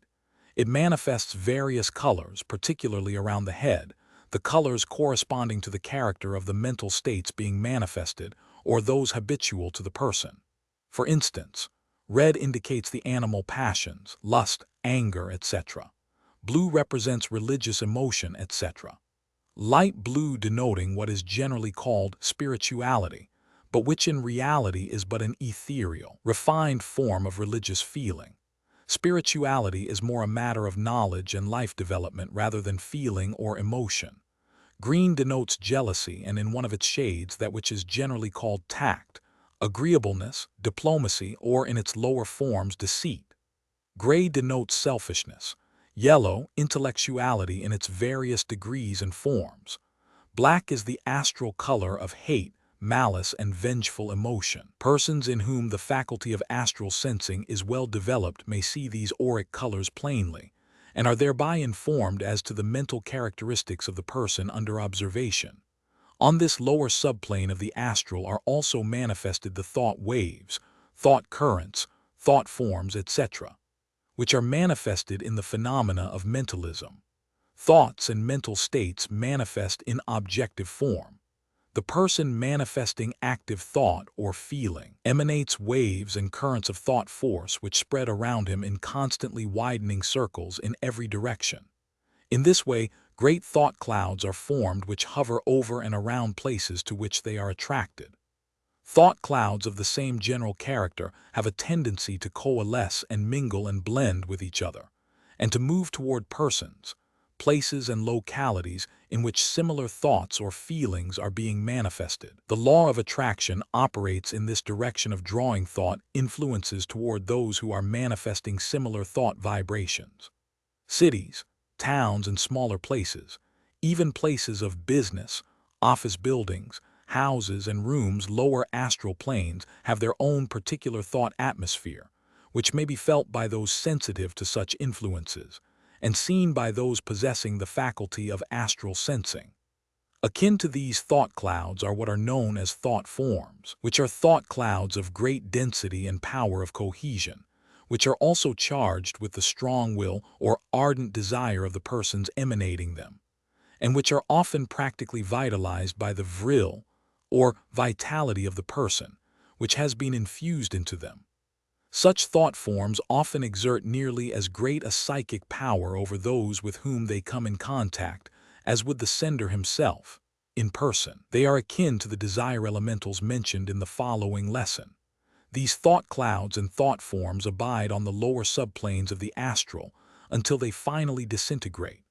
They tend to coalesce and gather around places in which the vibrations are harmonious to their own. Some places have their mental atmospheres of vice, others of greed, others of industry, others of the reverse. In short, thought atmospheres exist everywhere on this lower astral subplane, just as does the material atmosphere exist everywhere on the material plane. One is just as real as is the other. They have all the correspondences which one might expect. Those who are able to travel in the astral body find this thought atmospheric phenomena a source of never-failing interest, although at times one is glad to will himself away from some of the scenes, so gross and base are the emotions and feelings manifesting in the dark, heavy suffocating clouds of thought force, so horrible some of the thought forms.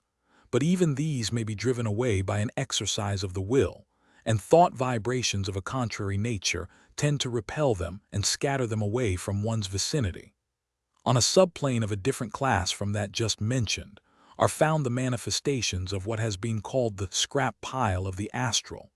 And indeed, that term of the workshop very aptly expresses it. On this subplane are to be found the discarded astral materials of the astral bodies which have been sloughed off by entities which have discarded them as they have moved up higher. Also, the disintegrating astral bodies of entities which have failed to survive and whose souls have been resolved into their original elements and become merged into the general principle of consciousness, as described in a previous lesson. Remember, please, that these remnants of the astral bodies so discarded and disintegrating are not in any way related to the souls which formerly inhabited them. They are mere shells, without soul or mind, and yet preserving a slight degree of vitality, or vril. They are astral corpses, just as much a corpse as is the discarded physical body. But just as the physical corpse may be aroused into apparent life activity by a strong galvanic current, and will roll its eyes, move its limbs, and even utter groans, so may these astral corpses be galvanized by the vril of a medium, unconsciously by the latter, if the conditions be favorable, and may be materialized so as to appear as a shadowy form, acting, moving, and even speaking, the only mind in it, however, being supplied by that of the medium or the persons present at the séance. These astral corpses also become visible under certain conditions, often around graveyards, battlefields, etc., and are thought to be ghosts or spirits of those who formerly inhabited them. They are, however, generally but the grossest astral covering of the astral body, its shell so to speak, and are no more to be regarded as the deceased person himself than is the physical body lying in the grave. Both are discarded coverings, or NN corpses. A psychic who, by means of untrained or misdirected psychic development, happens to wander on to this plane of the astral experiences a most unpleasant sight. It is not pleasant to roam in this charnel house of the astral, this tomb of the earth. An old Egyptian sage thus recorded his impressions of it. What manner of place is this I see? It hath no water, it hath no air, it lower astral planes hath no light, it hath no foundation, it is unfathomably deep, it is as black as the blackest night. A modern investigator has said of this region, this Golgotha of the astral. Most students find the investigation of this section an extremely unpleasant task, for there appears to be a sense of density and gross materiality about it which is indescribably loathsome to the liberated astral body, causing the sense of pushing its way through some black viscous fluid, while the inhabitants and influences encountered there are unusually undesirable. And are there inhabitants of such a place? One naturally asks. Alas, yes. There are denizens of this loathsome place, inhabitants of this horrible abode. Entities, however, not placed there for punishment, for no being would entail such a fate upon the meanest and most depraved, or invent such a hell. They are there because of their own abnormal desires and tendencies, which unfit them for the planes of even the lowest of disembodied human entities, and which also render them unfit for association with the disembodied astral forms of the beasts, which latter persist for a short time after physical death. Then, what manner of creatures must these be, you ask, fit for neither man nor beasts? Were they human? And one is forced to answer, yes. Subject to the laws of humankind, they are not allowed the privilege of rapid annihilation bestowed upon the beasts. They must live out their peculiar life to the end. They are the pariahs, the ghoul-like scum of the human race, who have removed themselves from the race fate and have entailed upon themselves a fate of their own. Their fate is a living death, a conscious life in a corpse-like body, among corpses of the astral. These creatures are the disembodied entities of those who degenerated along abnormal sex lines, who attempted to reverse the cosmic law of sex polarity, and thus brought upon themselves the recoil of the life forces. They were the lowest of the human satyrs. Nature finally casts over them the spell of a deep sleep, from which they never awaken and from which they pass into disintegration and annihilation. They polluted the sacred altar. They stole the divine fire for devilish rites. They committed the unpardonable sin. They removed themselves from the trend of cosmic evolution. Their own desire was their fate. We wish it were possible to speak plainer, but the time has not yet come. Astral Black Keys. Before passing on to the subplanes higher in degree and scale, let us call your attention to some of the minor subplanes, the black keys of the astral scale. On these subplanes dwell the non-human, or semi-human creatures which are grouped together in the occult classification under the general name of elementaries or elementals. It is impossible for us to enter into a detailed consideration of this class of entities in a work of this general nature intended for popular reading. The reasons, therefore, would involve explanations which would crowd out of the space intended for them certain other details of the astral planes, and would even then be most incomplete and unsatisfying. Enough to say that occultists know that this planet, the Earth, is the field and theater for three distinct processes of evolution, that of the world that we know, human, animal, and vegetable, and two others of a different order. These two other fields of evolution have their own planes which are totally unrelated to ours. But these other evolutionary processes, although distinct from ours, nevertheless blend slightly with certain subplanes of our astral planes. That is, the edges overlap, if such a clumsy term may be used. Consequently, on certain of the black key planes of our astral, there may be found elementaries of a scale of life different from our own. This is but a general statement, the faults of which will be obvious to every advanced occultist who reads it, and yet such advanced student will see the necessity for the purposely imperfect statement in this place. Those who have read Bulwer's occult stories, notably Zanoni, will recognize the nature of the entities of which we speak. While the arcane teaching includes within its store of knowledge and information full details regarding these particular subplanes which we have designated as the black keys on the scale of the astral plane, and its initiates who have attained certain degrees are fully informed regarding the same, still we are unable to make public at this place, and through this particular channel, the inner arcane teaching regarding the same. Personally, we think the time is ripe for such information to be plainly stated, accompanied by the necessary warnings, but those higher in authority among the custodians have said to us, "Nay, wait in patience. When the propitious hour is indicated by the planetary symbols, then may you open the sealed volume to those who would free its riddles.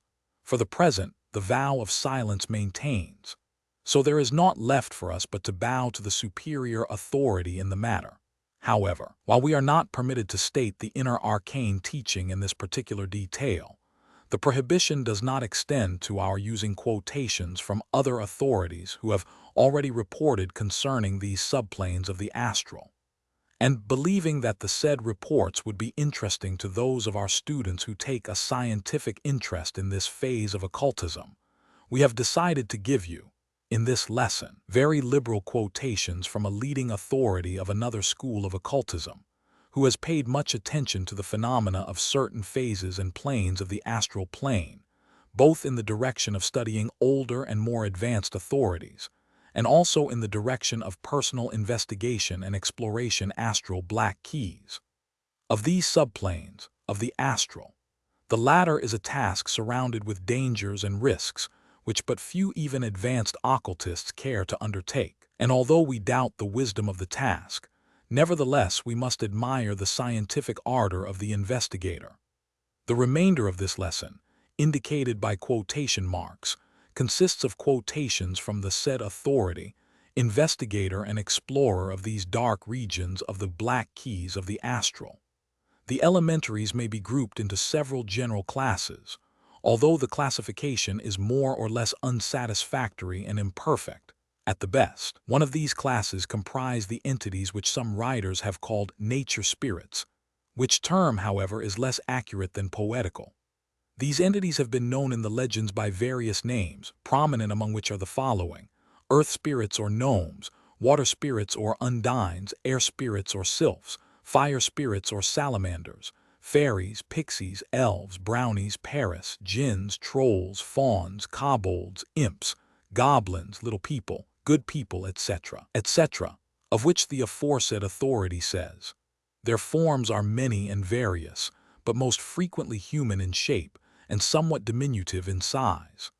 Like almost all inhabitants of the astral plane, they are able to assume any appearance at will, but they undoubtedly have definite forms of their own, or perhaps we should rather say favorite forms, which they wear when they have no special object in taking any other. Under ordinary conditions, they are not visible to physical sight at all, but they have the power of making themselves so by materialization when they wish to be seen. There are an immense number of subdivisions or races among them, and individuals of these subdivisions differ in intelligence and disposition precisely as human beings do. The great majority of them apparently prefer to avoid man altogether. His habits and emanations are distasteful to them, and the constant rush of astral currents set up by his restless, ill-regulated desires disturbs and annoys them. On the other hand, instances are not wanting in which nature spirits have as it were made friends with human beings, and offered them such assistance as lay in their power, as in the well-known stories of the Scotch brownies or of the fire-lighting fairies.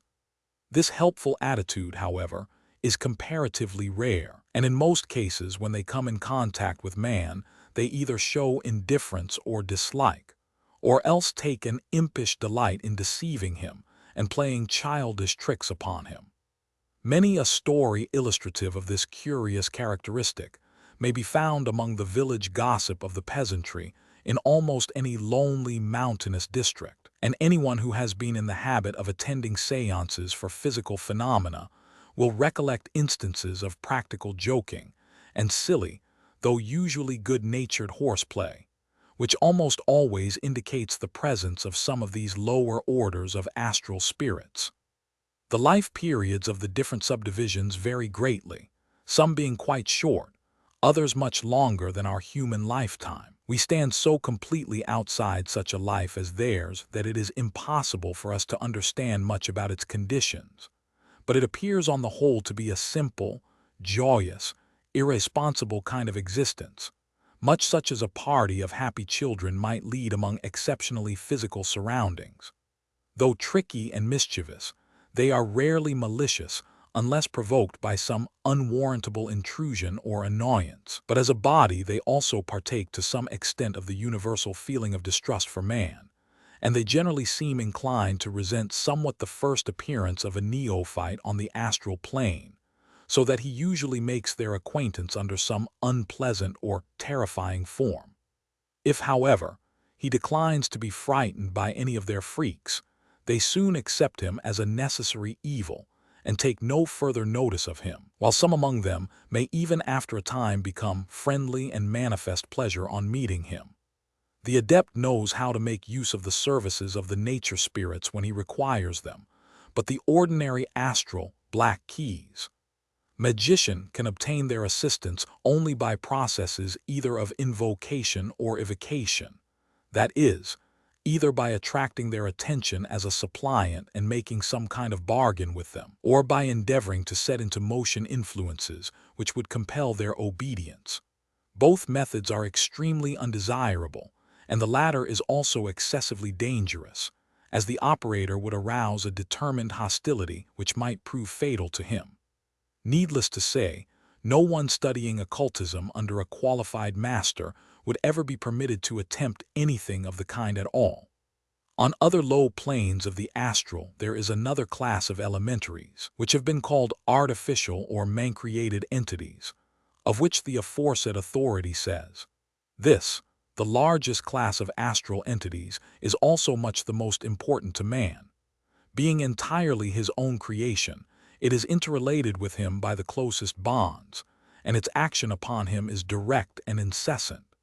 It is an enormous inchoate mass of semi-intelligent entities, differing among themselves as human thoughts differ, and practically incapable of anything like classification and arrangement.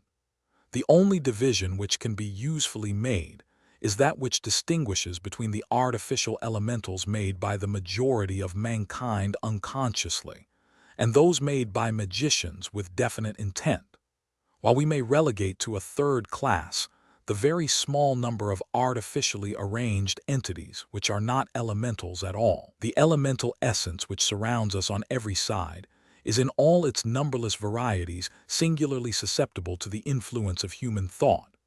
The action of the mere casual wandering thought upon it, causing it to burst into a cloud of rapidly moving evanescent forms, has already been described. We have now to note how it is affected when the human mind formulates a definite, purposeful thought or wish. The effect produced is of the most striking nature. The thought seizes upon the plastic essence and molds it instantly into a living being of an appropriate form, a being which, when once thus created, is in no way under the control of its creator, but lives out a life of its own, the length of which is proportionate to the intensity of the thoughts or wish which called it into existence. It lasts, in fact, just as long as the thought force holds it together. Most persons' thoughts are so fleeting that the elementals created by them last only a few minutes or a few hours, but an often repeated thought or an earnest wish will form an elemental whose existence may extend to many days. Since the ordinary man's thoughts refer very largely to himself, the elementals which they form remain hovering about, and constantly tend to provoke a repetition of the idea which they represent, since such repetitions, instead of forming new elementals, would strengthen the old one and give it a fresh lease of life. A man, therefore, who frequently dwells upon one wish often forms for himself an astral attendant which, constantly fed by fresh thought, may haunt him for years, ever gaining more and more strength and influence over him. And it will easily be seen that if the desire be an evil one, the effect upon his moral nature may be of the most disastrous character. Still more pregnant for good or evil are a man's thoughts about other people, for in that case they hover not about the thinker, but about the object of the thought. A kindly thought about any person, or an earnest wish for his good, will form and project towards him a friendly artificial elemental. If the wish be a definite one, as, for example, that he may recover from some sickness, then the elemental will be a force ever hovering over him to promote his recovery, or to ward off any influence that might tend to hinder it. In doing this, it will display what appears like a very considerable amount of intelligence and adaptability, though really it is simply a force acting along the line of least resistance, pressing steadily in one direction all the time, and taking advantage of any channel that it can find, just as the water in a cistern would in a moment find the one open pipe among a dozen closed ones, and proceed to empty itself through that.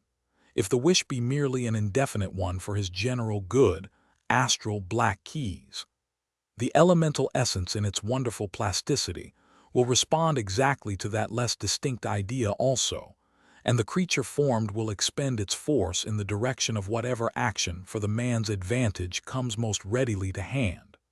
In all cases, the amount of such force which it has to expend, and the length of time that it will live to expend it, depend entirely upon the strength of the original wish or thought which gave it birth, though it must be remembered that it can be, as it were, fed and strengthened, and its life period protracted by other good wishes or friendly thoughts projected in the same direction. Furthermore, it appears to be actuated, like most other beings, by an instinctive desire to prolong its life, and thus reacts on its creator as a force constantly tending to provoke the renewal of the feelings which called it into existence. It also influences in a similar manner others with whom it comes into contact, though its rapport with them is naturally not so perfect.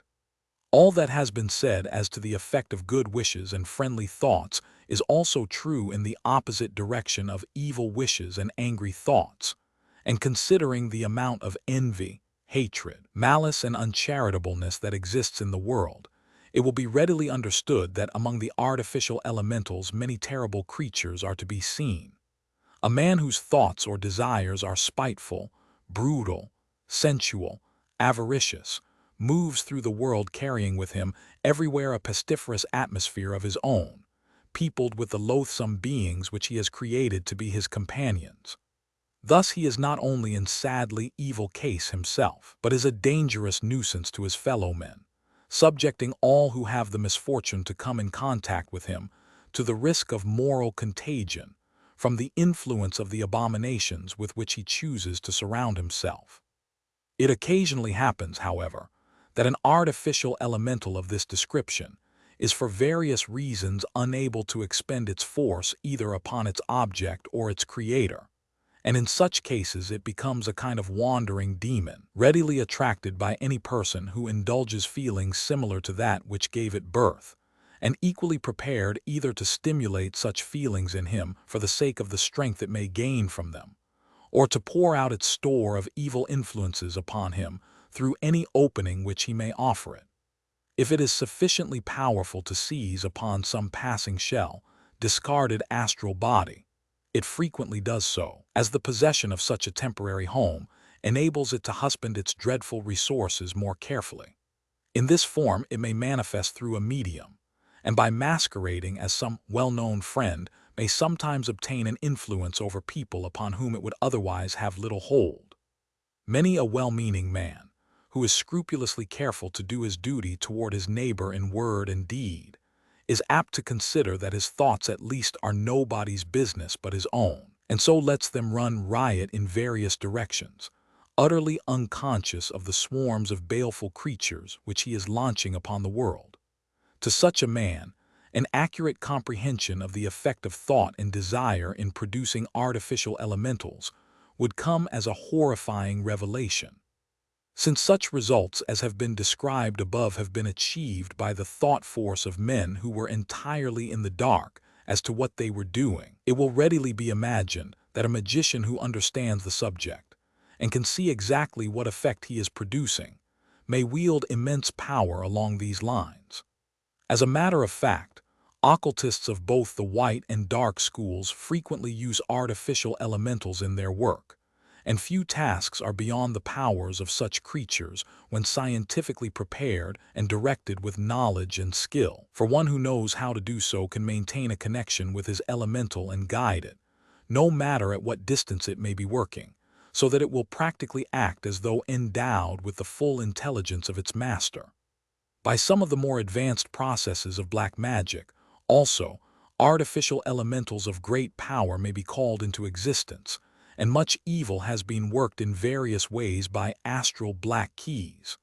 Such entities, but it is true of them, as of the previous class, that if they are aimed at a person whom by reason of his purity of character they are unable to influence, they react with terrible force upon their creator, so that the medieval story of the magician being torn to pieces by the fiends he himself had raised is no mere fable, but may well have had an awful foundation in fact. Such creatures occasionally, for various reasons, escape from the control of those who are trying to make use of them, and become wandering and aimless demons, as do some of those mentioned under the previous heading under similar circumstances. But those that we are considering, having much more intelligence and power, and a much longer existence, are proportionately more dangerous. They invariably seek for means of prolonging their life, either by feeding like vampires upon the vitality of human beings, or by influencing them to make offerings to them. And among simple half-savage tribes they have frequently succeeded in getting themselves recognized as village or family gods.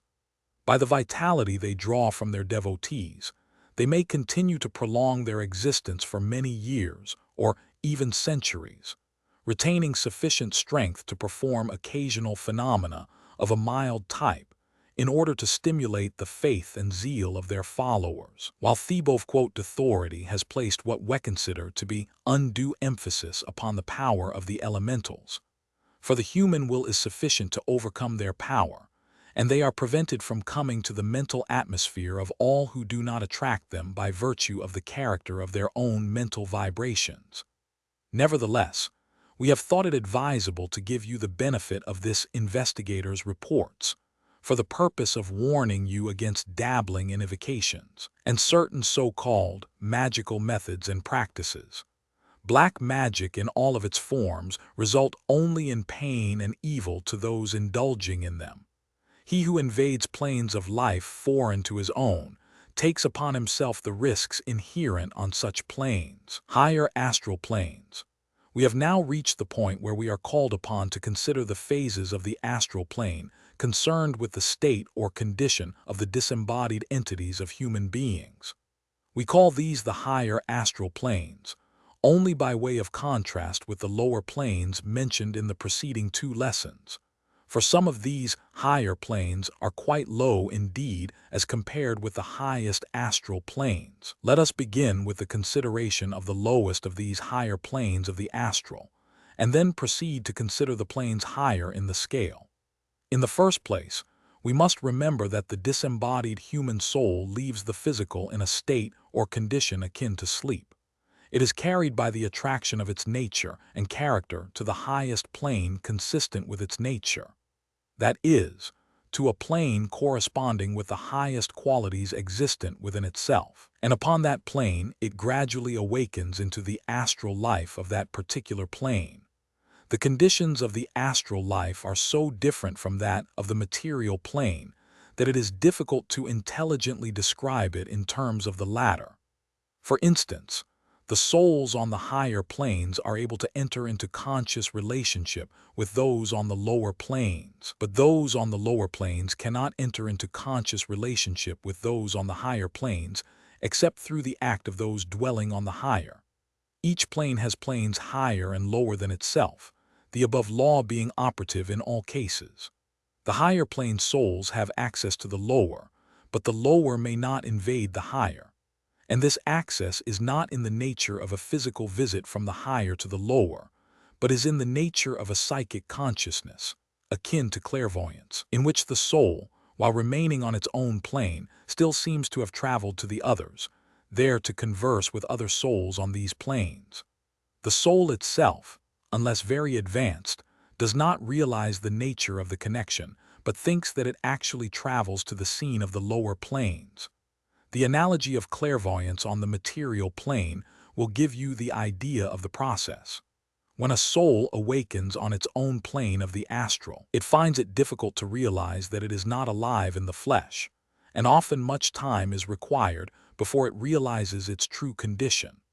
Then it begins to manifest an interest in its surroundings, and pays many visits on its own and other planes, in the manner before mentioned, renewing old acquaintances and relationships, and manifesting the activities quite natural for a human being under such circumstances. But sooner or later, this life begins to pall upon it, and it passes into the idealistic state, which we shall describe a little further on. Enough for the moment to say that in the idealistic state the soul begins to manifest its ideals, the things it has hoped for, dreamed of, and longed for in its earth life. The greater the idealistic quality of the soul, the greater the extent and range of its idealistic state. But before considering this interesting phase of astral life, let us see what happens on the lower planes to those who have but few ideals and those of a most material nature. On the very lowest of these planes of the astral, we find the earth-bound entities, or souls of many degrees. These are the souls of those who are so material in their tastes, habits, and trend of thought and desire that they can never rise to the higher astral planes, higher states and conditions of the astral. They stay close to the earth, mingling unseen in the scenes which they so loved during their life in the body, and yet being unable to actually participate in the carnal manifestations, unless, indeed, some particularly attractive dweller in the flesh opens his physical organism to the obsession of some affinitive and congenial companion of the lower astral planes, and allows the entity to manifest through his physical body. These entities are found in great numbers in the astral atmosphere of low resorts and similar places, where they poison the psychic atmosphere to such an extent that their presence may be felt, and often seen by sensitive persons who happen to visit such places. We may add as a caution to those who are fond of dabbling in the psychic process of evocation, that it is largely from this class of entities that many of the spirits appearing at seances are drawn. It is this class of entities who so often impersonate your disembodied friends and relatives, and whose sneers and ribaldry are scarcely concealed behind the loving messages and spirit wisdom which they pass on to the wondering mortal in the flesh who would not dream of associating with their kind in earth life. The life of these entities on the astral plane is not long. They find but little pleasure and much torment in life apart from the physical, for their desires are altogether along physical lines. They are filled with dissatisfaction, ennui, and weariness. As a writer has said, the disembodied learn that the Hades of immortality is the lack of a physical body. Their dissatisfaction soon sets into operation the desire to be relieved of the burden, and the will not to live manifests itself. They drop into a dream state or somnambulistic condition, in which they dream out their desires and tastes to the end, until they have exhausted every mental longing within their nature, there being nothing left of them. When these mental states have been lived out, they weaken and pass into unconsciousness, which is followed by death on the astral with consequent disintegration and annihilation as entities. Their dream state is, in a way, their idealistic state, all the idealistic state they are capable of at any rate. This is not in any way a punishment, merely a natural consequence of their nature. As the old saying goes, one cannot make a silk purse out of a sow's ear, nor can one get more than a pint out of a pint measure. Desire is the cause of their life, and of their death. Balance is manifested and preserved. Water cannot rise above the level of its own source. These entities receive their own, as much as do those on the higher planes. There is no injustice manifested here. Rising in the scale, we find souls who, while attached to material things, nevertheless have had ideals during their life, things for which they had hoped and dreamt, prayed and longed. As the scale advances, we find that the nature of the ideals advance from lower to higher, but the principle is the same. And for the lowest to the highest of these ideal degrees, the astral life contains that peculiar and wonderful condition or state known as the idealistic state. And this idealistic state is the real astral life of the soul, into which it enters after it has tired of the conditions it finds at first on the astral plane. It is composed of a condition or state or series of such conditions or states, in which it lives out in vivid imagination, or realistic dreamlike states, all of its unrealized personal ideals, hopes, expectations, desires, ambitions, aspirations, longings, and inclinations of its nature. It may be objected to that this is but a state of illusion or delusion, and not a reality, but it must be remembered that even on the material plane, dreams are true while they last. On the astral plane, in the idealistic state, these dreams exceed in vividness and reality anything that the embodied mortal ever experiences. So far as the soul is concerned, the experiences through which it lives in the idealistic state are just as real as anything that it ever experienced in physical life. Every element of reality is there, and there is a reality about it that all advanced occultists recognize. At the last, one's experiences higher astral planes in physical life may be resolved to a series of mental states, and what less than this does the astral dreamer experience? And what more than a dream, after all, is the experience of the earth life of 70 of the average person? Like dreams they come, like dreams they go. In its way, and on its plane, the idealistic state is just as real as the physical life. In this idealistic state, the dreaming soul lives out countless lives, of infinite variety. Just as in an ordinary dream, time is annihilated, and one may live out a lifetime in the space of a second, so in the idealistic state the soul lives out centuries of experiences in a moment. To all intents and purposes, the soul, every soul in fact, lives an eternity in the idealistic state, although the entire experience may occur in a few years. As we know, time is measured only by happenings, and the happenings of an eternity may be crowded into a very short space of ordinary time in the idealistic state. Every possibility within its personality is lived out, outlived, and exhausted in interest in the idealistic state. Just as in the moment of physical death, the soul sees as in a flash its entire earth life in one great panorama, past and present being at once, so in the idealistic state the soul lives out every personal desire, aim, aspiration, hope, ambition, longing, and wish, in an infinite series of states or lives. It realizes every personal ideal inherent within it to the utmost. Its fullest personal heart's desire is attained. There is no unsatisfied personal longing or unrealized ideal left at the end of the idealistic state of the soul on the astral plane. Think what this means, please. Think what it must mean to live out to the full the might have been, which is in the life of every human being. Think what it must mean to manifest one's love to the utmost, to have every wish granted, every ambition satisfied. Think what it must be to live out one's life as one wishes it had been lived, with all the mistakes corrected, all the errors remedied, all the problems solved, all the atonements made, all the injustices rectified. The idealistic state is the living over of your life as you wish it could have been. Nay, more, living it over countless times, each variation bringing out some new point and feature of unrealized ideals, desires, and wishes.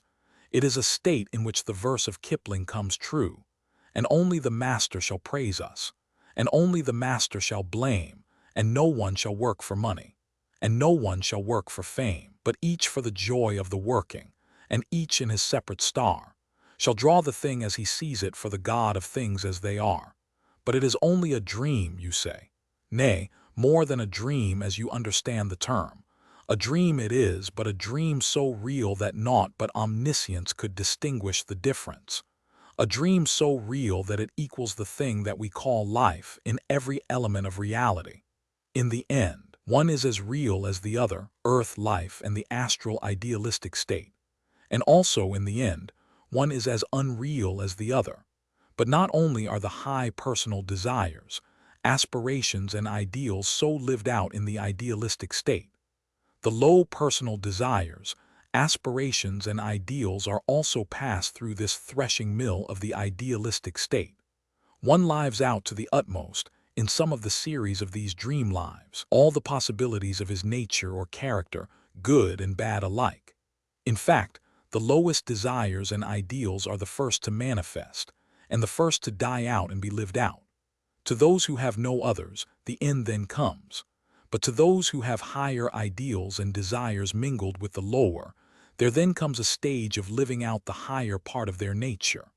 And as time passes, the soul rises far above all the dross and grossness of its nature, and lives in the higher regions of itself, enjoying to the fullest the satisfaction which comes only from those higher states. But the soul must possess the higher in order to manifest it. Unless higher astral planes the higher be involved within the soul, it cannot be evolved. What does not exist cannot be manifested. While in this idealistic state, the soul may be attracted by those on earth who are related to it by the old ties or affection or interest, and in such case it may manifest by communications. But these communications can contain only that which the soul knows and experiences at the time. It merely reports what it is experiencing, merely its own personal experiences of the idealistic state, and even this it reports in a dazed, dreamy fashion. Thus the devout Christian soul will report that it is dwelling in a heaven of orthodox surroundings, the golden streets, harps, and milk and honey being described in detail. A good Catholic soul will report a Catholic heaven, with all the saints present, while a good Baptist soul will report a heaven along strictly Baptist lines, close communion, and only immersed souls being in evidence. A Moslem will describe himself as enjoying all the delights of the heaven promised by Mohammed, and the soul of the unbeliever will inform you that there is nothing in this heaven business at all, and that the afterlife is merely a life among congenial companions, thinking along the same lines as himself, and that he is of the opinion that the church people have perished instead of having gained immortality, and so on, each painting the thing as he sees it as the world of things as they are, and each is telling the truth as he sees it from his own viewpoint. Strange, but true. Those who complain of the absence of the qualities of heaven and hell in this idealistic state have not thought deeply enough regarding it. In the attainment of the highest ideals and aspirations, there is contained all that men have pictured as the joys of heaven and infinitely more. And in the living out of the consequences of evil desire and low ideals, and all that goes with this state, there is all that the most fervent Calvinist could wish for in a hell, and infinitely more. But remember always that the heaven and hell of the idealistic state is not a punishment or reward bestowed for good or evil deeds. It is but the working out of cause and effect, the fullest manifestation of desire in one's character, and in the adjustment acts restrained by fear equal acts performed. As a man thinketh in his heart, so is he in the idealistic state. In the working out of cause and effect in the idealistic state of the astral, it is indeed true that he who hates is an assassin, he who covets is a thief, he who lusts is an adulterer, that the gist of a crime is the desire behind it. This idealistic state of the astral plane is not fate, not providence, not destiny, not reward and punishment. It is but the operation of natural laws of cause and effect, orderly trend and logical sequence on the astral plane. From one know all. And, in the working out of the idealistic state of the astral, the most unpleasant experiences are lived through first, and then the higher ideals begin to manifest themselves, the soul rising to higher and still higher flights, until at last it reaches the highest degree possible to it by reason of its constitution, nature, and character. And in that life, if it be prepared to receive it, it may receive instruction from beings higher in the scale, as well as from the more evolved souls of our own race who are attracted to it by reason of its desires and ideals. Many a soul has received the help which led it to individuality in this idealistic state. Many an individual soul has so received instruction which led to better conditions for growth in the next incarnation. When the pupil is ready, the master appears on the astral plane as on the material plane. If you possess the seed of the ideal, the blossom and the fruit will surely be yours. When the impulses arising from the personal desires, aspirations, and ideals of the soul have expended themselves fully, and the personality of the soul has been lived out and outlived in the process, when there remain no further impulses of personality to exert themselves in the idealistic state, then the soul finds that it has nothing more to live higher astral planes for along the lines of personality. It feels aged, tired, and weary, and the desire for rest creeps over it, and it gradually sinks into a dreamless sleep, which ends in the death of the personality. If egohood has not been attained by the soul, then it never awakens into a new life, for personality being all that it possesses, and all personality being expended and exhausted, then there is nothing left to persist in new birth. But if egohood has been attained, and the soul realizes that it is more than the me of itself, then when the me dies away, the I finds itself still existent and filled with the impulse of the will to live of the cosmic will, which urges it forward to rebirth in new bodies, to seek further and more advanced experience. Even in this case the soul falls into the deep astral sleep, but awakens therefrom when it is reborn into a new body, under circumstances and environments in accordance with the law of attraction, resulting from the essence of the past life, the latter inhering to it. The ego then will be free from its lived-out desires and will no longer be hampered by them. It will be attracted toward new scenes and fields of activity. In its new body, it will have to combat the inherited impulses and desires of its new me, but it will always feel its superiority to the latter, and will feel the ability to stand aside and look at its personality. The advanced ego, in time, reaches the stage of conscious rebirth, in which the ideal life is consciously continuous with the old life, and which is consciously followed by the new birth. We have spoken of these things in our lesson on Survival of the Fittest, which you should now reread in the light of the present lesson. There are many planes of the astral much higher than even these which we have described, but a description of them would be impossible except to highly advanced occultists. Some of these higher astral planes transcend the imagination of the average person leading the personal life today on Earth. And yet, over and above the entire astral plane, there is the great spiritual plane, which we would lack words to even faintly designate.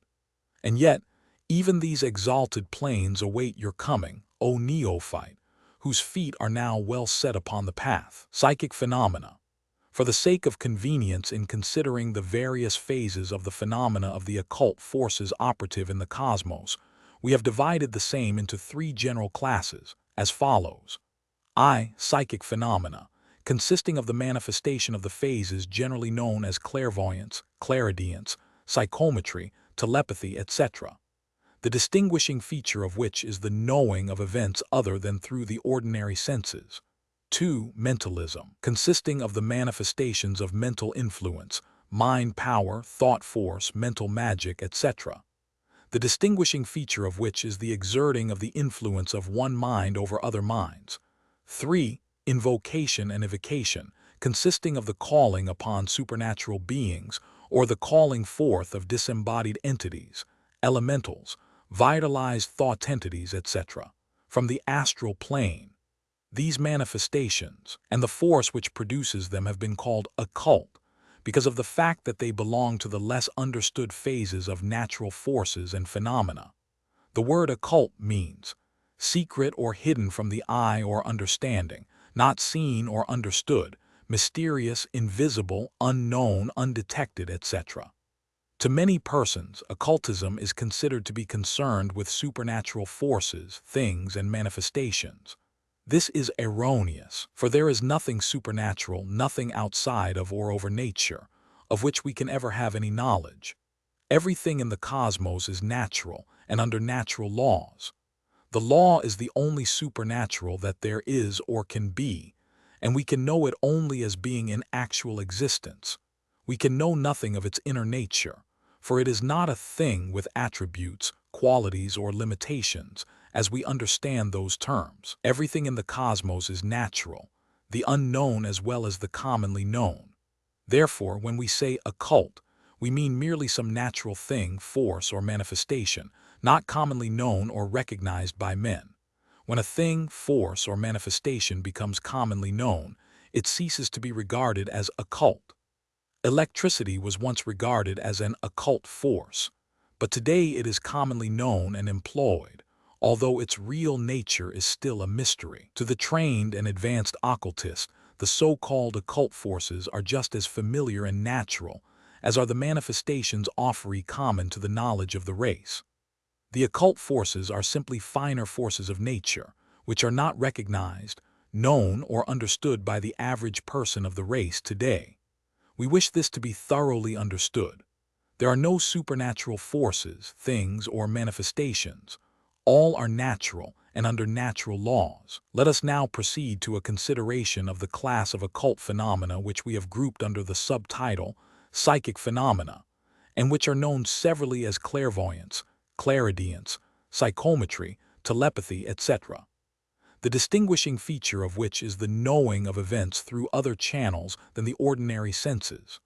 These several phases are but modifications of one general phenomenon, astral sensing. The majority of modern writers upon the subject of psychic phenomena lay great stress upon the vibrations, waves, currents, etc., by which psychic impressions are transmitted, psychic phenomena from one mind to another, or by which one senses occurrences in points of space far removed from him.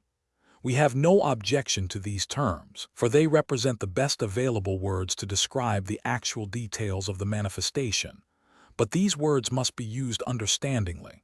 The idea, so commonly advanced, that these vibrations or waves or currents are but forms of etheric vibrations similar in nature to the waves of light, heat, electricity, material magnetism, etc., is erroneous and gives a materialistic tinge to phenomena which are of a much higher plane than that of material forces and substance.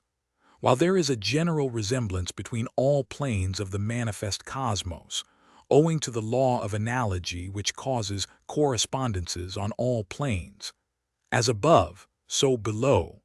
And from one know all still the vibrations, waves and currents concerned in psychic phenomena and mentalism belong to an entirely different plane from that of those concerned in the manifestation of light, heat, electricity, etc., which belong to lower planes. In the preceding lessons, we have shown you that there are three principles manifesting and active in cosmos, viz., substance, motion, and consciousness. In each of these three principles, there are manifested correspondences which we may call vibrations, waves, currents, etc. On the plane of substance, we have vibrations and waves of matter, which result in the various forms, shapes, and action of material objects. This is caused by the principle of motion acting upon the principle of substance. Much that we call energy or force is but the appearance of fine degrees of substance energized by motion. Electricity, for instance, is but a fine form of substance, so energized. The ether itself is but a fine form of substance, almost approaching pure energy, but not passing over the line which divides energy from substance. There are also vibrations and waves of pure motion, which may be considered mentally as independent of substance, although we can never know them as such. There is a plane of pure motion, which is unthinkable except to minds which have been trained to grasp the subject. And likewise, there are vibrations, waves, and currents in the principle of consciousness, produced by the action of motion upon that principle. And it is to this plane that the vibrations, waves, and currents concerned with psychic phenomena properly belong. They are not waves in the ether, for the ether is on the material plane. They are waves in the mind principle itself, which is quite another thing. Without attempting to lead you into an extended discussion of the scientific details of the matter, we would call your attention to this one fact which should serve to give you a plain mental picture of the phenomenon, a general outline of a picture, into which you can fill the details as you proceed in the study and experimental work along these lines. This general statement is as follows. The cosmos is known to be practically a great world brain, in which thoughts become things, taking on substantial form, with a cosmos mental in nature, consisting in fact of but one universal mind in which all particular things are but centers of consciousness. Can you not see that there must be a circulation of consciousness, or currents of thought, just as there is a circulation of water in and by the currents of the ocean, or as there is a circulation of air by reason of the currents therein, or as there is a circulation of electricity, light, and all other forms of what we call energy? Consciousness is a principle, just as is substance or motion, and what is true of one principle is true of the other too, according to the law of analogy. Therefore, there are vibrations, waves, and currents of consciousness, just as truly as there are corresponding manifestations on the material plane. And you may use these terms very properly, always avoiding the mistake of confusing them with the material correspondences. In clairvoyance, clairaudience, psychometry, and telepathy, we have several forms of manifestation of the existence of these mental waves and currents, for so we shall call them to avoid the necessity of longer terms. But how does the mind of the psychic phenomena person receive and register the impressions received through these mental currents? It is known to be a fact that no mind can receive impressions without the agency and medium of some form of material organ, though that material organ may be extremely subtle and fine. And this rule holds true in the case of the phenomena which we are now considering, and such organs do exist and are called the organs of astral sense. In the lessons treating of the astral plane, you have been informed of the existence of the astral body, the subtle counterpart of the physical body. This astral body is endowed with counterparts of the physical senses, which it may use in sensing the objects and impressions of the astral plane. In this way, astral sensing becomes possible. The average person has not used these astral senses sufficiently well to develop them for active use, but this development is possible to those who have sufficient interest and patience to undertake the task. But here and there are found persons whose astral senses manifest their existence in a degree not known to the average person. These persons become very sensitive to the impressions of the astral plane, and although, as a rule, they are untrained and do not comprehend the nature of the phenomena, still they afford conclusive proof of the existence of the faculties in question. We shall not attempt to prove the existence of psychic phenomena in these lessons. We have not the space at our disposal, nor is it within the scope of this particular work. Evidence of such nature as to convince any unprejudiced persons may be found in many books on the subject, notably the reports of the English Society for Psychical Research. Moreover, many persons have experienced these facts in their own lives.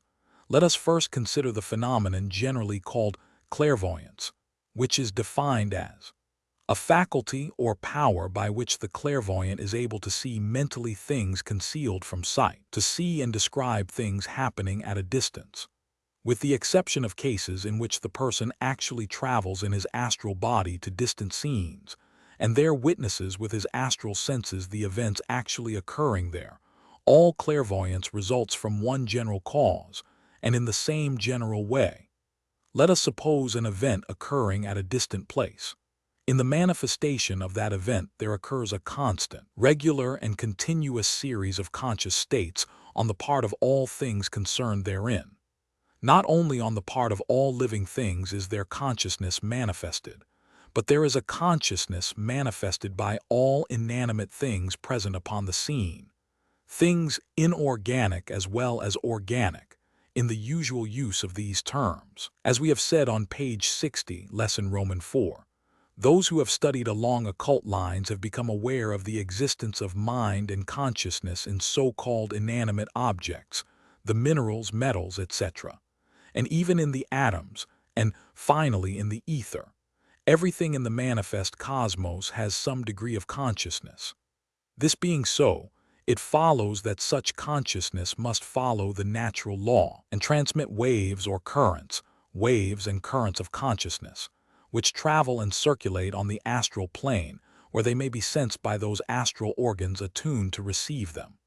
Just as the machinigrams may be received only by instruments keyed to the proper degree of receptivity, so may these currents be received only by those who are in tune with them. One whose astral senses are sufficiently sensitive and attuned may receive and register these currents, just as the physical eye registers the light waves of the ether, or the ear the sound waves of the air. There is not necessarily a projection of the astral body to the scene of the happening. The astral senses may register the impressions received from the currents of consciousness. To those who may doubt the reasonableness of sensing things and events over thousands of miles, we would say that it is simply an astral correspondence of the physical phenomenon of sight, whereby impressions are received from the distant stars, over billions of miles, over distances so vast that it requires centuries for the light waves to travel.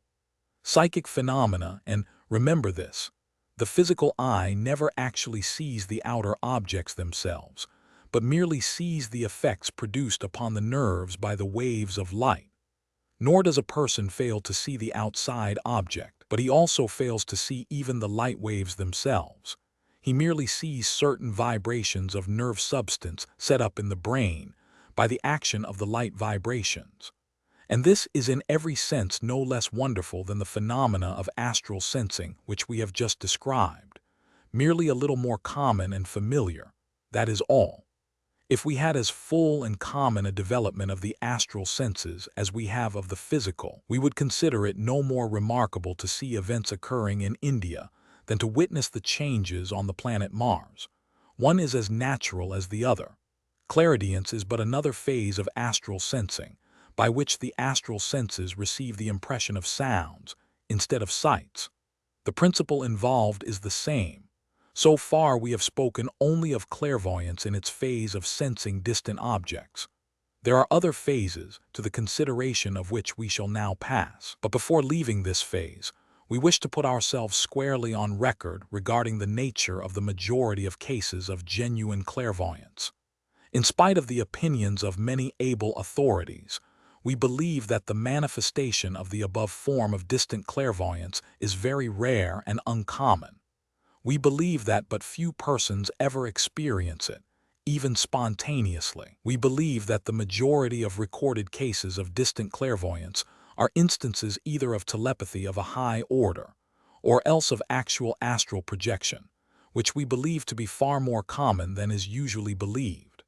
We believe that a great number of cases of clairvoyance are due to the unconscious projection of the astral body to the distant scene, if even but for a moment, for time is practically annihilated in astral projection. Clairvoyance of past events is explained by the arcane teachings as resulting from the fact that in the cosmic brain events leave their records and impression, just as the events of the experience of a man leave records and impressions in his brain. These recorded impressions constitute subconscious memory, in the case of both the man's brain and the cosmic brain. From one know all, as below, so above.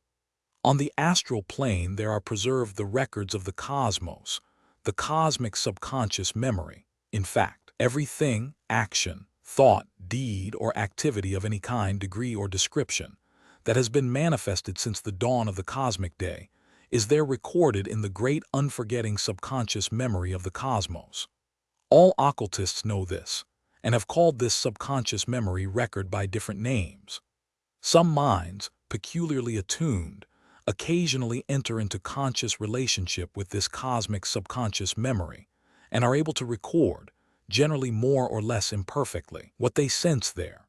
This may be done either through psychic sensing of mental currents arising from these states of subconscious memory or else by actual contact with them in the astral body. But the phenomena is far less common than is generally supposed, and many cases are explainable upon the hypothesis of telepathy. That is, the impressions are thought impressions, either emanating from the mind of some person now living in the physical, or else some persistent thought currents which have maintained their coherent properties over long periods of time. Clairvoyance of the future is a misnomer. It implies actual existence somewhere of a foreknowledge or foresight of the future, which does not exist. If such existed, then fate or predestination would be true.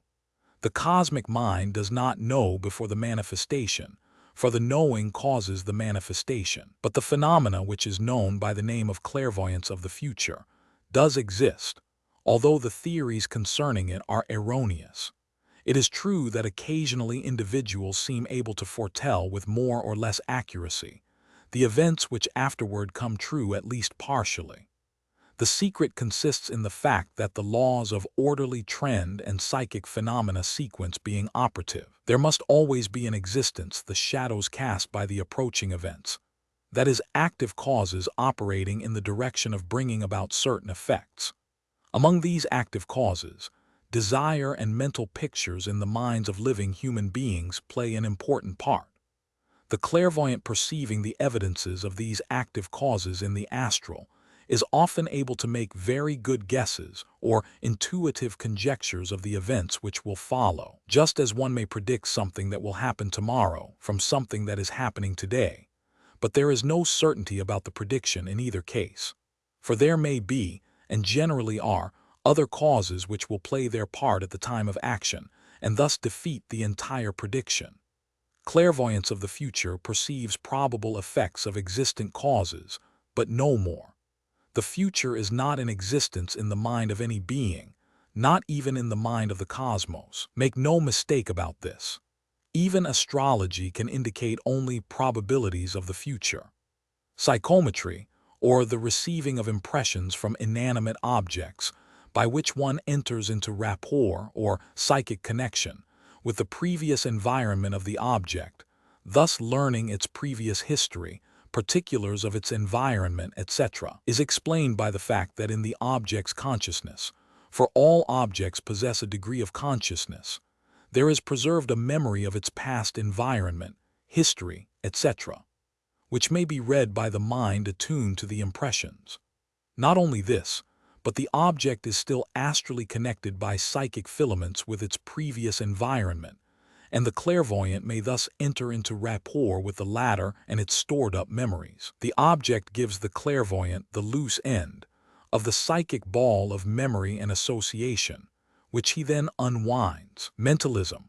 Under the head of mentalism, we shall group that general class of occult phenomena which consists of the manifestations of what has been called mental influence, mind power, thought force, mental magic, mental suggestion, etc., the distinguishing feature of which is the exerting of the influence of one mind over other minds. This phase of occult phenomena is well known to the general public of today by reason of the great interest which has been manifested in late years regarding the influence of the mind over physical states, and the investigations and literature which have resulted by reason thereof. But this power, and the knowledge thereof, is no new thing, by any means. We find traces of it in the history of every one of the ancient peoples, as well as in the records of the nations of comparatively modern times. The hierophants of ancient Egypt, Chaldea, and Greece were adepts in all of the various branches of mentalism, and understood the true underlying principles far better than do the majority of the teachers and writers upon the subject today. The traditions and legends coming to us from old Atlantis inform us of the high degree of knowledge of these things were possessed by that wonderful people who inhabited what is now the lost continent. To understand mentalism, one must understand the nature of telepathy, or transference of thought.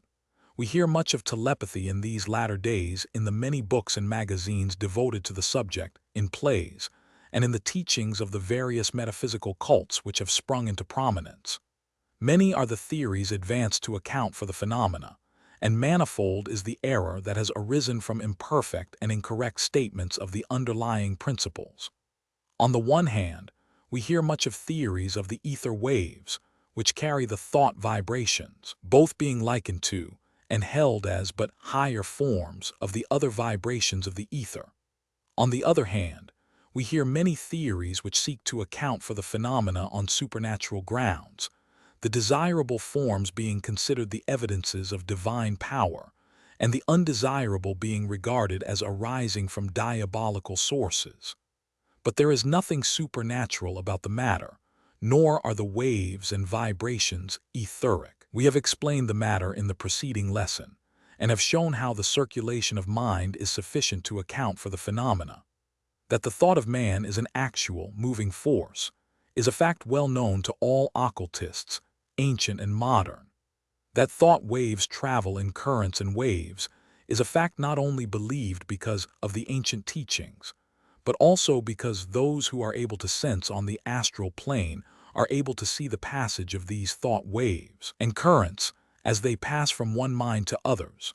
Not only is thought force exerted consciously and with direct intent, but also unconsciously and with direct intent and purpose on the part of the person who exerts it. Thought is as real a force as is electricity, although it operates on an entirely different plane. It may be compared to magnetism and electricity, because it is the correspondence of the physical line forces on the mental plane. But one must not make the mistake of supposing that these thought waves or currents, or mentalism other forms of influence, travel through the ether as do light, electricity, and material magnetism. On the contrary, they have nothing to do with the ether as a medium. They travel through the universal principle of mind. We have seen in preceding lessons that the three cosmic principles pervade all space, the cosmos, and one of those principles is consciousness, mind. Do you realize just what this means? That all the space there is, or can be, infinite space, is occupied by the mind principle of the cosmos. That pervading all space there is a great cosmic ocean of mind living, throbbing, pulsating with life and energy, in the depths of which there is the quietude of eternal calm and peace, on the surface of which are ripples, eddies, waves, currents, and whirlpools, upon and in which there is manifested the phases of the fiercest tempest and of absolute calm, rest, and peace. And in this great ocean of mind, in the cosmic mind principle, occur all the multitude of manifestations of consciousness that are known on the lower planes of life, on the human plane, and on the planes far beyond any possible conceptions of beings on the lowly scale of mankind of today. The would-be authorities and instructors on the subject of mentalism speak learnedly of the etheric waves, by which thought is carried from mind to mind.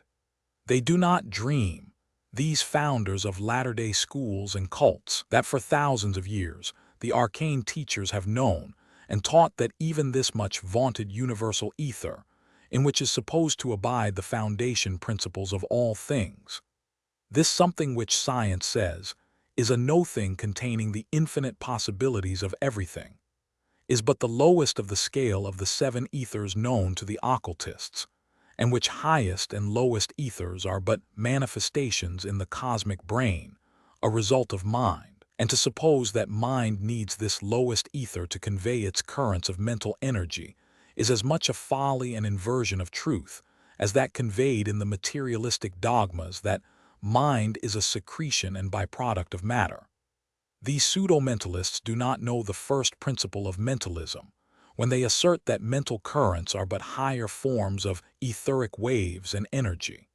In time, they will learn that the ether is the byproduct of mind, and rests in the ocean of mind just as the dissolved salt rests in the ocean of water. We do not say this in the spirit of captious criticism. That would be a waste of words and time. But because we realize that, unless the fundamental truth is comprehended, and realize the study of mentalism will be but a phase of the study of physical science, which it infinitely transcends in importance. Mind requires substance in order to manifest itself, but it travels in its own medium. Its waves are waves of mind. Its currents are currents of mind. Its vibrations are vibrations of mind. Activities in a center of consciousness are not confined to that particular center of manifestation, but extend in all directions in rapidly widening circles, unless the sender deliberately concentrates his thought force in a special and particular direction, either by conscious intent or else by reason of intense desire. This thought force flows out in currents and waves, exerting more or less influence upon all minds with which it comes in contact, the degree depending upon the degree of harmony to the particular vibrations which are manifested in the receptive minds. But all this is an old story to the majority of our readers. There is scarcely need for us to write regarding these fundamental facts of mentalism. They have been told, and often very well told, by the many writers on the subject, who have discovered the facts of the operation of these mental forces, although often in ignorance of the fundamental principles involved in the phenomena. Every student of these lessons has read much regarding the operations of thought influence, and to repeat these familiar facts would be akin to repeating the instructions in kindergarten work and the alphabet to advanced students. We shall, therefore, take it for granted that the student is mentalism informed regarding these elementary facts in mentalism, and shall now merely show how they are explained by the underlying principles of the arcane teaching.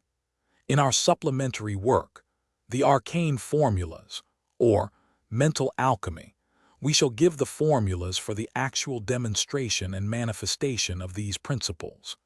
These lessons are not for beginners, but for those who have acquainted themselves with the reality of mental influence and thought force, and who have passed the kindergarten stage of occult attainment and knowledge. The existence of mental influence in its various phases has been fully established to the satisfaction of thousands of investigators. The facts of hypnotism are now common property. The existence of absent treatments and other phases of telepathic influence is now accepted as fact by the majority of students of the subject. What is known as personal magnetism is now understood to result from purely mental causes.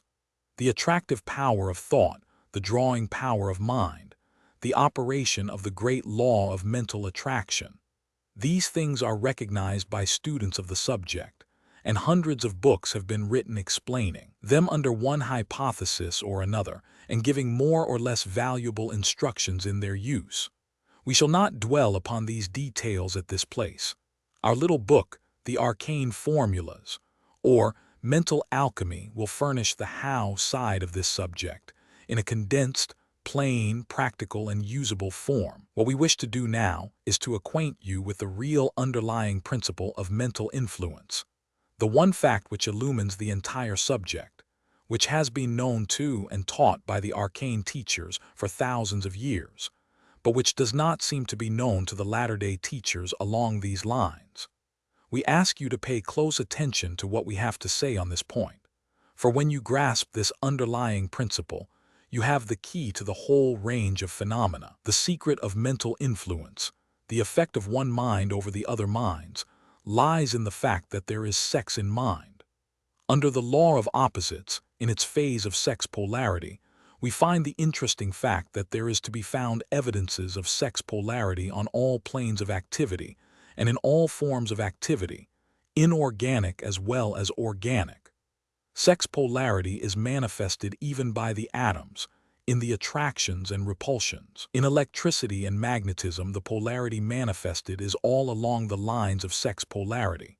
We explain this in our supplementary work entitled The Mystery of Sex, or Sex Polarity.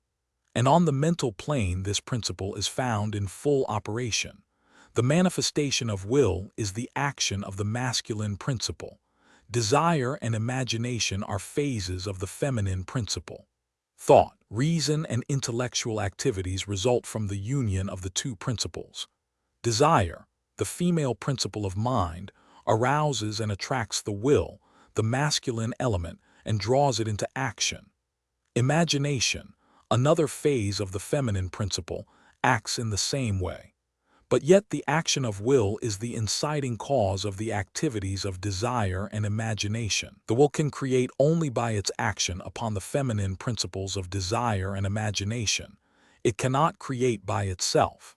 On the other hand, the feminine principles of desire and imagination cannot produce and create without the union with the will. This is merely the general outline of the activities. And here is where the explanation of mental influence is seen. Both the feminine desire and the masculine will of a person may be incited into activity by the will or desire, as the case may be, of another person. The will of another person may incite and arouse the activities of one's desire and imagination, and render it so active that it will drag into action its own mate, the will of the person affected. And in the same way, a strong desire in the mind of a person may act to arouse into activity the will of another, taking the latter away from its lawful mate, the desire of the person affected. In the same way, two wills, that of the person affected and that of the person affecting, may struggle for the control, mastery, and possession of the desire and imagination of the first-mentioned mentalism person. And likewise, there is often found the struggle between the feminine principle of desire in two persons, each wishing to maintain and exert influence over the will of one of the persons. In this statement is contained the actual secret of the mental influence of one person over another in direct personal relations and contact. It is the secret underlying hypnotism, mental influence, personal magnetism, psychic influence, and all the other forms of direct mental influence. The same principle is operative in the case of mental influence at a distance. In it is found the explanation of the law of attraction, the drawing power of the mind, absent treatments, etc., as well as in the various forms of phenomena generally grouped together under the head of mental magic. There is found the effect of the masculine will principle in the thought waves and mental currents upon the feminine principle of desire in the minds of those affected.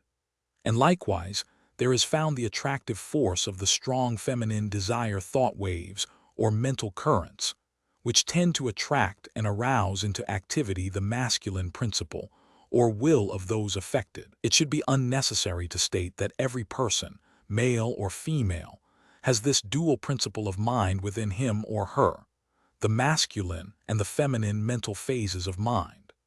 The feminine principle of mind acts always in the direction of exerting and attracting, drawing influence upon the will, and also in the direction of creating and conceiving ideas, mental images, and other forms of mental creative activity. The masculine principle of mind always acts in the direction of inciting activity within the feminine principles of mind. The feminine principles of mind may be said to be dominated and ruled by the masculine principle, so far as the apparent workings of the mind is concerned. But as a matter of fact, a closer examination will disclose the interesting fact that the masculine principle is always attracted and managed by the feminine principle, either its own lawful mate or else the feminine principle of some other mind. We have seen in a preceding lesson that the will is free and theoretically at least may act without restraint from within, but that in reality it never does act unless aroused by desire. It can act as it pleases, but the pleases depends upon desire, the feminine principle. So that in mental phenomena as in human life, while the masculine is apparently and theoretically the master, as a matter of fact, the feminine causes her mate to do as she pleases, at the same time allowing him to think that it is he who pleases. The men and women of strong willpower, who dominate all around them, and often those far removed from them in space, really emanate strong currents charged with willpower, which coming in contact with the feminine principles in the minds of others arouse the latter, and cause the desires of those persons to be in accord with the will of the strong individual. Great masters of men possess this power to a great degree, and then work their will upon others in this way. Their influence is felt far and near, and they make people do as they like by making them want to do that way, or else by causing them to fear, which is but a negative form of desire, as we have said in another lesson. In the same way, men of strong desire and imagination, feminine principles of the mind, may and do exert powerful influence over the minds and wills of others and lead them their way. The magnetic persons manifest these feminine principles. They attract, allure, draw on, and often actually seduce the wills of other people. They are emotional and capture the will of others, and at the same time produce a consequent reaction on the emotional natures of the others by sympathetic vibration. The electric persons manifest the masculine principle and cause others to want to do as the person wishes. They are motional and not only arouse the desire in others, but also overawe and terrorize the will of the others. The men and women of the greatest power are those who manifest both the masculine and the feminine principles, and consequently affect others on the lines of both poles of their mentality. One moment they exert the power of will, mentalism; the next the attracting, drawing, charming power of desire. If you will test all instances and classes of the phenomena of mentalism by this principle of mental sex polarity, you will see that it affords an explanation and a reason for them all. We shall have more to say on this subject in our supplementary book, The Mystery of Sex, or Sex Polarity, of which general subject it forms a phase and part. The principle of sex is strongly in evidence on the mental plane as it is on the physical, and as it also is on the spiritual. He who leaves sex polarity out of the consideration loses the master key to the creative activities of the cosmos. It lies indeed at the very heart of the cosmos itself. So much for the influence of mind over mind. What of the influence of mind over things? The answer to this question is very simple. There is mind in everything to respond to the more positive mind. Moreover, everything is in mind in the cosmic brain. As we have said elsewhere, if thoughts become things in the cosmic brain, then following the law of analogy, it is possible for thoughts to materialize as things on other planes of activity. The same principle is involved, the principle of mental creative activity. With a cosmos, mental in its nature, with energy and substance, matter and motion, all receptive, responsive, and plastic, and obedient to mind, what cannot be accomplished by those who understand the laws of mentalism? With will as the great creative power in the cosmos, what is not possible to him who understands the art of willing? With desire as the great creative energy, can we not see why desire should be harnessed, controlled, directed, mastered, and employed in our lives, careers, and destinies? Invocation and evocation.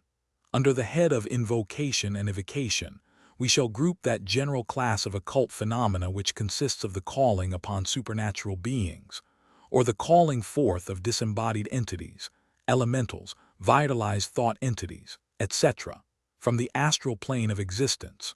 The word invoke means to call for solemnly or with earnestness, to call upon or address in prayer, to solicit in prayer for assistance or protection. The word evoke means to call out or summon forth, often used in the sense of calling forth of the disembodied souls and similar entities. Invocation of the power of superior or supernatural beings by means of prayer, offerings, sacrifices, and other ceremonial forms is seemingly as old as the race.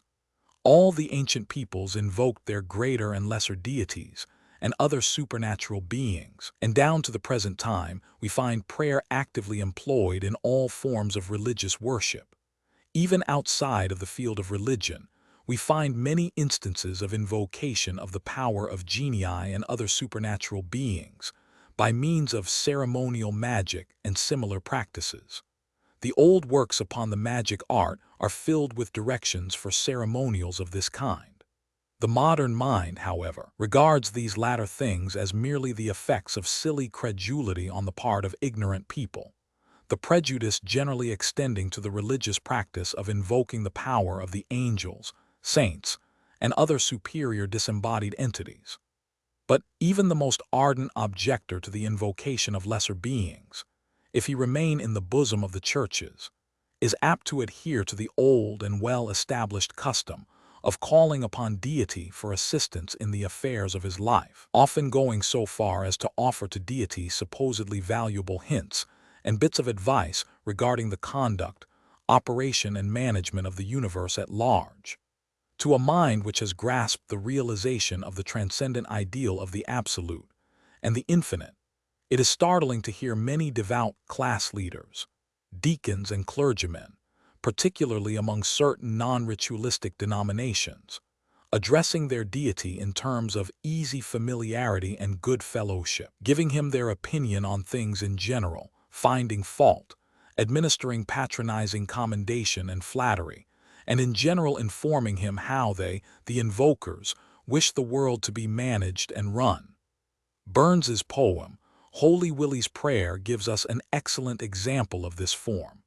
This, however, is a statement of an extreme abuse of the principle, and our natural revolt at the same must not blind us to the fact that prayer in other forms constitutes a source of great spiritual comfort and consolation to many a soul in hours of trouble and pain.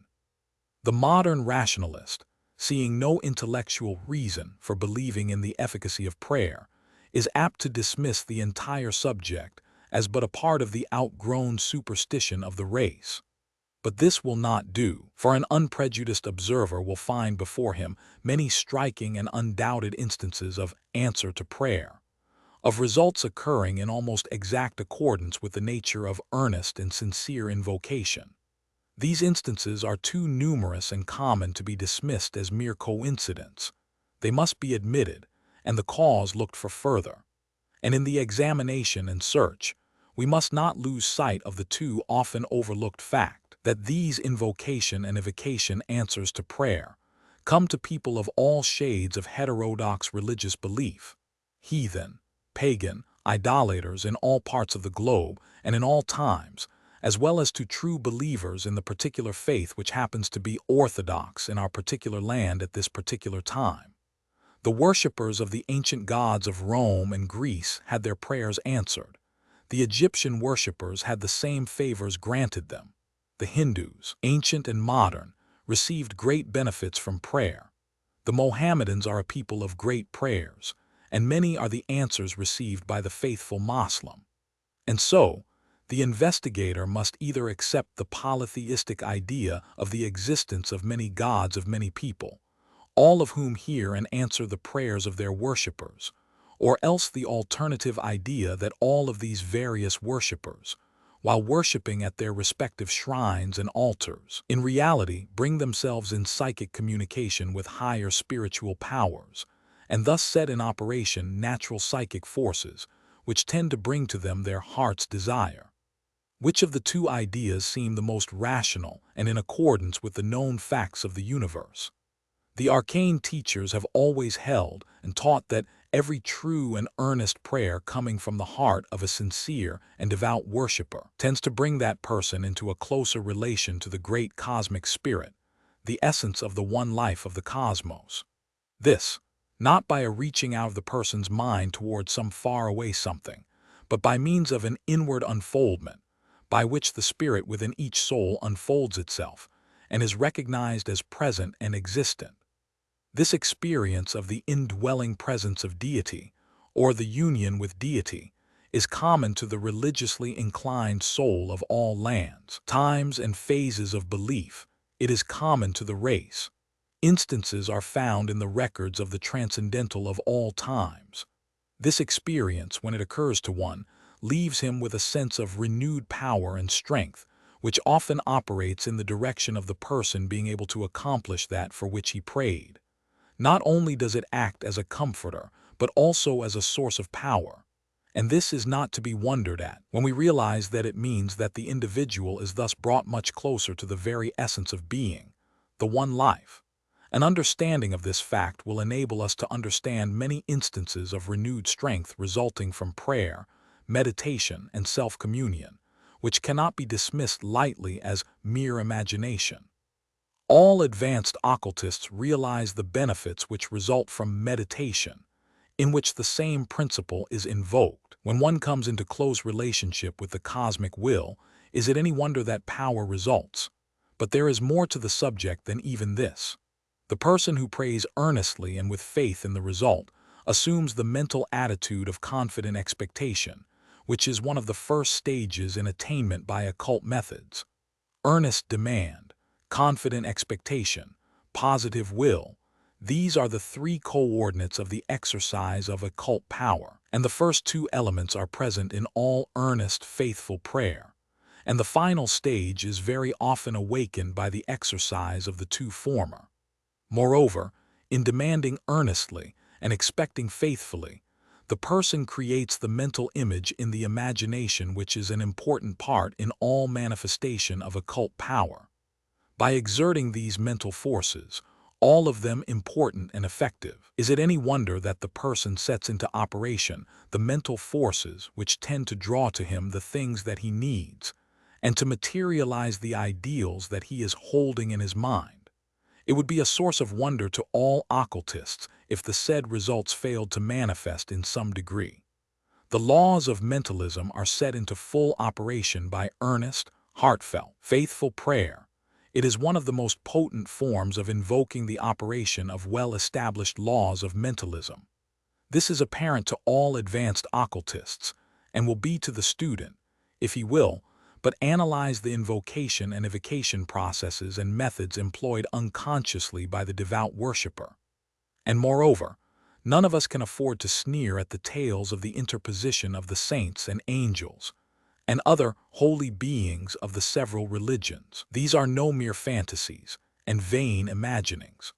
While many of the beneficent results attributed to them are really due to the causes above mentioned, still all occultists know that there are many advanced beings on the higher planes of the cosmos, who are undoubtedly attracted by persons on the lower planes who bring themselves in rapport with them, by manifesting the proper mental and spiritual states. There are many more things in heaven and on earth than are dreamt of in the philosophies of the day.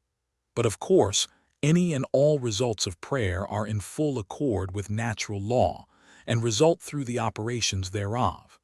These things are not supernatural, they are but a part of nature's hidden workings. Let us now consider the subject of evocation. One of the most common of all forms of evocation is the familiar materialization of disembodied human beings by means of a medium, or person in the flesh, whose vital power is used by the disembodied entity in manifesting itself once more on the material plane. In some of the instances of this form of manifestation, the disembodied entity voluntarily and consciously makes use of the vitality of the medium in order to manifest itself to persons in the flesh for the purpose of communicating with them, or else merely to gratify a desire to assume earthly form and garb once more, and to mingle with persons in the flesh. But all true occultists are aware that a large percentage of these manifestations are not the entities which they purport to represent, but are impostors from the astral plane, who assume the image of friends and relatives of those present, copying with more or less perfect detail the mental image of the departed one which exists in the mind of the person in the flesh, and which is called forth by memory by the associations and suggestions of the seance. Another form of evocation, also quite common in seances, is that where the disembodied entity is actually called forth by the strong desire and affection of some of the visitors attending the seance, in which case the materialization is effected through the vital powers of the medium, inspired into activity by the strong desire of those who wish to communicate with and see once more the form of those who have passed out of the flesh. In these cases, the disembodied entity is scarcely conscious of the manifestation and is like a person in a dream, or rather like one who walks in his sleep.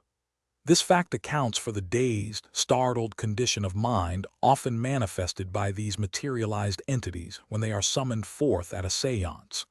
They are dwelling in the life of the astral plane, wrapped in their own dreams and meditations, and it is cruel to disturb them. In fact, it is quite as unnatural to place a disembodied entity in this condition as it is to plunge a person in the flesh into some abnormal psychic state. Advanced occultists, unanimously, condemn the prevalent practice of evoking these entities and disturbing their astral life. There is a class of earthbound entities on the lowest subplanes of the astral plane who hover around their old scenes on Earth so long as they are allowed to do so by the laws of the astral world. These entities swarm around materialization seances and other similar psychic performances, taking great delight in manifesting their presence as forcibly as may be, and playing as many pranks as possible. These entities often act the part of some celebrated character of history, or some friend or relative of those present, and make exhibitions of themselves by making Shakespeare write doggerel verse, or Napoleon tell someone what to take to get rid of a cold, or Plato to warn a maiden to beware of the light-complected woman.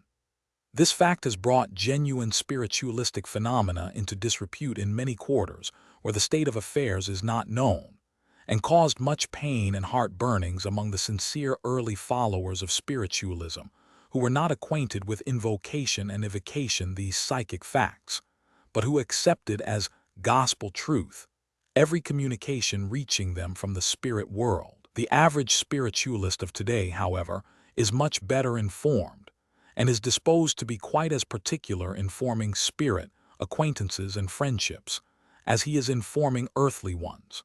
Much of the testimony given at seances by even reputable and truthful entities is more or less incorrect for reasons that will be apparent to those who have read what we said in our lesson on the astral plane. That is to say, these entities, as a rule, are familiar only with the particular environment familiar to them by reason of their affiliations and their particular character. The best proof of this is the totally contradictory evidence offered by such entities. Their reports range all the way from the happy hunting grounds of the savage to the state of transcendental bliss of the idealistic soul. And each of these reports are equally true, for each reports the thing as he sees it, for the world of things as they are on the astral plane. When these facts are understood, one may begin to reconcile the apparent discrepancies of the reports of the seance. In some cases, disembodied entities may fall in with the desires of those in the flesh, and will endeavor to aid them in their purposes in the earth life. But they can accomplish no more than if they were in the flesh. They can employ the thought force in the same manner. That is all. They cannot affect a person whose thoughts are of a higher degree of vibration, any more than can be done by one still in the flesh. The influence of these entities has been grossly exaggerated by some writers on the subject. They are governed by the law of attraction and can go only where they are attracted. Moreover, they are apt to end in tormenting those who have invoked them for unworthy purposes. We caution all against attempting to make use of such aid, even if offered. There is also the evocation of what are called in a general way the elementaries or elemental forces. We do not consider it wise to enter into a detailed consideration of this subject, for reasons which will be apparent to all advanced students of occultism. We have spoken of it in a previous lesson. Enough to say that in nature there are semi-intelligent living forces, which under certain conditions may be evoked and guided by the intelligence of human beings in certain forms of black magic. Such practices are extremely unworthy and invariably result in disastrous results to those dabbling in the forbidden practices. We assure the student, however, that these influences can work no harm to those who stand on the higher plane of thought and life, although those on the lower planes of thought and life may suffer annoyance from them. The law of attraction governs and regulates these things, like attracts like. Entities, like water, seek always their own level. Another form of evocation, very common and yet scarcely recognized by many thinkers along these lines, is the evocation of thought forms, desire nebulae, etc. These peculiar things are the result of strong and vital currents of will and desire thrown off from the minds of persons who have lived and who may still be living. They have a tendency to coalesce and combine, and following the law of attraction, they gather in the vicinity where similar mental influences are being exerted. They are like gathering clouds on the horizon, non-active in themselves, but capable of manifesting lightning and thunder under certain conditions. These lacking conditions are often supplied by persons of strong desire or will, who attract them to them and vitalize them by the energy of their own emotions or motive mentality. These thought clouds then act as if they had been sent out by the mind of the person animating and energizing them, and manifest all the phenomena of the thought currents. They may either be directed toward the accomplishment of certain ends of the person, if he be capable of such direction, or, on the contrary, they may involve him in a psychic whirlwind or tempest until he is almost torn asunder. The consequence is that one often sows the wind and reaps the whirlwind is literal truth. Beginning with manifesting these mental states, invocation and evocation, one is finally carried off his mental feet by them and caused great pain and misfortune. The lives of many prominent men show examples of this phenomena, although the public does not understand it. Akin to the above is the evocation of the desire elementals and artificial entities mentioned in our lesson, the astral plane. In this case, the effect is even more startling than that arising from the evocation of thought forms, etc., to which the desire elementals are closely related. The difference between the desire elementals and active thought forms is only a matter of degree, and many writers confuse the two forms of manifestation. It should be unnecessary for us to add that the arcane teachers most positively condemn the practice of evoking the elementals and forbid it among their students. In fact, they withhold the inner teachings on the subject of certain subplanes of the astral, as we have seen, in order to prevent unworthy persons taking advantage of certain of the teachings. The practice of evocation often leads directly to black magic, which involves the practitioner in whirlwinds and whirlpools of psychic energy and occult forces, and often causes his destruction. There are many today practicing evocation under high-sounding names and clothed with the garments of high pretensions, but such will feel the law of cause and effect. The law is never mocked.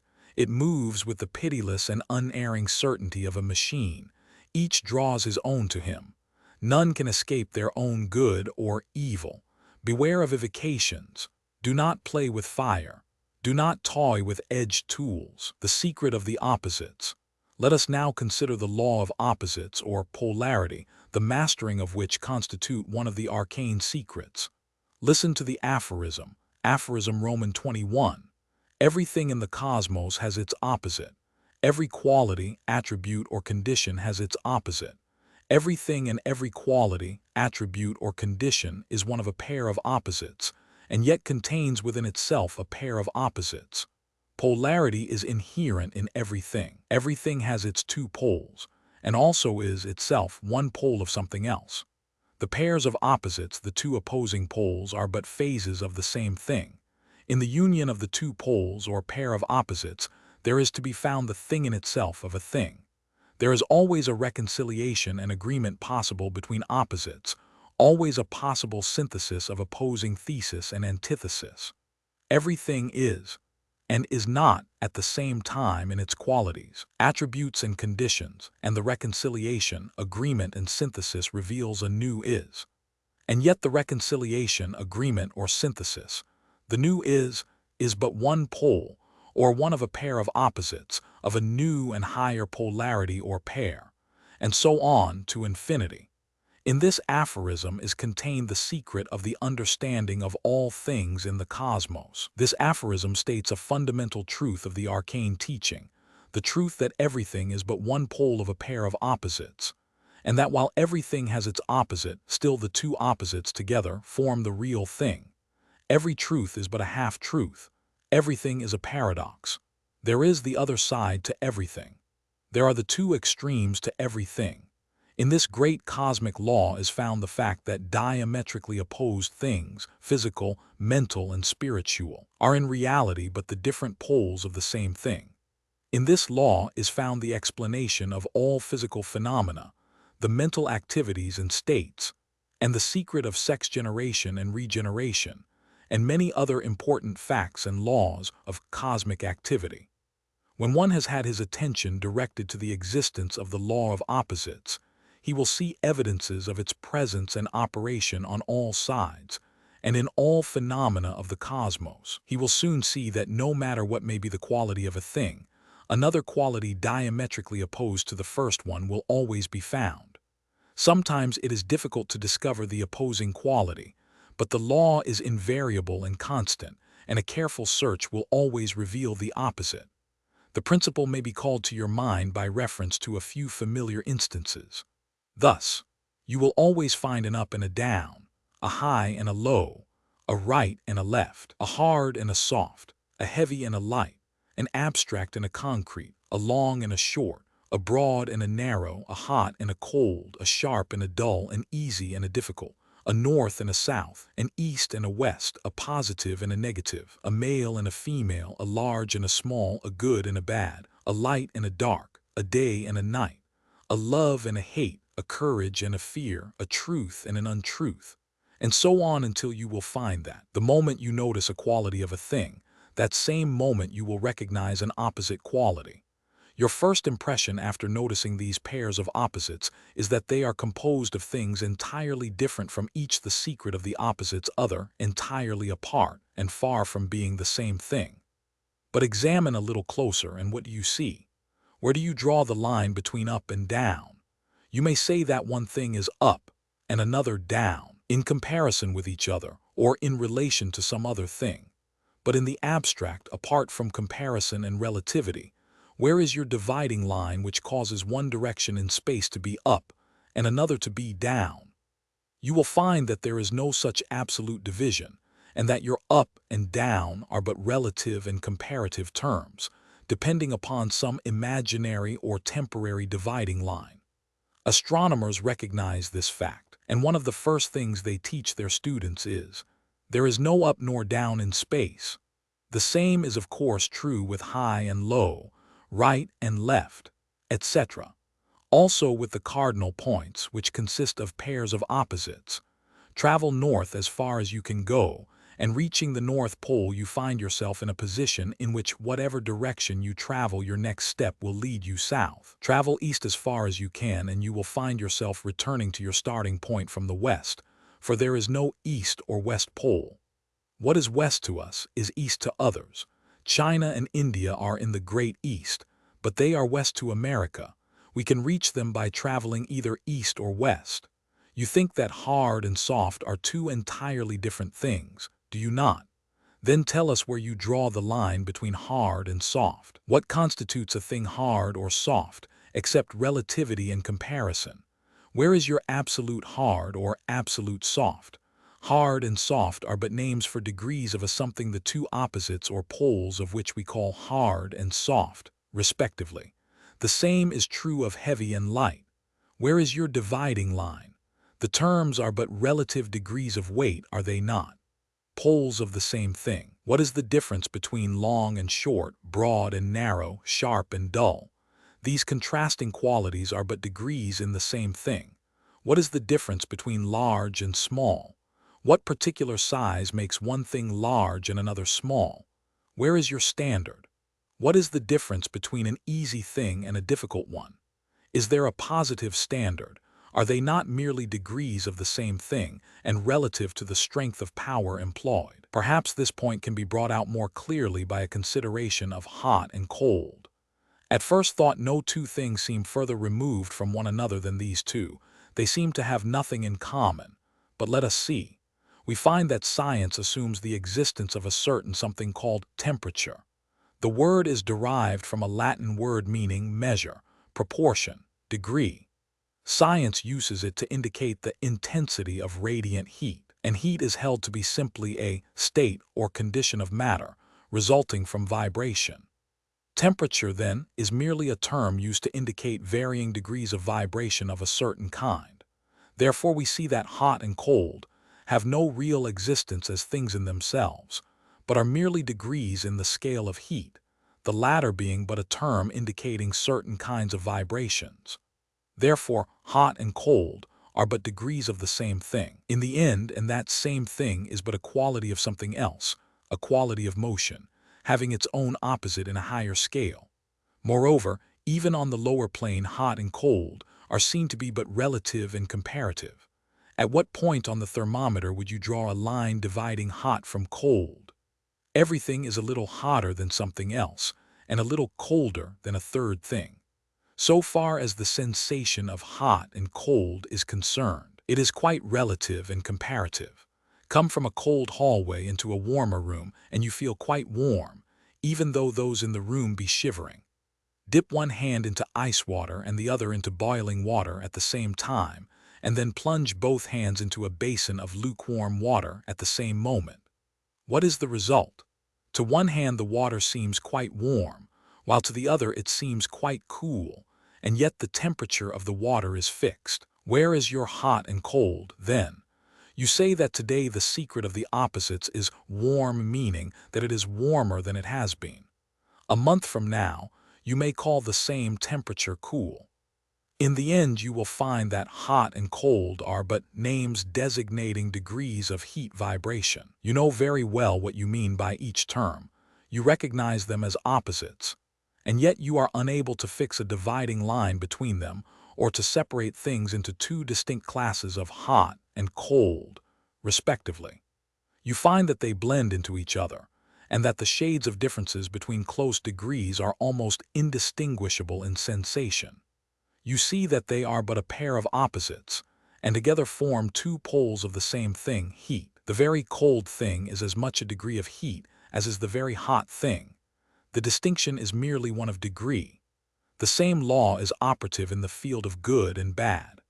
We do not refer to right and wrong in the moral or religious sense, although even that comes under the law, and is a matter of degrees upon a standard erected by some particular school, religion, or custom, the standard varying greatly among the schools, sects, or localities. It is often very difficult to determine between right and wrong in any particular standard or scale, so closely do the degrees shade into each other. We refer to good in the sense of desirable, conducive to satisfaction and happiness, and to bad in the sense of undesirable, conducive to dissatisfaction and unhappiness. We find, upon analysis and examination, that these two terms are but another pair of opposites, which represent degrees of a something which we may call satisfaction or happiness. A good thing is one which causes happiness and satisfaction. A bad thing, one which produces unhappiness and dissatisfaction. We readily distinguish between these two results in general, but when it comes to drawing a fixed line between them on the scale, we find it impossible.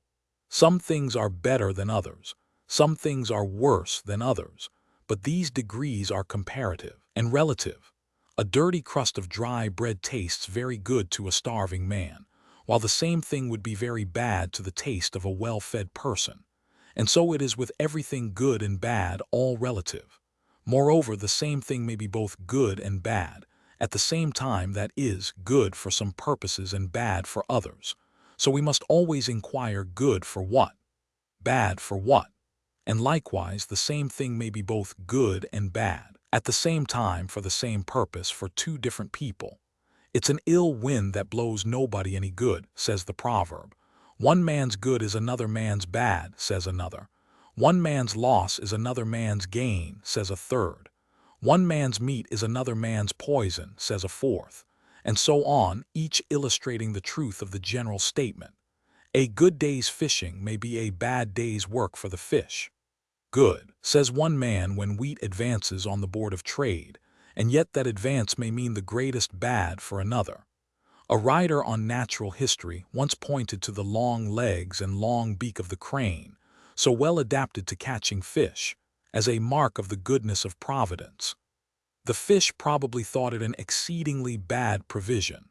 Let us begin with the positive pole of love-hate, which we call love. We find here a high degree of the emotional quality which consists of the states of affection, regard, attraction, affinity, etc. Then, on the extreme opposite of the scale, the negative pole, we find the quality which we call hate, which consists of aversion, dislike, repulsion, etc. These two emotional states seem as different as any two things can be, do they not? It seems almost impossible to conceive that they are but the opposite poles of what we may call regard, or attraction, or affinity, and yet such is their real relation. Returning once more to the pole of love, let us descend the scale. Moving down a little on the scale, we find states of less regard, or less attraction. Then still further down, we find states in which the regard or attraction is very greatly reduced. Finally, we come to a point at which there appears to be no regard or attraction, and still no repulsion or dislike. This is the secret of the opposite's neutral point of balance, which is always to be found somewhere in the consideration of every pair of opposites, and yet which is not a fixed or absolute point, but which varies according to circumstances, persons, and various influences. Then passing down the scale, we find manifested a slight repulsion or dislike. This increases as we move down the scale. Finally, we notice degrees of intense dislike and repulsion, until finally we find the negative pole of hate. You will understand this readily. You have noticed the different degrees of love and hate, and have also noticed how these degrees rise and fall according to circumstances and conditions. But have you ever noticed that extreme love often is suddenly transmuted into extreme hate, and vice versa, under extreme emotion or exciting cause? Who has not seen instances where a woman's intense love has been transformed into burning hate by the influence of some new cause? In some cases, the emotion moves rapidly backward and forward, to and fro between these two poles, until the person does not know whether he or she loves or hates. As in one of Kipling's poems, a woman says, "I ate you, grin in there. Ah, God, I love you so." It will be seen that all these transmutations of emotional states from one pole to the other, from love to hate, from fear to courage, are but changes of polarity, or a shifting of position on the emotional scale. But these changes are always along the scale of the emotion which has the two poles, and not from one emotion to another. Emotions of different scales cannot be transmuted one to another.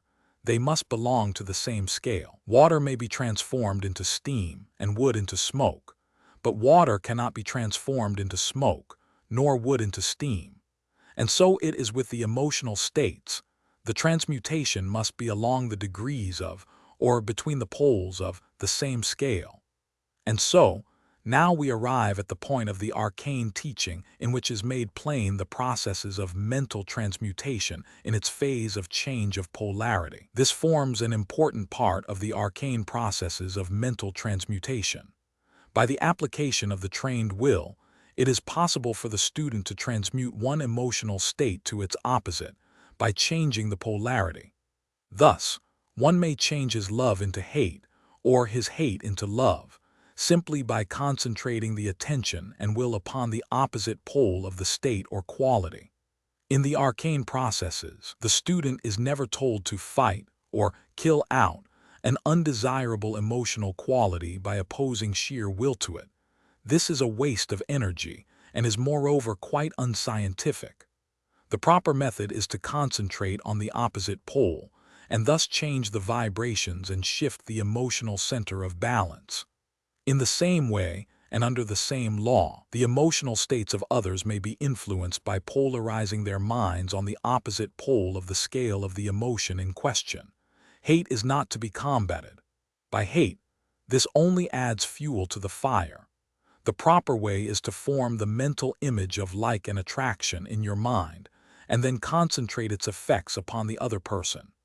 Just as you may change your own emotional states, so may you change his, under the proper conditions and by the proper methods. And remember this process does not consist in the sentimental, negative, rabbit-like attitude of mind that many teachers preach to the students. It does not consist in turning the other cheek to be smitten. Far from it, this process is purely volitional and not emotional. It is the bringing into play of the scientific principles of mentalism, not wishy-washy emotional sentimentalism, or the practice of kissing the rod that smites you. The arcanes are not sentimentalists, nor emotional weaklings. On the contrary, they live in their heads with their balance in the will, but nevertheless, they tell you that the way to combat hate is by its opposite pole. This is a paradox which requires thought to solve. It is the principle taught in the old fable, in which the sun and the north wind dispute their power to tear away a man's cloak from him. The harder the north wind blew, the closer the secret of the opposites the man hugged the cloak around him. But when the sun tried the effect of its heated rays, the man soon dropped the cloak because he found it uncomfortable. Polarizing in an opposite negates the first condition. If you are strong enough to hear the full truth, listen to these words. The advanced occultist regards both love and hate as emotions of the me side of oneself. Therefore he rises above both, and neither loves nor hates, in the ordinary meaning of the terms. He maintains a balance in his eye, like the man on the tight rope with his balancing pole, first shifting the balance to one side, and then to the other, as occasion renders advisable. He thinks that the slave to love is as miserable as the slave to hate, and he avoids both extremes. He finds that the synthesized love-hate is in itself but one pole of a something else, and he moves up higher to that something. Instead of being compelled to sail according to the wind of emotion, he plows his way through the sea of life by the power of the steam of will. He knows the opposites, the two poles of everything, to be but phases of a synthesis of opposite qualities. He changes them to suit himself and his purposes. He solves the problem of the two ends by tying them together. He is balanced between the two poles. He neutralizes unnecessary qualities and undesirable ones by changing their polarity. He grasps both horns of the dilemma. He embraces the paradox as a whole. He claims all but allows naught to claim him. He uses all but allows naught to use him. Along this road lies mastery, the secret of rhythm. Let us now consider the law of rhythm, the mastery of which constitutes one of the arcane secrets. Listen to the aphorism, Roman 22. In the cosmos everything moves, everything is in constant motion, everything is undergoing constant change, everything beats time. Vibration is universal, and manifesting according to the law of rhythm constitutes the difference of degree existing between things on all planes. Everything moves to and fro in rhythm, between its two poles. Everything rises and falls in rhythm within the limits of its nature. Everything advances and retreats in rhythm within the limits of its power. The aphorism informs us of the truth that in the cosmos everything moves, is in constant motion, is undergoing constant change. This is one of the fundamental principles of the ancient instruction of the arcane teachers, which has been steadfastly adhered to throughout the centuries, until now the most advanced modern science has moved to the same position. Heraclitus, the famous Greek philosopher who lived nearly 2,500 years ago and who was affiliated with the arcane school, made this principle the basis of his philosophy. His basic principle was, everything moves, everything changes, everything is in flux, everything is constantly becoming. Claude, the English scientific writer, says nothing escapes the law of change. The shrewd speculations of Heraclitus, the Ionian who lived 2,500 years ago, that everything is in a state of flux and therefore that the universe is always becoming, have added confirmation in every discovery of modern physics. Buddha B.C. 600 said, "Everything changes but change." Huxley said, "The more we learn of the nature of things, the more evident is it that what we call rest is only unperceived activity, that seeming peace is silent but strenuous battle. In every part, at every moment, the state of the cosmos is the expression of a transitory adjustment of contending forces, a scene of strife in which all the combatants fall in turn.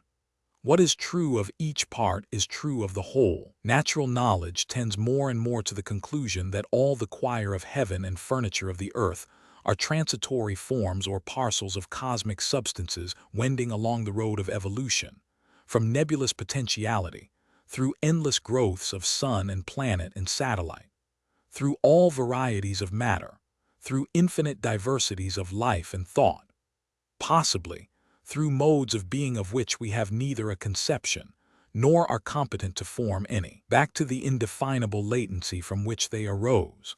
Thus the most obvious attribute of the cosmos is its impermanence. The universal and ceaseless motion of all things is caused, of course, by the operation of the principle of motion, one of the three cosmic principles, which acts upon substance in the many manifestations arising principally from the action and reaction of the dual principles of, or rather the opposite poles of, attraction-repulsion. Its forms and varieties are as manifold as are those of substance, or consciousness. That is to say, they are practically infinite. The basic activity of motion, however, is that which we call vibration, of which the aphorism The Secret of Rhythm says, "Vibration is universal, and manifesting according to the law of rhythm, constitutes the difference of degrees between things on all planes." Modern science now stands on all fours with the arcane teaching in this respect, and not only holds that all things are in constant vibration, but also that the rates of vibration determine the difference in the elemental nature of all things. Everything, from the tiny corpuscle or electron, of which the atoms are composed, to the greatest masses of matter known to us, manifest the law of rhythmic vibration. Moreover, science has demonstrated that the sole difference between the elements which make up the different forms of matter arises from the rate and degree of vibration manifested by the electrons composing them. That is to say, they are but varying degrees of vibration. The difference between cold and lead consists but of differences in vibration. The difference between light and beeswax is but a difference in vibration.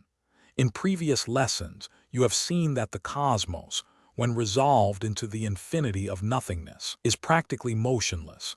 The principle of motion is in a condition of absolute rest.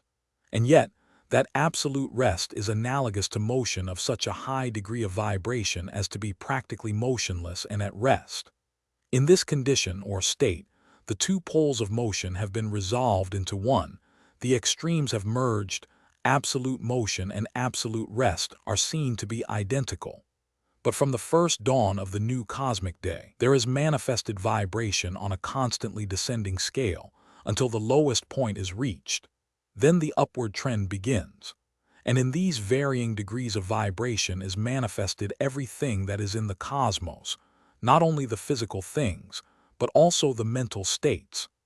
Every mental state of any and all kinds has its own degree of vibration, which makes it what it is, and constitutes its difference from other mental states. And these mental vibrations may be transmitted from one brain to another, in the phenomena of mentalism. It should not be necessary here to inform the student that that which we call sound, light, heat, magnetism, electricity, the X-rays, and other forms of energy are but varying forms of vibration, and that even the most solid piece of material substance, a diamond or piece of steel, for instance, is composed of a countless number of tiny atoms, which in turn are composed of minute electrons or particles, all in constant vibratory motion, manifesting intense energy, dashing about and circling around each other, bounding and rebounding from each other, each atom resembling a solar system with its circling planets in constant motion. The elementary textbooks on physical science inform their readers that everything, and all things, of which we have any knowledge through our senses, are but appearances arising from differing rates of vibration, and that, moreover, our only consciousness of them is the result of vibration. But what of the law of rhythm which causes everything to beat time, as the aphorism states? Let us consider this law, for it has a very important bearing upon mental states and phenomena. Rhythm, according to the accepted usage, is movement in measured time, the most familiar instance of which is the time in music, which is measured by the beats of the metronome or the baton. And scientific investigation, as well as the ancient occult teachings, show us that everything in the cosmos beats time and moves in accordance with rhythm. We see this in the swing of the planets, the beating of the human heart, the inbreathing and outbreathing of the lungs, the rise and fall of the tides, and in the operation of vibration on every plane in everything. As vibration is universal, so rhythm is universal. Amelman's thought will show you that all the phenomena in nature manifest this law of rhythmic movement between two extremes. There is always the ebb and flow of things, always the rhythmic swing of the pendulum between the two extremes of the thing. Day is succeeded by night, summer by the secret of rhythm winter, action by reaction, work by rest, activity by inactivity, intermittent symptoms in diseases, good times by bad times in business, exaltation by depression. On every plane may be observed instances of this universal pendulum swing of rhythm, which carries the thing to and from between its two polar extremes. As the aphorism says, everything moves to and fro in rhythm between its two poles. Everything rises and falls in rhythm within the limits of its nature.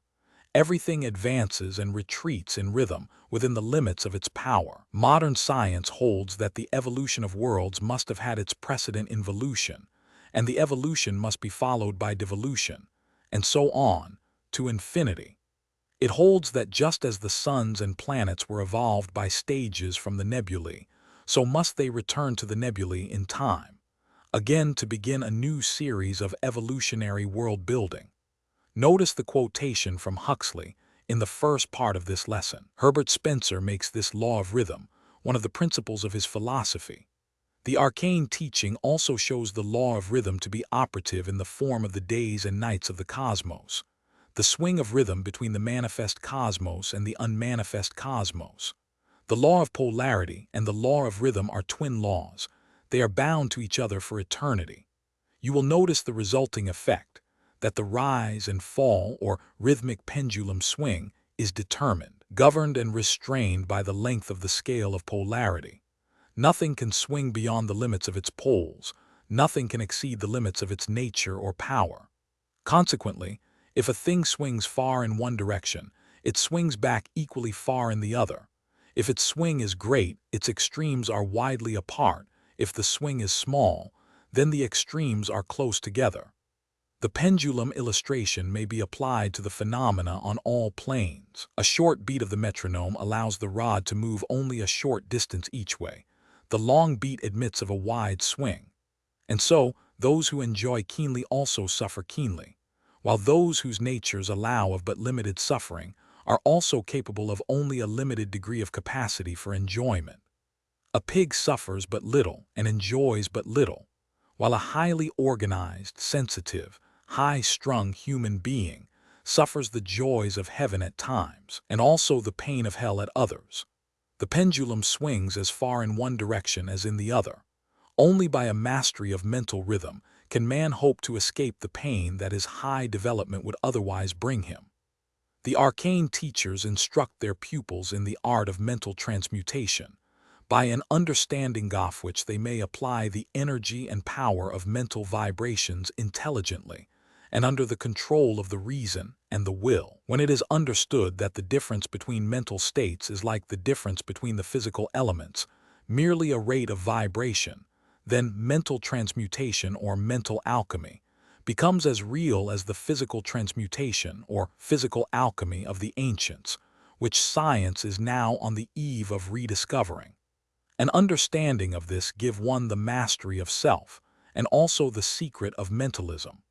Moreover, an understanding of the law of rhythm enables one to take advantage of the flood tide of mental rhythm, and a neutralizing or rising above the ebb tide. With an understanding of the law of balance, one may so balance and counterbalance himself that he is not disturbed by the backward swing of the pendulum of rhythm, but instead may take advantage of its energy and transmute it into desirable things. In this understanding comes the poise of power. Let us now consider the law of cyclicity, which is akin to the law of rhythm. Listen to the aphorism. Aphorism Roman 23. Cyclicity is akin to rhythm and arises by reason of it. All events tend to move in cyclic trend, in constant circular movement of continuous recurrence. The only escape from cyclicity is found in the process of transmutation into spirality. This is accomplished by advancing the secret of rhythm point of motion. The conversion of the circle into the spiral is one of the highest forms of mental alchemy. The law of cyclicity manifests in the universal tendency of things to swing in circles. Cyclicity is an outgrowth, or more complex form of rhythm.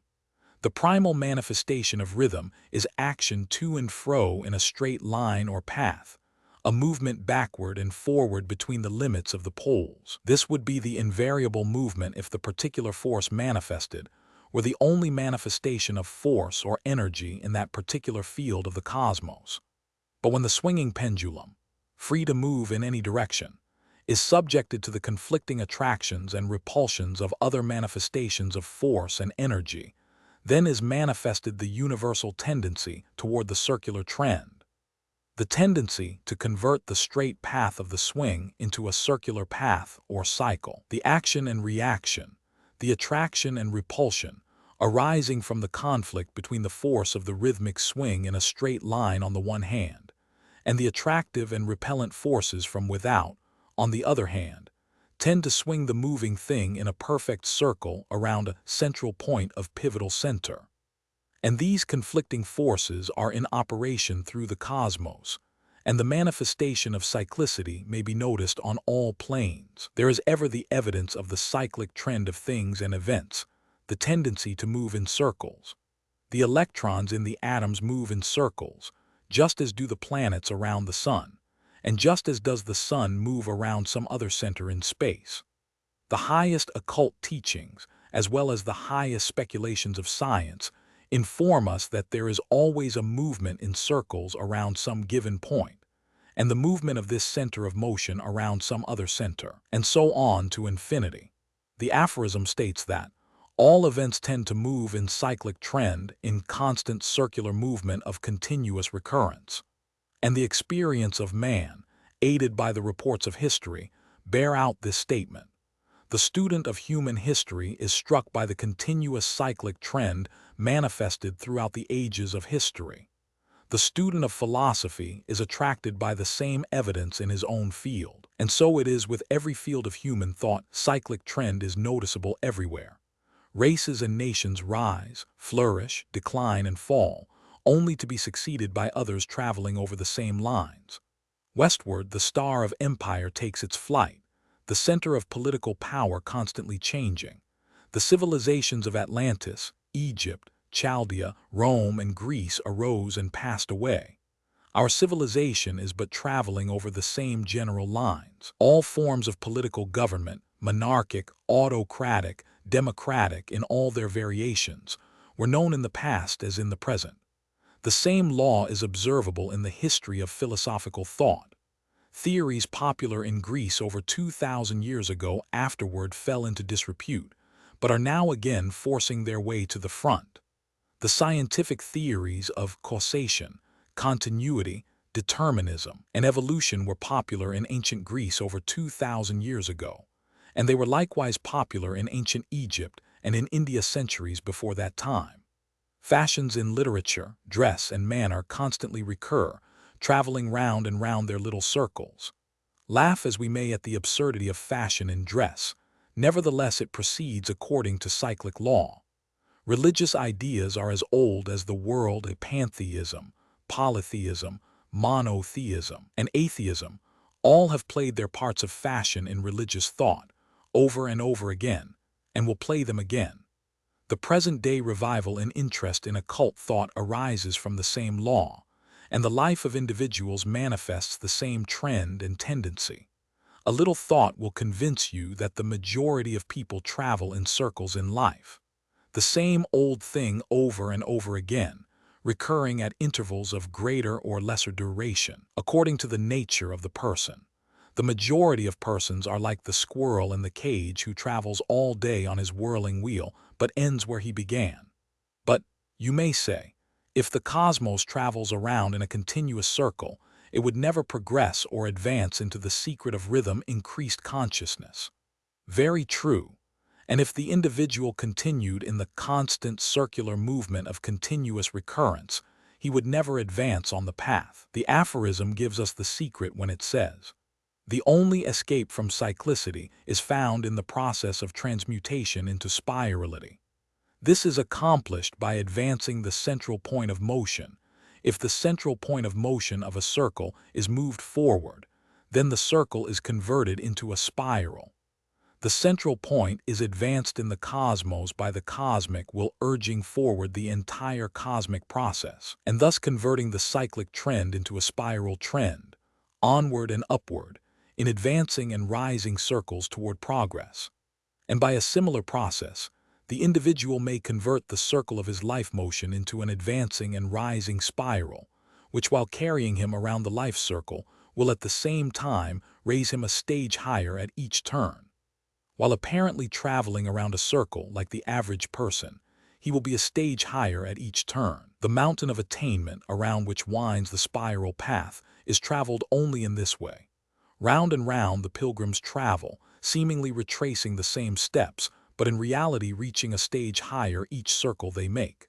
They often complain until they learn better, saying, "I have gone round and still reach nowhere." But when they compare their present stage with that of a year ago, they see that they have advanced. Is this not the case with you, friend? Have you not used these very words? Heed the lesson.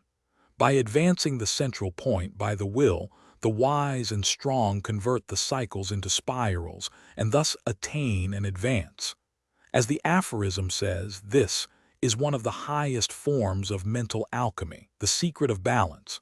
Let us now consider the law of balance, the mastery of which constitutes one of the arcane secrets. This law L may be considered in its three phases of counterbalance, compensation, and poise, respectively. Let us now consider the first phase, viz., counterbalance. Listen to the aphorism, Roman 24. Know ye that in the cosmos everything is counterbalanced. Everything is set off and offset by other things. There is always check and countercheck in every manifestation, on every plane of the cosmos. This first phase of balance, which is known as counterbalance, is a law, the operation of which is evident to every investigator of physical science. Balance in the arcane usage may be defined as equipoise, equilibrium, and equality of weight or force. Counterbalance is defined as compensating balance, weight or force opposing equal weight or force. This phase of the law of balance, like its other phases, arises from the existence and operation of the law of opposites, or polarity. Everything in the cosmos is dual. There is always something opposed to, counterbalancing and checking something else. The manifest cosmos could not exist and remain operative without this law.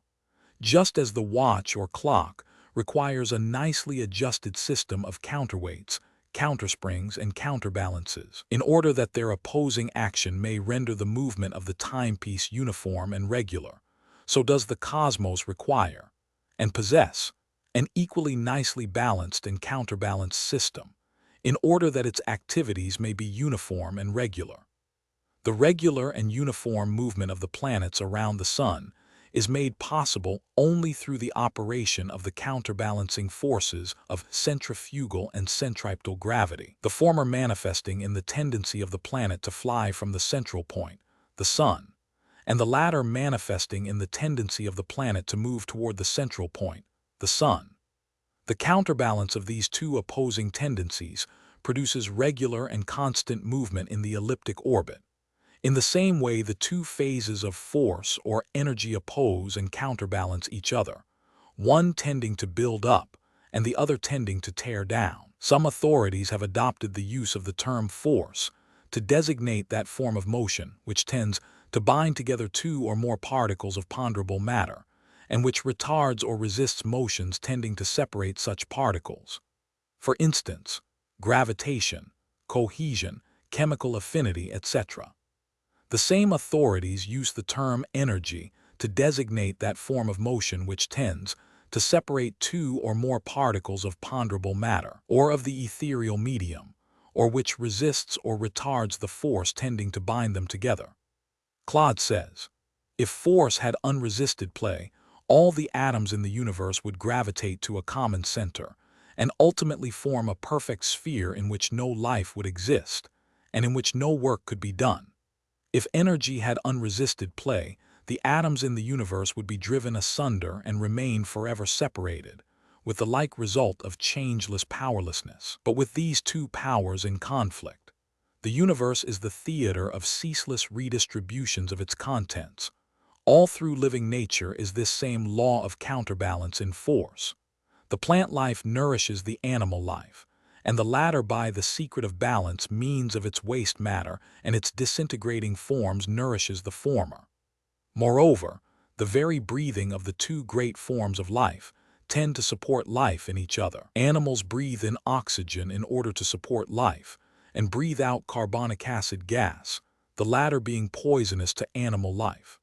At the same time, the plants, under the action of the sun's rays, break up the carbonic acid gas, absorbing the carbon which nourishes plant life, and releasing the oxygen needed by animal life.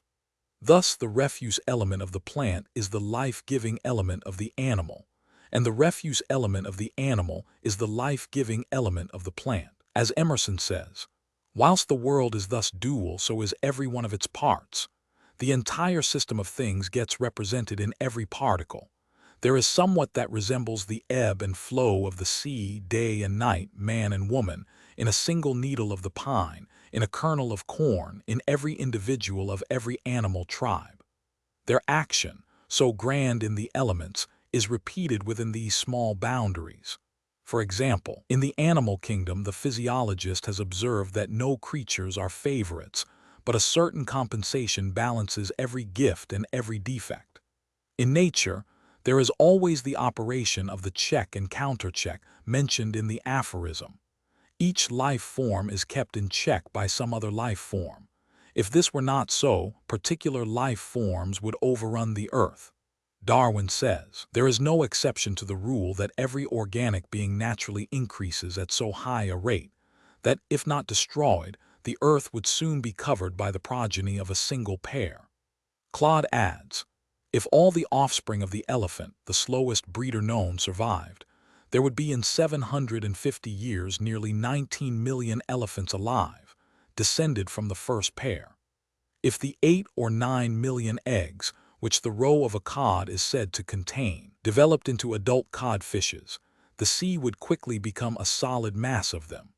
So prolific is its progeny after progeny that the common housefly is computed to produce 21 millions in a season, while so enormous is the laying power of the aphides, or plant louse, that the 10th brood of one parent, without adding the products of all the generations which precede the 10th, would contain more ponderable matter than all the population of China, estimating this at 500 millions.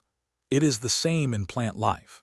If any single species were to remain unchecked, the entire globe would be covered with it inside of less than 20 years. The fungi and other lower organisms multiply so rapidly, some 1 billion-fold in an hour, that they would cover the earth in a year if not counterchecked by nature. But the countercheck is always there. Each animal, plant or fungus has its natural enemy which preys upon it for food. Every living thing lives upon other living things, each according to its kind. This is one of the forms of nature's counterchecks. This law is brought forcibly to mind when certain plants or animals are transported to other regions, without their natural enemies accompanying them, the result being that they speedily become a danger to the land. and their natural enemies have to be brought to the new region to keep them in check. Students of evolution see in natural selection and other laws of evolution many phases of counterbalance and countercheck in the cosmos, the working out of the law that everything is set off and offset by other things, as the aphorism says. And now let us consider the second phase of the law of balance, the phase of compensation, the debit and credit phase of the cosmic activities. Listen to the aphorism, Roman 25. Know ye that there is always a cosmic debit and credit. In the cosmos there is absolute compensation. The cosmic accounts are always evenly balanced. There is nothing furnished free, no thing given for nothing in the cosmos. The equivalent is always demanded and rendered. The price for everything is always fixed and paid.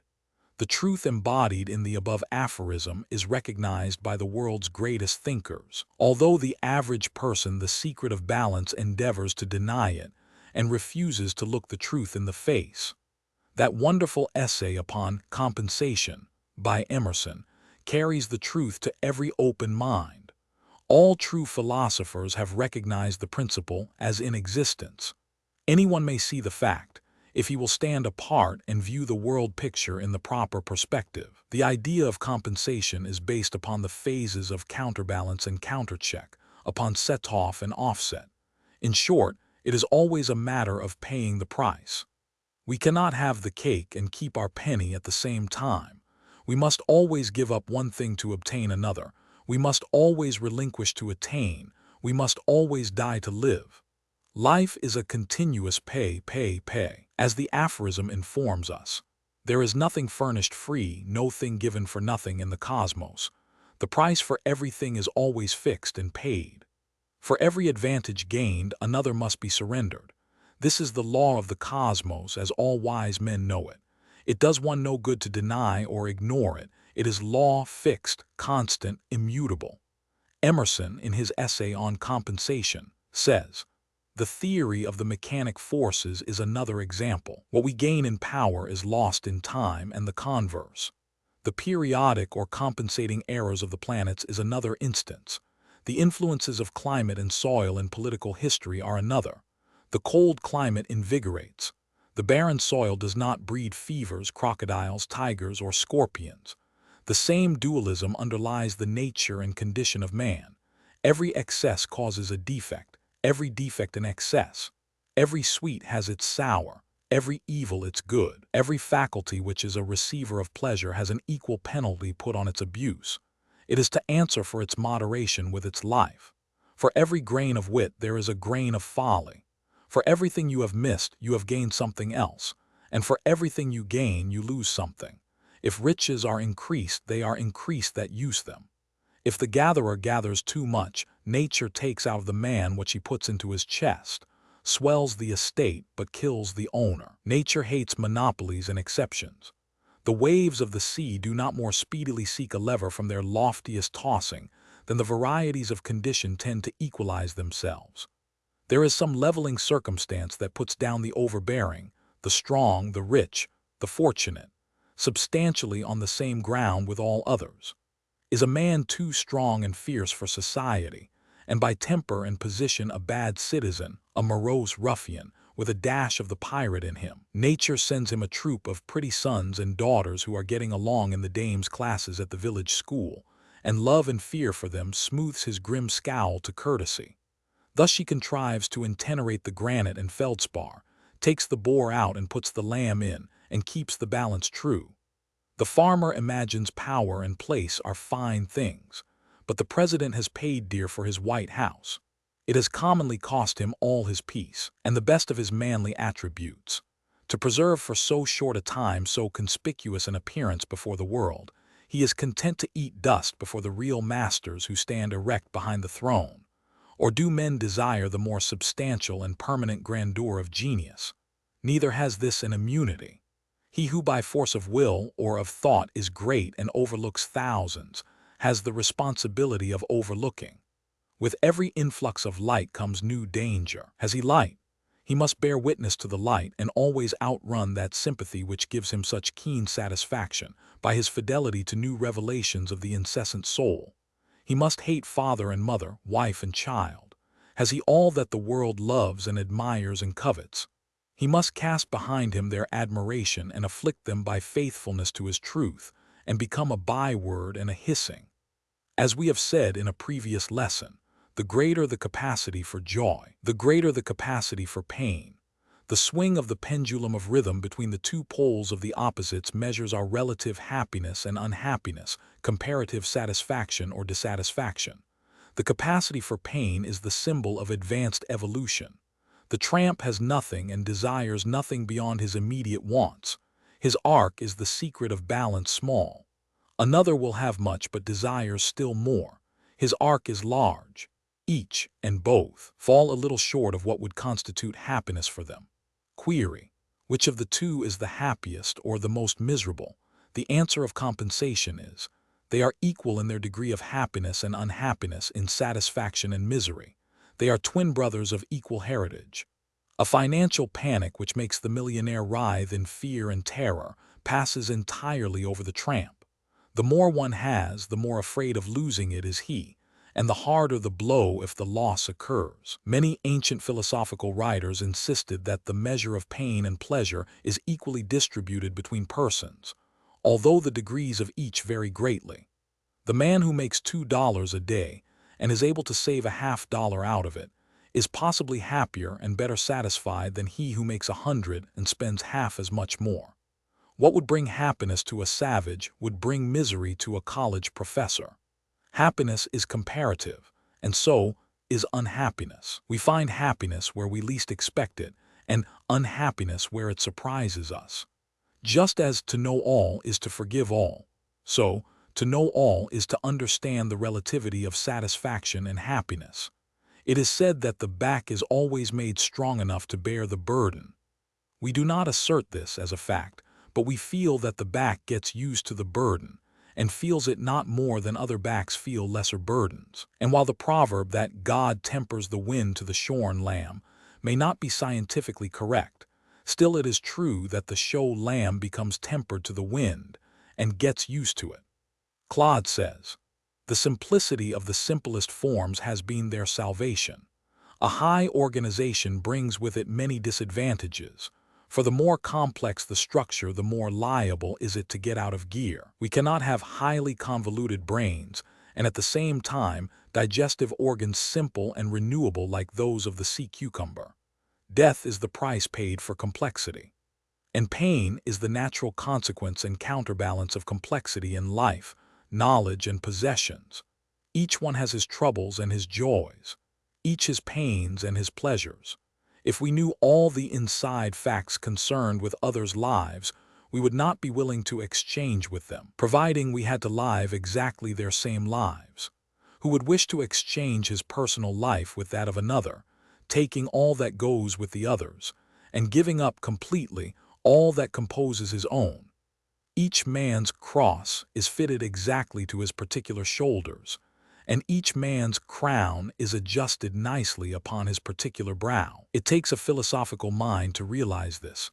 The tendency is to consider one's own lot the very worst of all, and the other man's lot much the better. The other man is probably thinking the same about yours. Neither would exchange if he knew the full facts of the case, all the counterbalances and counterchecks. Each has his own character, and all that goes with it. Each has his own arc of happiness and satisfaction, with their opposite poles. As the old Egyptian proverb ran, "What will you have?" said the gods to man, "Take it and pay for it."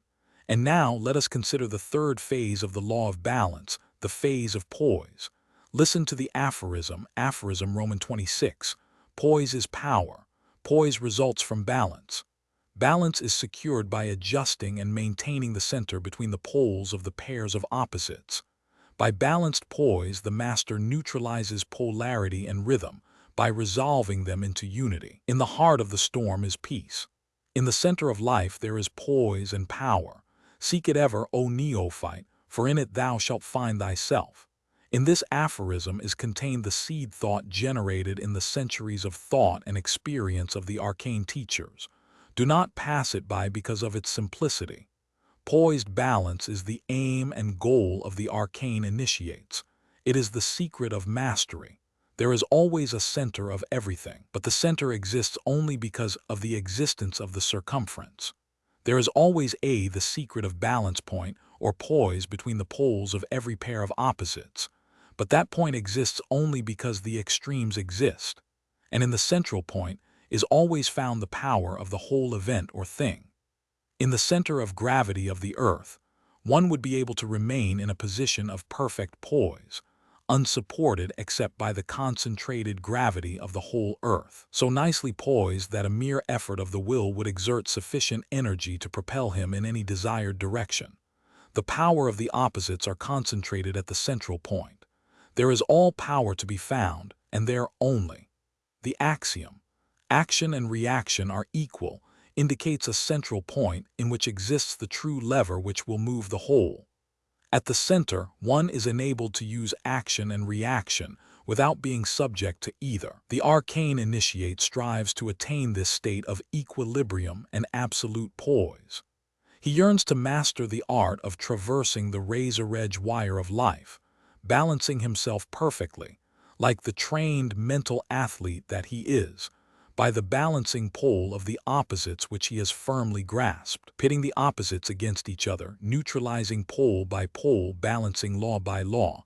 The master traverses the slender thread which separates the world of desire from the world of will. O neophyte, in the center of life shalt thou indeed find poise and power. In the heart of the storm shalt thou find peace. In the center of the cosmos shalt thou find thyself. He who finds the center of himself finds the center of the cosmos, for at the last they are one. Vale, supplementary books. The Arcane Formulas or Mental Alchemy, Roman 2, The Mystery of Sex or Sex Polarity. Bibliography Anonymous William Walker Atkinson, The Arcane Teachings. Chicago, Ill. The Arcane Book Concern, 1909. Anonymous William Walker Atkinson, The Arcane Formulas or Mental Alchemy. Chicago, Ill. The Arcane Book Concern, 1909.